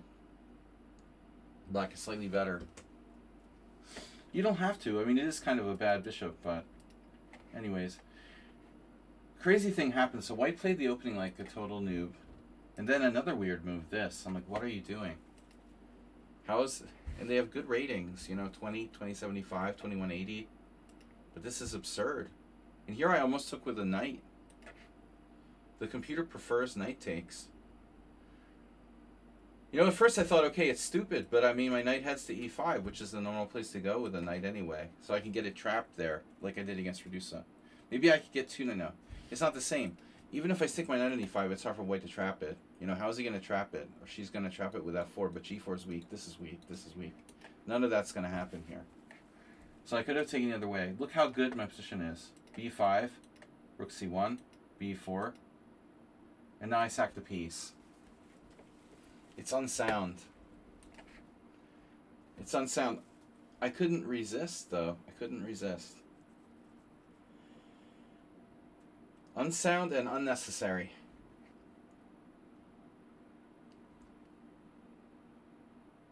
I mean, you have to destroy this chain somehow, you know?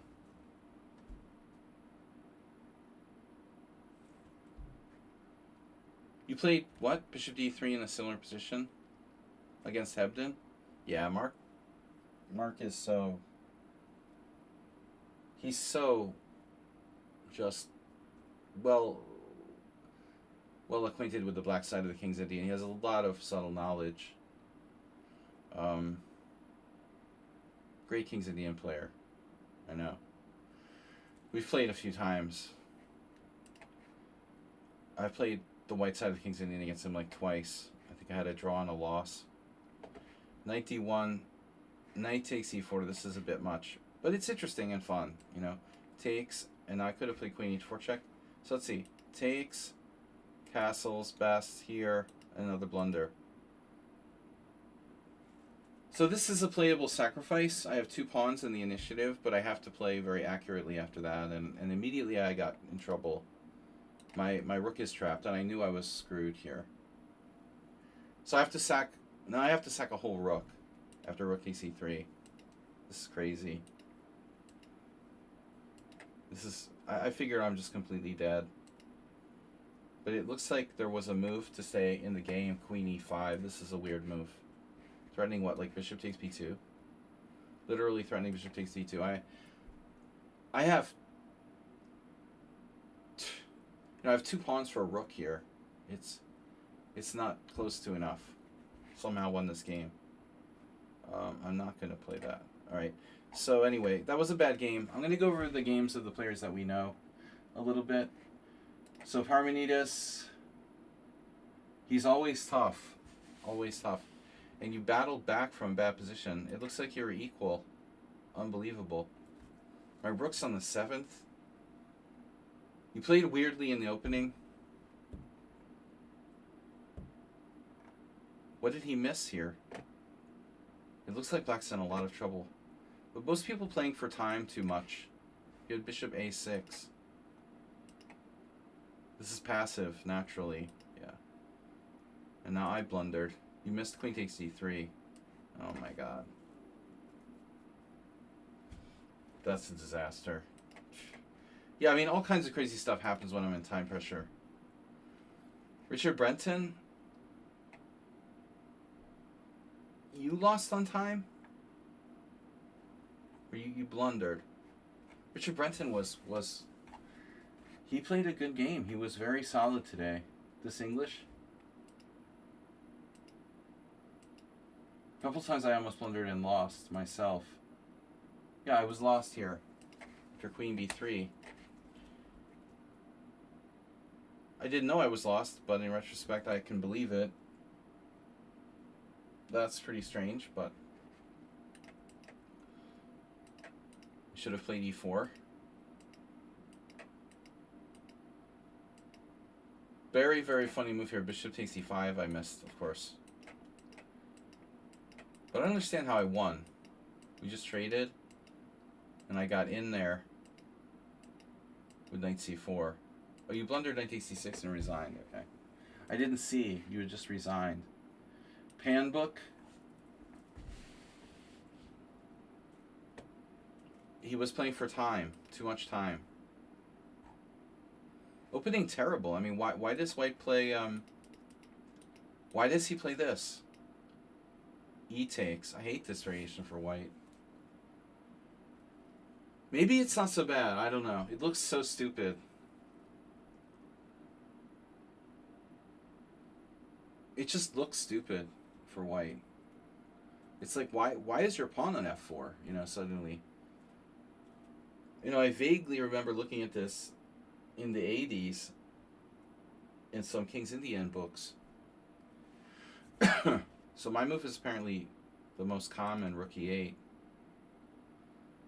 Bill Martz versus Robert Barron. There's Hebden. 2013. Yeah, I think it's a stupid line for White. But the engine doesn't like bishop f5. It likes, I like rook e8. It likes bishop f5. Yeah, I don't know. Gawain has a game here. He won with black against his 2300. So bishop f5 right away. I played rook e8 first. It looks like bishop f5 might be better. Rook e8 first, but I go here instead. Castles. Now knight e4. Knight e4. So this is what normally happens, like what he did. And now I'm supposed to play rook e8. Wow, that's weird. So funny thing what happened in the game, right? I played rook e8. He castles. I play bishop f5. And then he plays h3, which is a waste of time. And then knight e4 takes, bishop takes, and he goes here. And I was sitting there, I was like, I didn't want to give him my bishop because then the white squares are hard to control.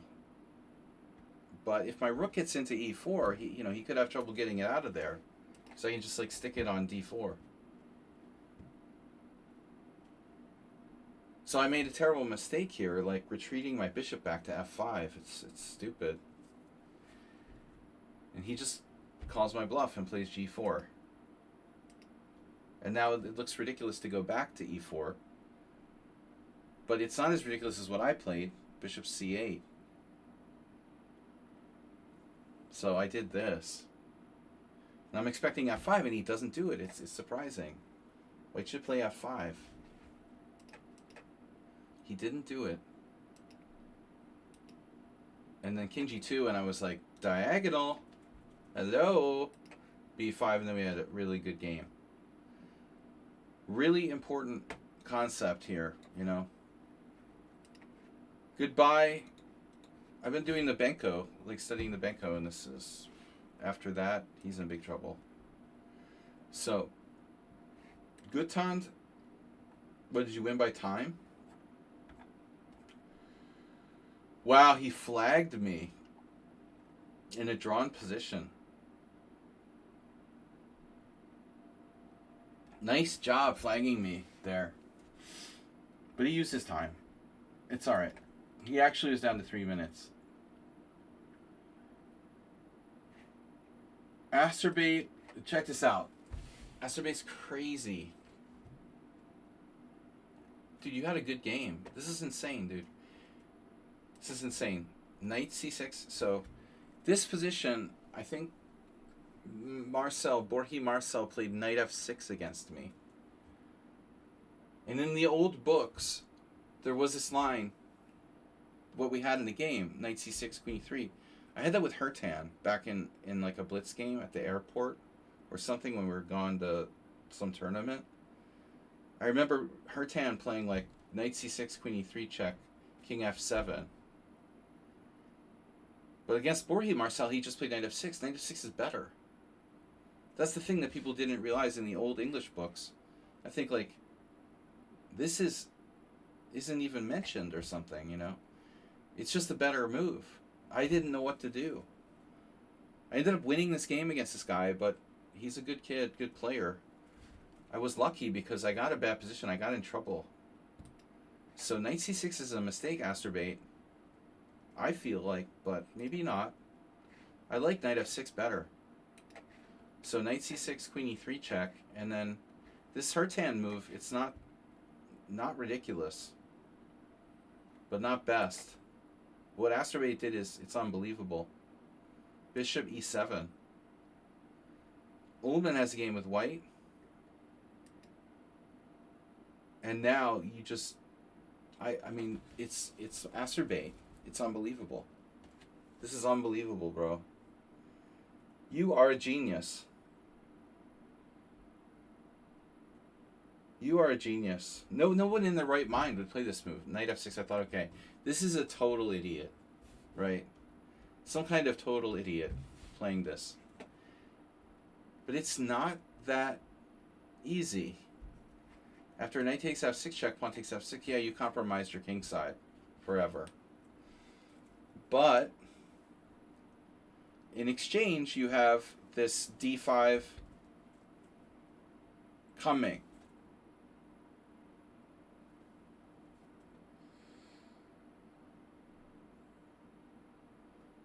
Nigel Short has the history of weird quotes. Okay, so you're a genius, bro. So knight h3 is inaccurate, and now d5 is brilliant. And I fell asleep with the switch here,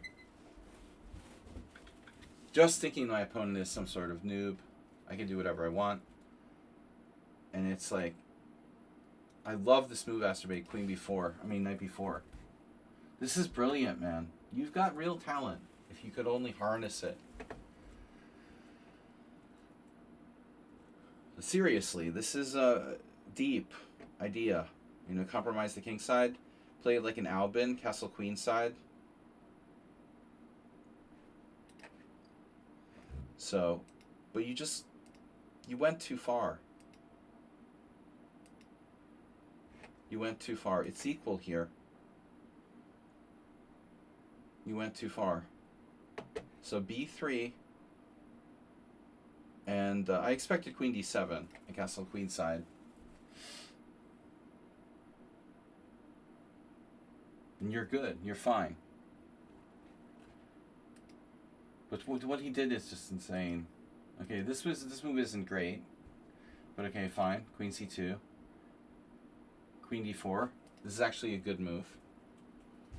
Rook b1. Hard to criticize queenside castles. I don't think that's bad. And now after knight f4, you had a tactic to win a pawn. Bishop takes a3. We both missed this.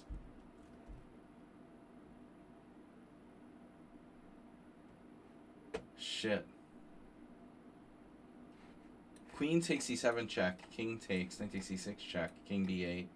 Knight takes d4. Bishop b4 check. Bishop d2. This is a great variation. Takes, takes, takes. King e1, and black is better. But what you did, it's insane. You know, you sacked your queen. You tried to sack your queen. Rook h e8. So what did you think? Like, there was no d pawn here, and you had mate. Like bishop takes b3 check, queen e2, and rook d1 mate. I mean, if you have a ghost hallucination that there's no pawn on d4, then maybe you think you have mate in 1 here.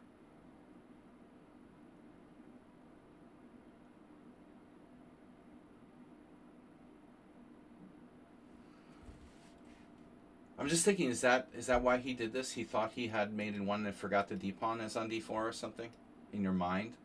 Because you just lose. This is over. Yeah, you don't have enough. It was a very inspired try, man. Alright, so classical master draw. Other guy gone. This is disgusting, dude. This is disgusting. 4 blunders. AP87, I'm going to have to ban you for this. Check it out. At the end of the game, after he checkmated me, he has 38 minutes left. 38 minutes left. I can't deal with people doing that in my simuls. Use no time for the whole simul. Rook d6 and I couldn't find a win.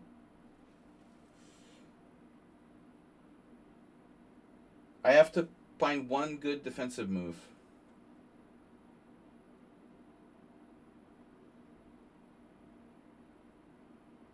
All I had to do was find one good defensive move, but I had no time.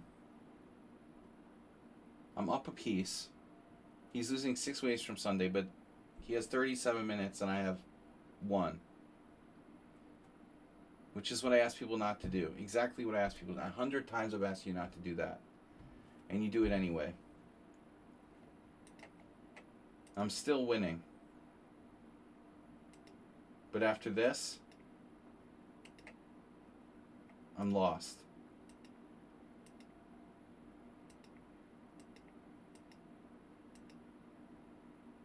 It's unbelievable.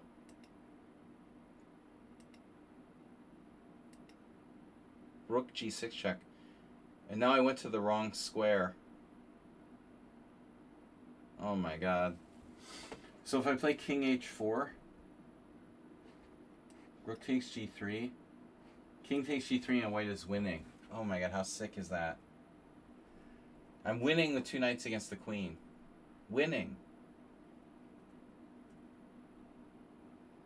How sick is that position? I had no time. I have to ban you.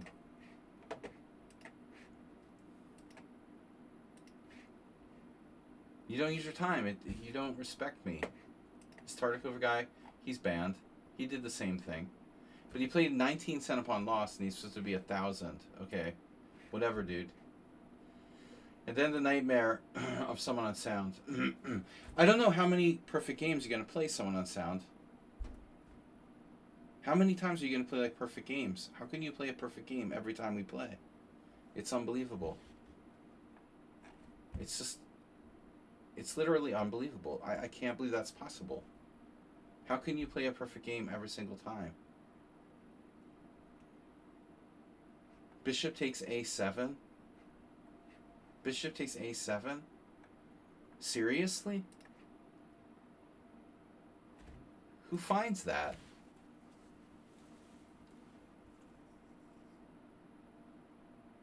Of course I expected bishop e5.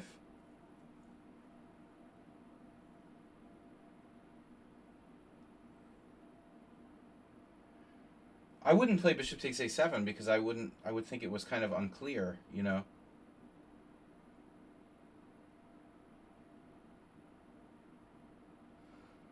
We're going to need an investigation.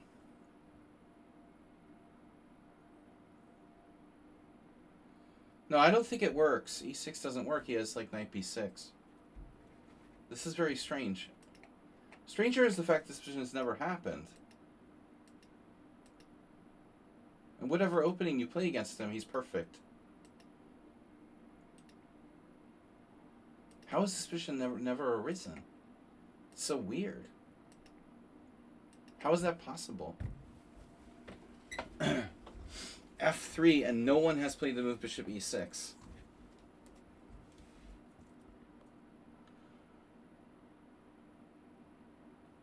It's a little early.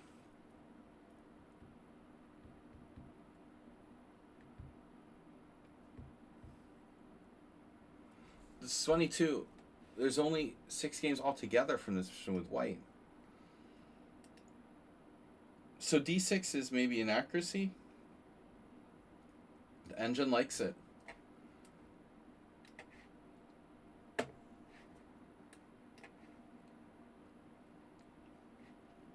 So if I go bishop g7, you can go here. You know, it's kind of a Peart's thing. This h5 is, of course, playable. But, you know, I don't know who I'm playing here. And I saw some lines where I didn't mind this. We looked at this kind of idea where white like takes on e6. So, there's one game where black was 2,500 and lost to 2,100. I'd like to see the 2,500 against someone unsound. If he thought that 2,140 was bad, he should try playing this guy. So apparently 95 right away.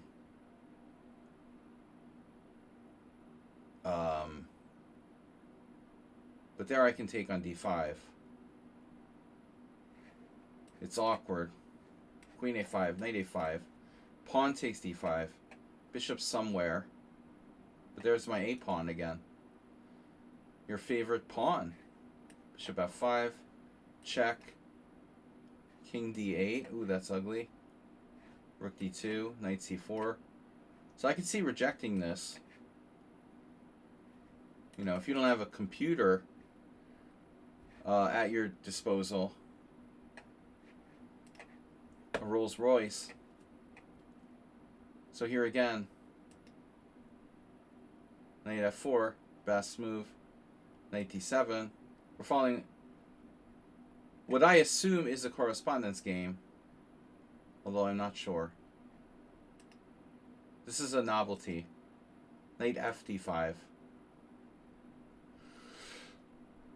And at this point, I realized that I should probably find a way to keep the tension, but it's a simul, you know, and I don't really have time for that kind of finding the best possible move. e6 right away is strange but possible. Here, how bad can it be? You know, so now I could have played e6. I should have played e6. Should have played e6, yeah. In retrospect, hindsight is 2020. This isn't so bad for black, but again, you're going to get tortured by Karpov here for sure. This is a typical Karpov torture endgame. Against someone unsound, you have no chance. You have 0 chances against a guy who can play 10 cent pawn loss every game. But either way, I'm lost. You know, I'm losing every time, 100% of the time. Castles. Yeah, I don't know what I would do with white. I did not expect bishop takes a7. And now, if I'm not a computer, there's no way that I save this game. You know? You have to be a computer to save this against someone unsound. King h8. I would have to be an engine here.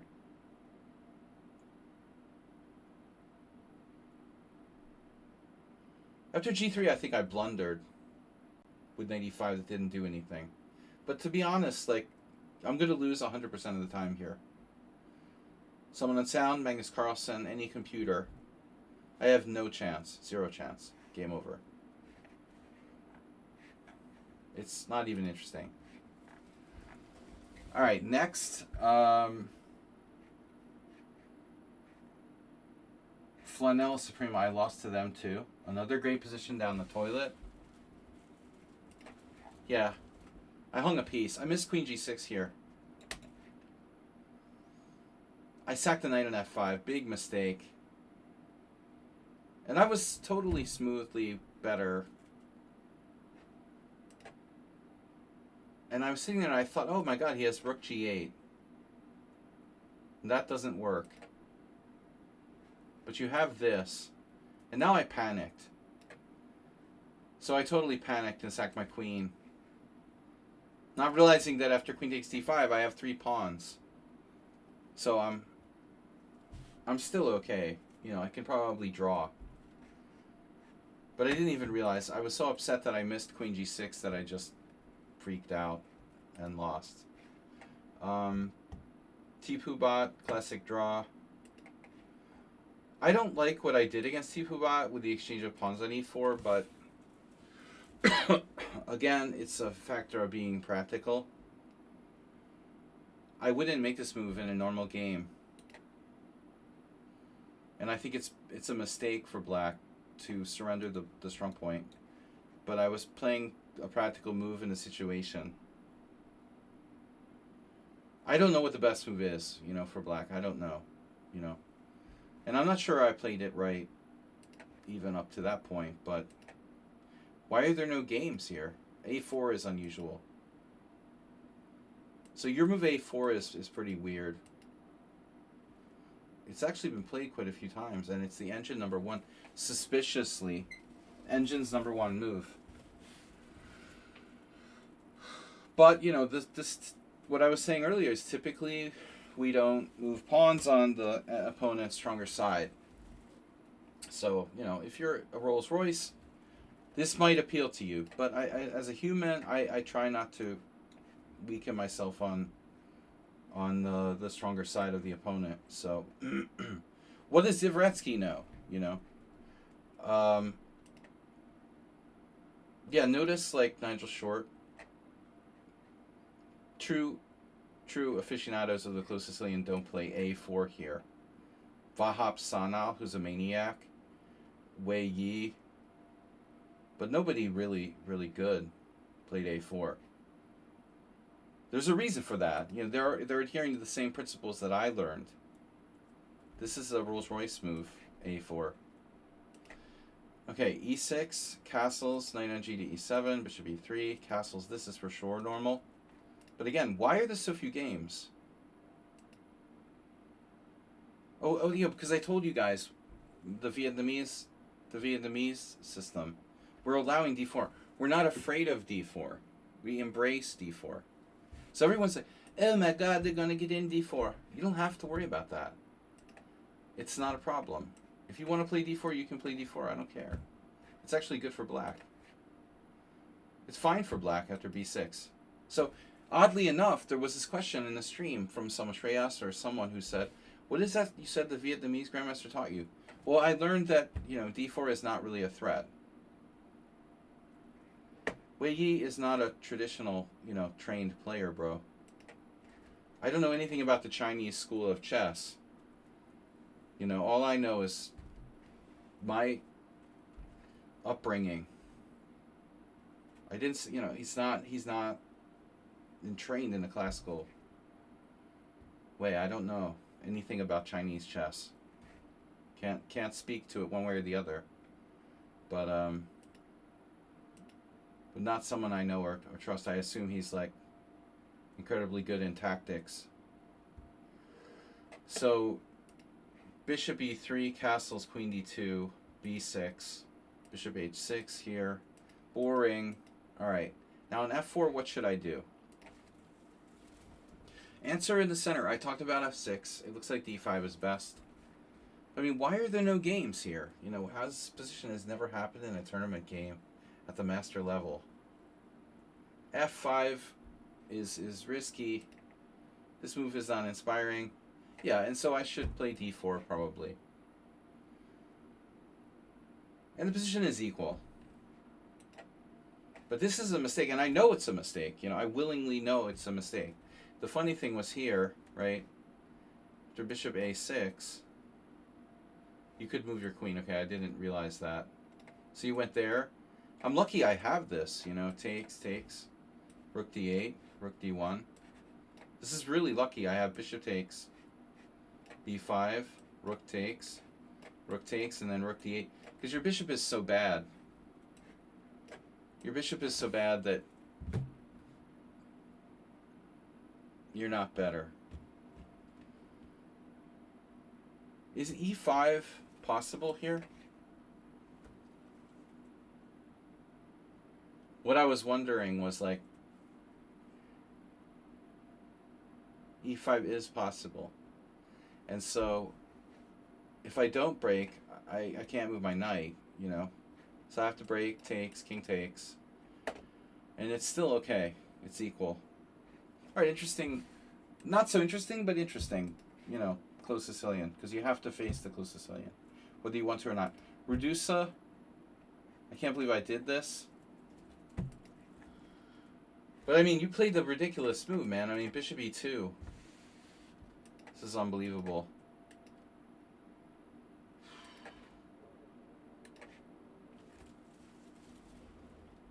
Speaking of Rolls-Royce,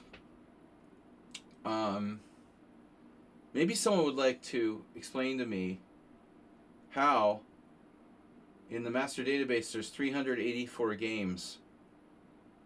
And Redusa plays the Rolls Royce number 2. Even though the move's never been played by a master in 384 games. So, I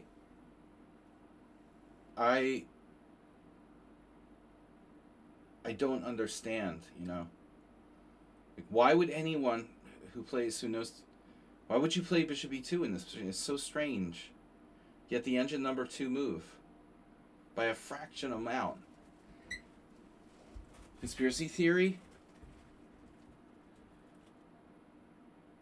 Redusa plays some strange stuff, dude. I mean, he doesn't seem to know 5 moves of opening theory. Yet he's like master level. It's very, very weird, you know? How does that work? Bishop E2? I'm like, okay, it's a 500. No one who knows anything about how to play the white side of the King's Indian would ever make this move. But I was an autopilot.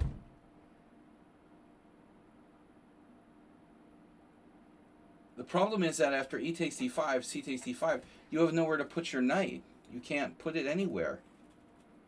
Therefore, the whole setup is kind of bizarre. You can't put it on H3 and let me smash your pawns. You can't put it on E2. So you have no place to put it now. So if I go like A6, which is probably best, you play A4 to stop my B5. And now say I play something like Rook E8. What do? Well, you can stall. Maybe you can stall with Queen D2. But let's just say, oh my god, it's Duda Naroditsky. Oh my god. You do have a place to put the bishop. Interesting. B6. No one has actually played this. Rook A3 is a move I've played a lot in similar positions.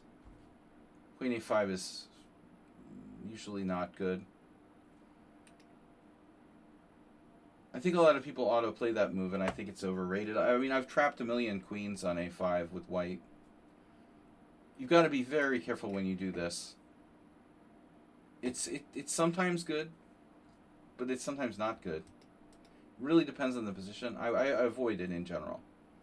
But I make the worst move I could possibly make. It's like, you got to be kidding me. I did this. Who did this against me? In the New York Open, the guy who played, he won the World Junior and played in Wikanze, Tal Shekhed, played with black against me. Same position, except it was Queen D2. It's normal to play Bishop E2 after Queen D2. I mean, after you've like moved your knight somewhere, like Knight E2, Knight G3, or whatnot. Or you play Bishop E2 after Knight H3, but you don't just put the bishop on E2 first. But I was thinking like he's going to do something crazy like G4, you know what I mean? G4, Knight H3, Knight F2, or like H4, H5. It's, yeah, this is so weird. So after this, I'm like, I fucked myself. Now he's fine. I fixed this whole position. And in this position, Walter Brown versus Danny Edelman, 1987,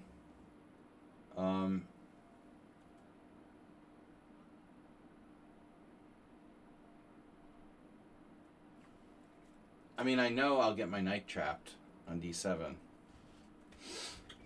So you can play H5, you can play Rook B8, you can play B6, you can play Queen C7, play Queen A5, something stupid like that. But you can't play this. The point was to play, I played Bishop D7 and B5. But I forgot he's attacking G4. So I just lose a piece. And this just loses a piece. F4. You don't know how many times I've played this with white, but it's embarrassing to like fall into your own trap, you know. But it's so weird how this happened. I was saving the game at one point, at 2 points. Wow. So I sacked a piece. I had to lose a piece. And I missed something here. So what did we miss here? What did we miss?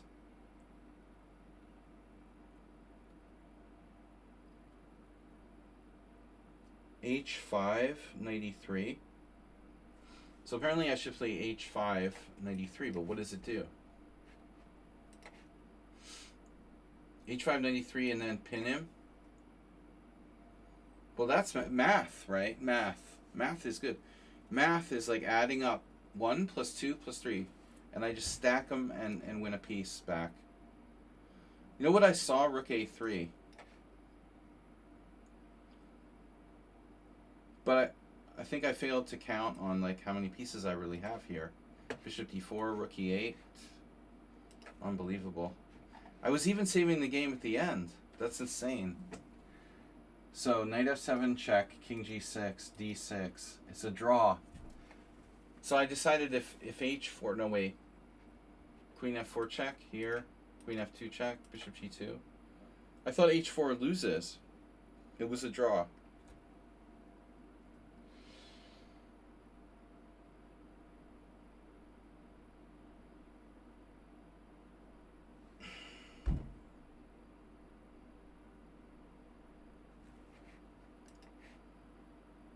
I thought you had a win with knight H8 check. Knight H8 check, king here, no win. So H4 was just a draw. I'm an idiot. Oh man. And I went on to lose. You're playing Bishop F1. Oh my god. I convinced myself I had to go up and you were gonna like mate me with G4. That doesn't even work. No, it does, because you have this. So I saw this position, and I was like, no, that's not good. Yeah, I talked myself out of H4. Anyway, I gotta go, guys. Any last games, any last requests before I kill myself? Shreyas. I was winning in the final position, wow. Well, I was out of time. So after this, it's a process. I have to get back to stop the A-pawn, so I need to figure out a way to do it. Like here, A5. I have to clear the way, and then go back. It's gonna take forever to win this. And I was out of time. Praying Mantis draw. Man at PC, what did you do? You left us? You probably explained yourself. Sasha left, and okay. All right, guys, we're out. Thank you for the games. Praying Mantis game. Wow. Praying Mantis, 1 inaccuracy, 1 blunder. Pichu, you're here. Praying Mantis, any relation to Pichu? They're analyzing Praying Mantis game. Look at this guy. Praying Mantis. A3, D5, takes, knight takes, E4, knight B6, bishop B5. This is crazy. Bishop D7, bishop takes C6, bishop takes C6, knight takes C5, queen G5. Holy fuck. This is fucking crazy, bro. Knight F3, queen takes G2, rook G1. I was afraid to go into that. Praying Mantis. 1492. 1492. It was a good year. 1432. Rapid 1729. Dude, you played like a perfect game. He's your friend? Well, I mean, he played on in my simuls a lot, but I don't understand why he's so low rated. This is a brilliant idea. I always complained about his rating. This is a brilliant game by Black. Are you serious?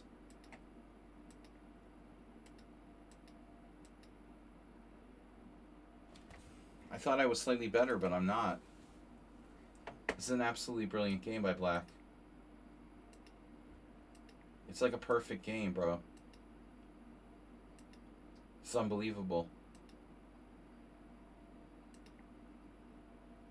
Unbelievable game by Black. That's an unbelievable game. I mean, what can I say? He should work with someone on sound.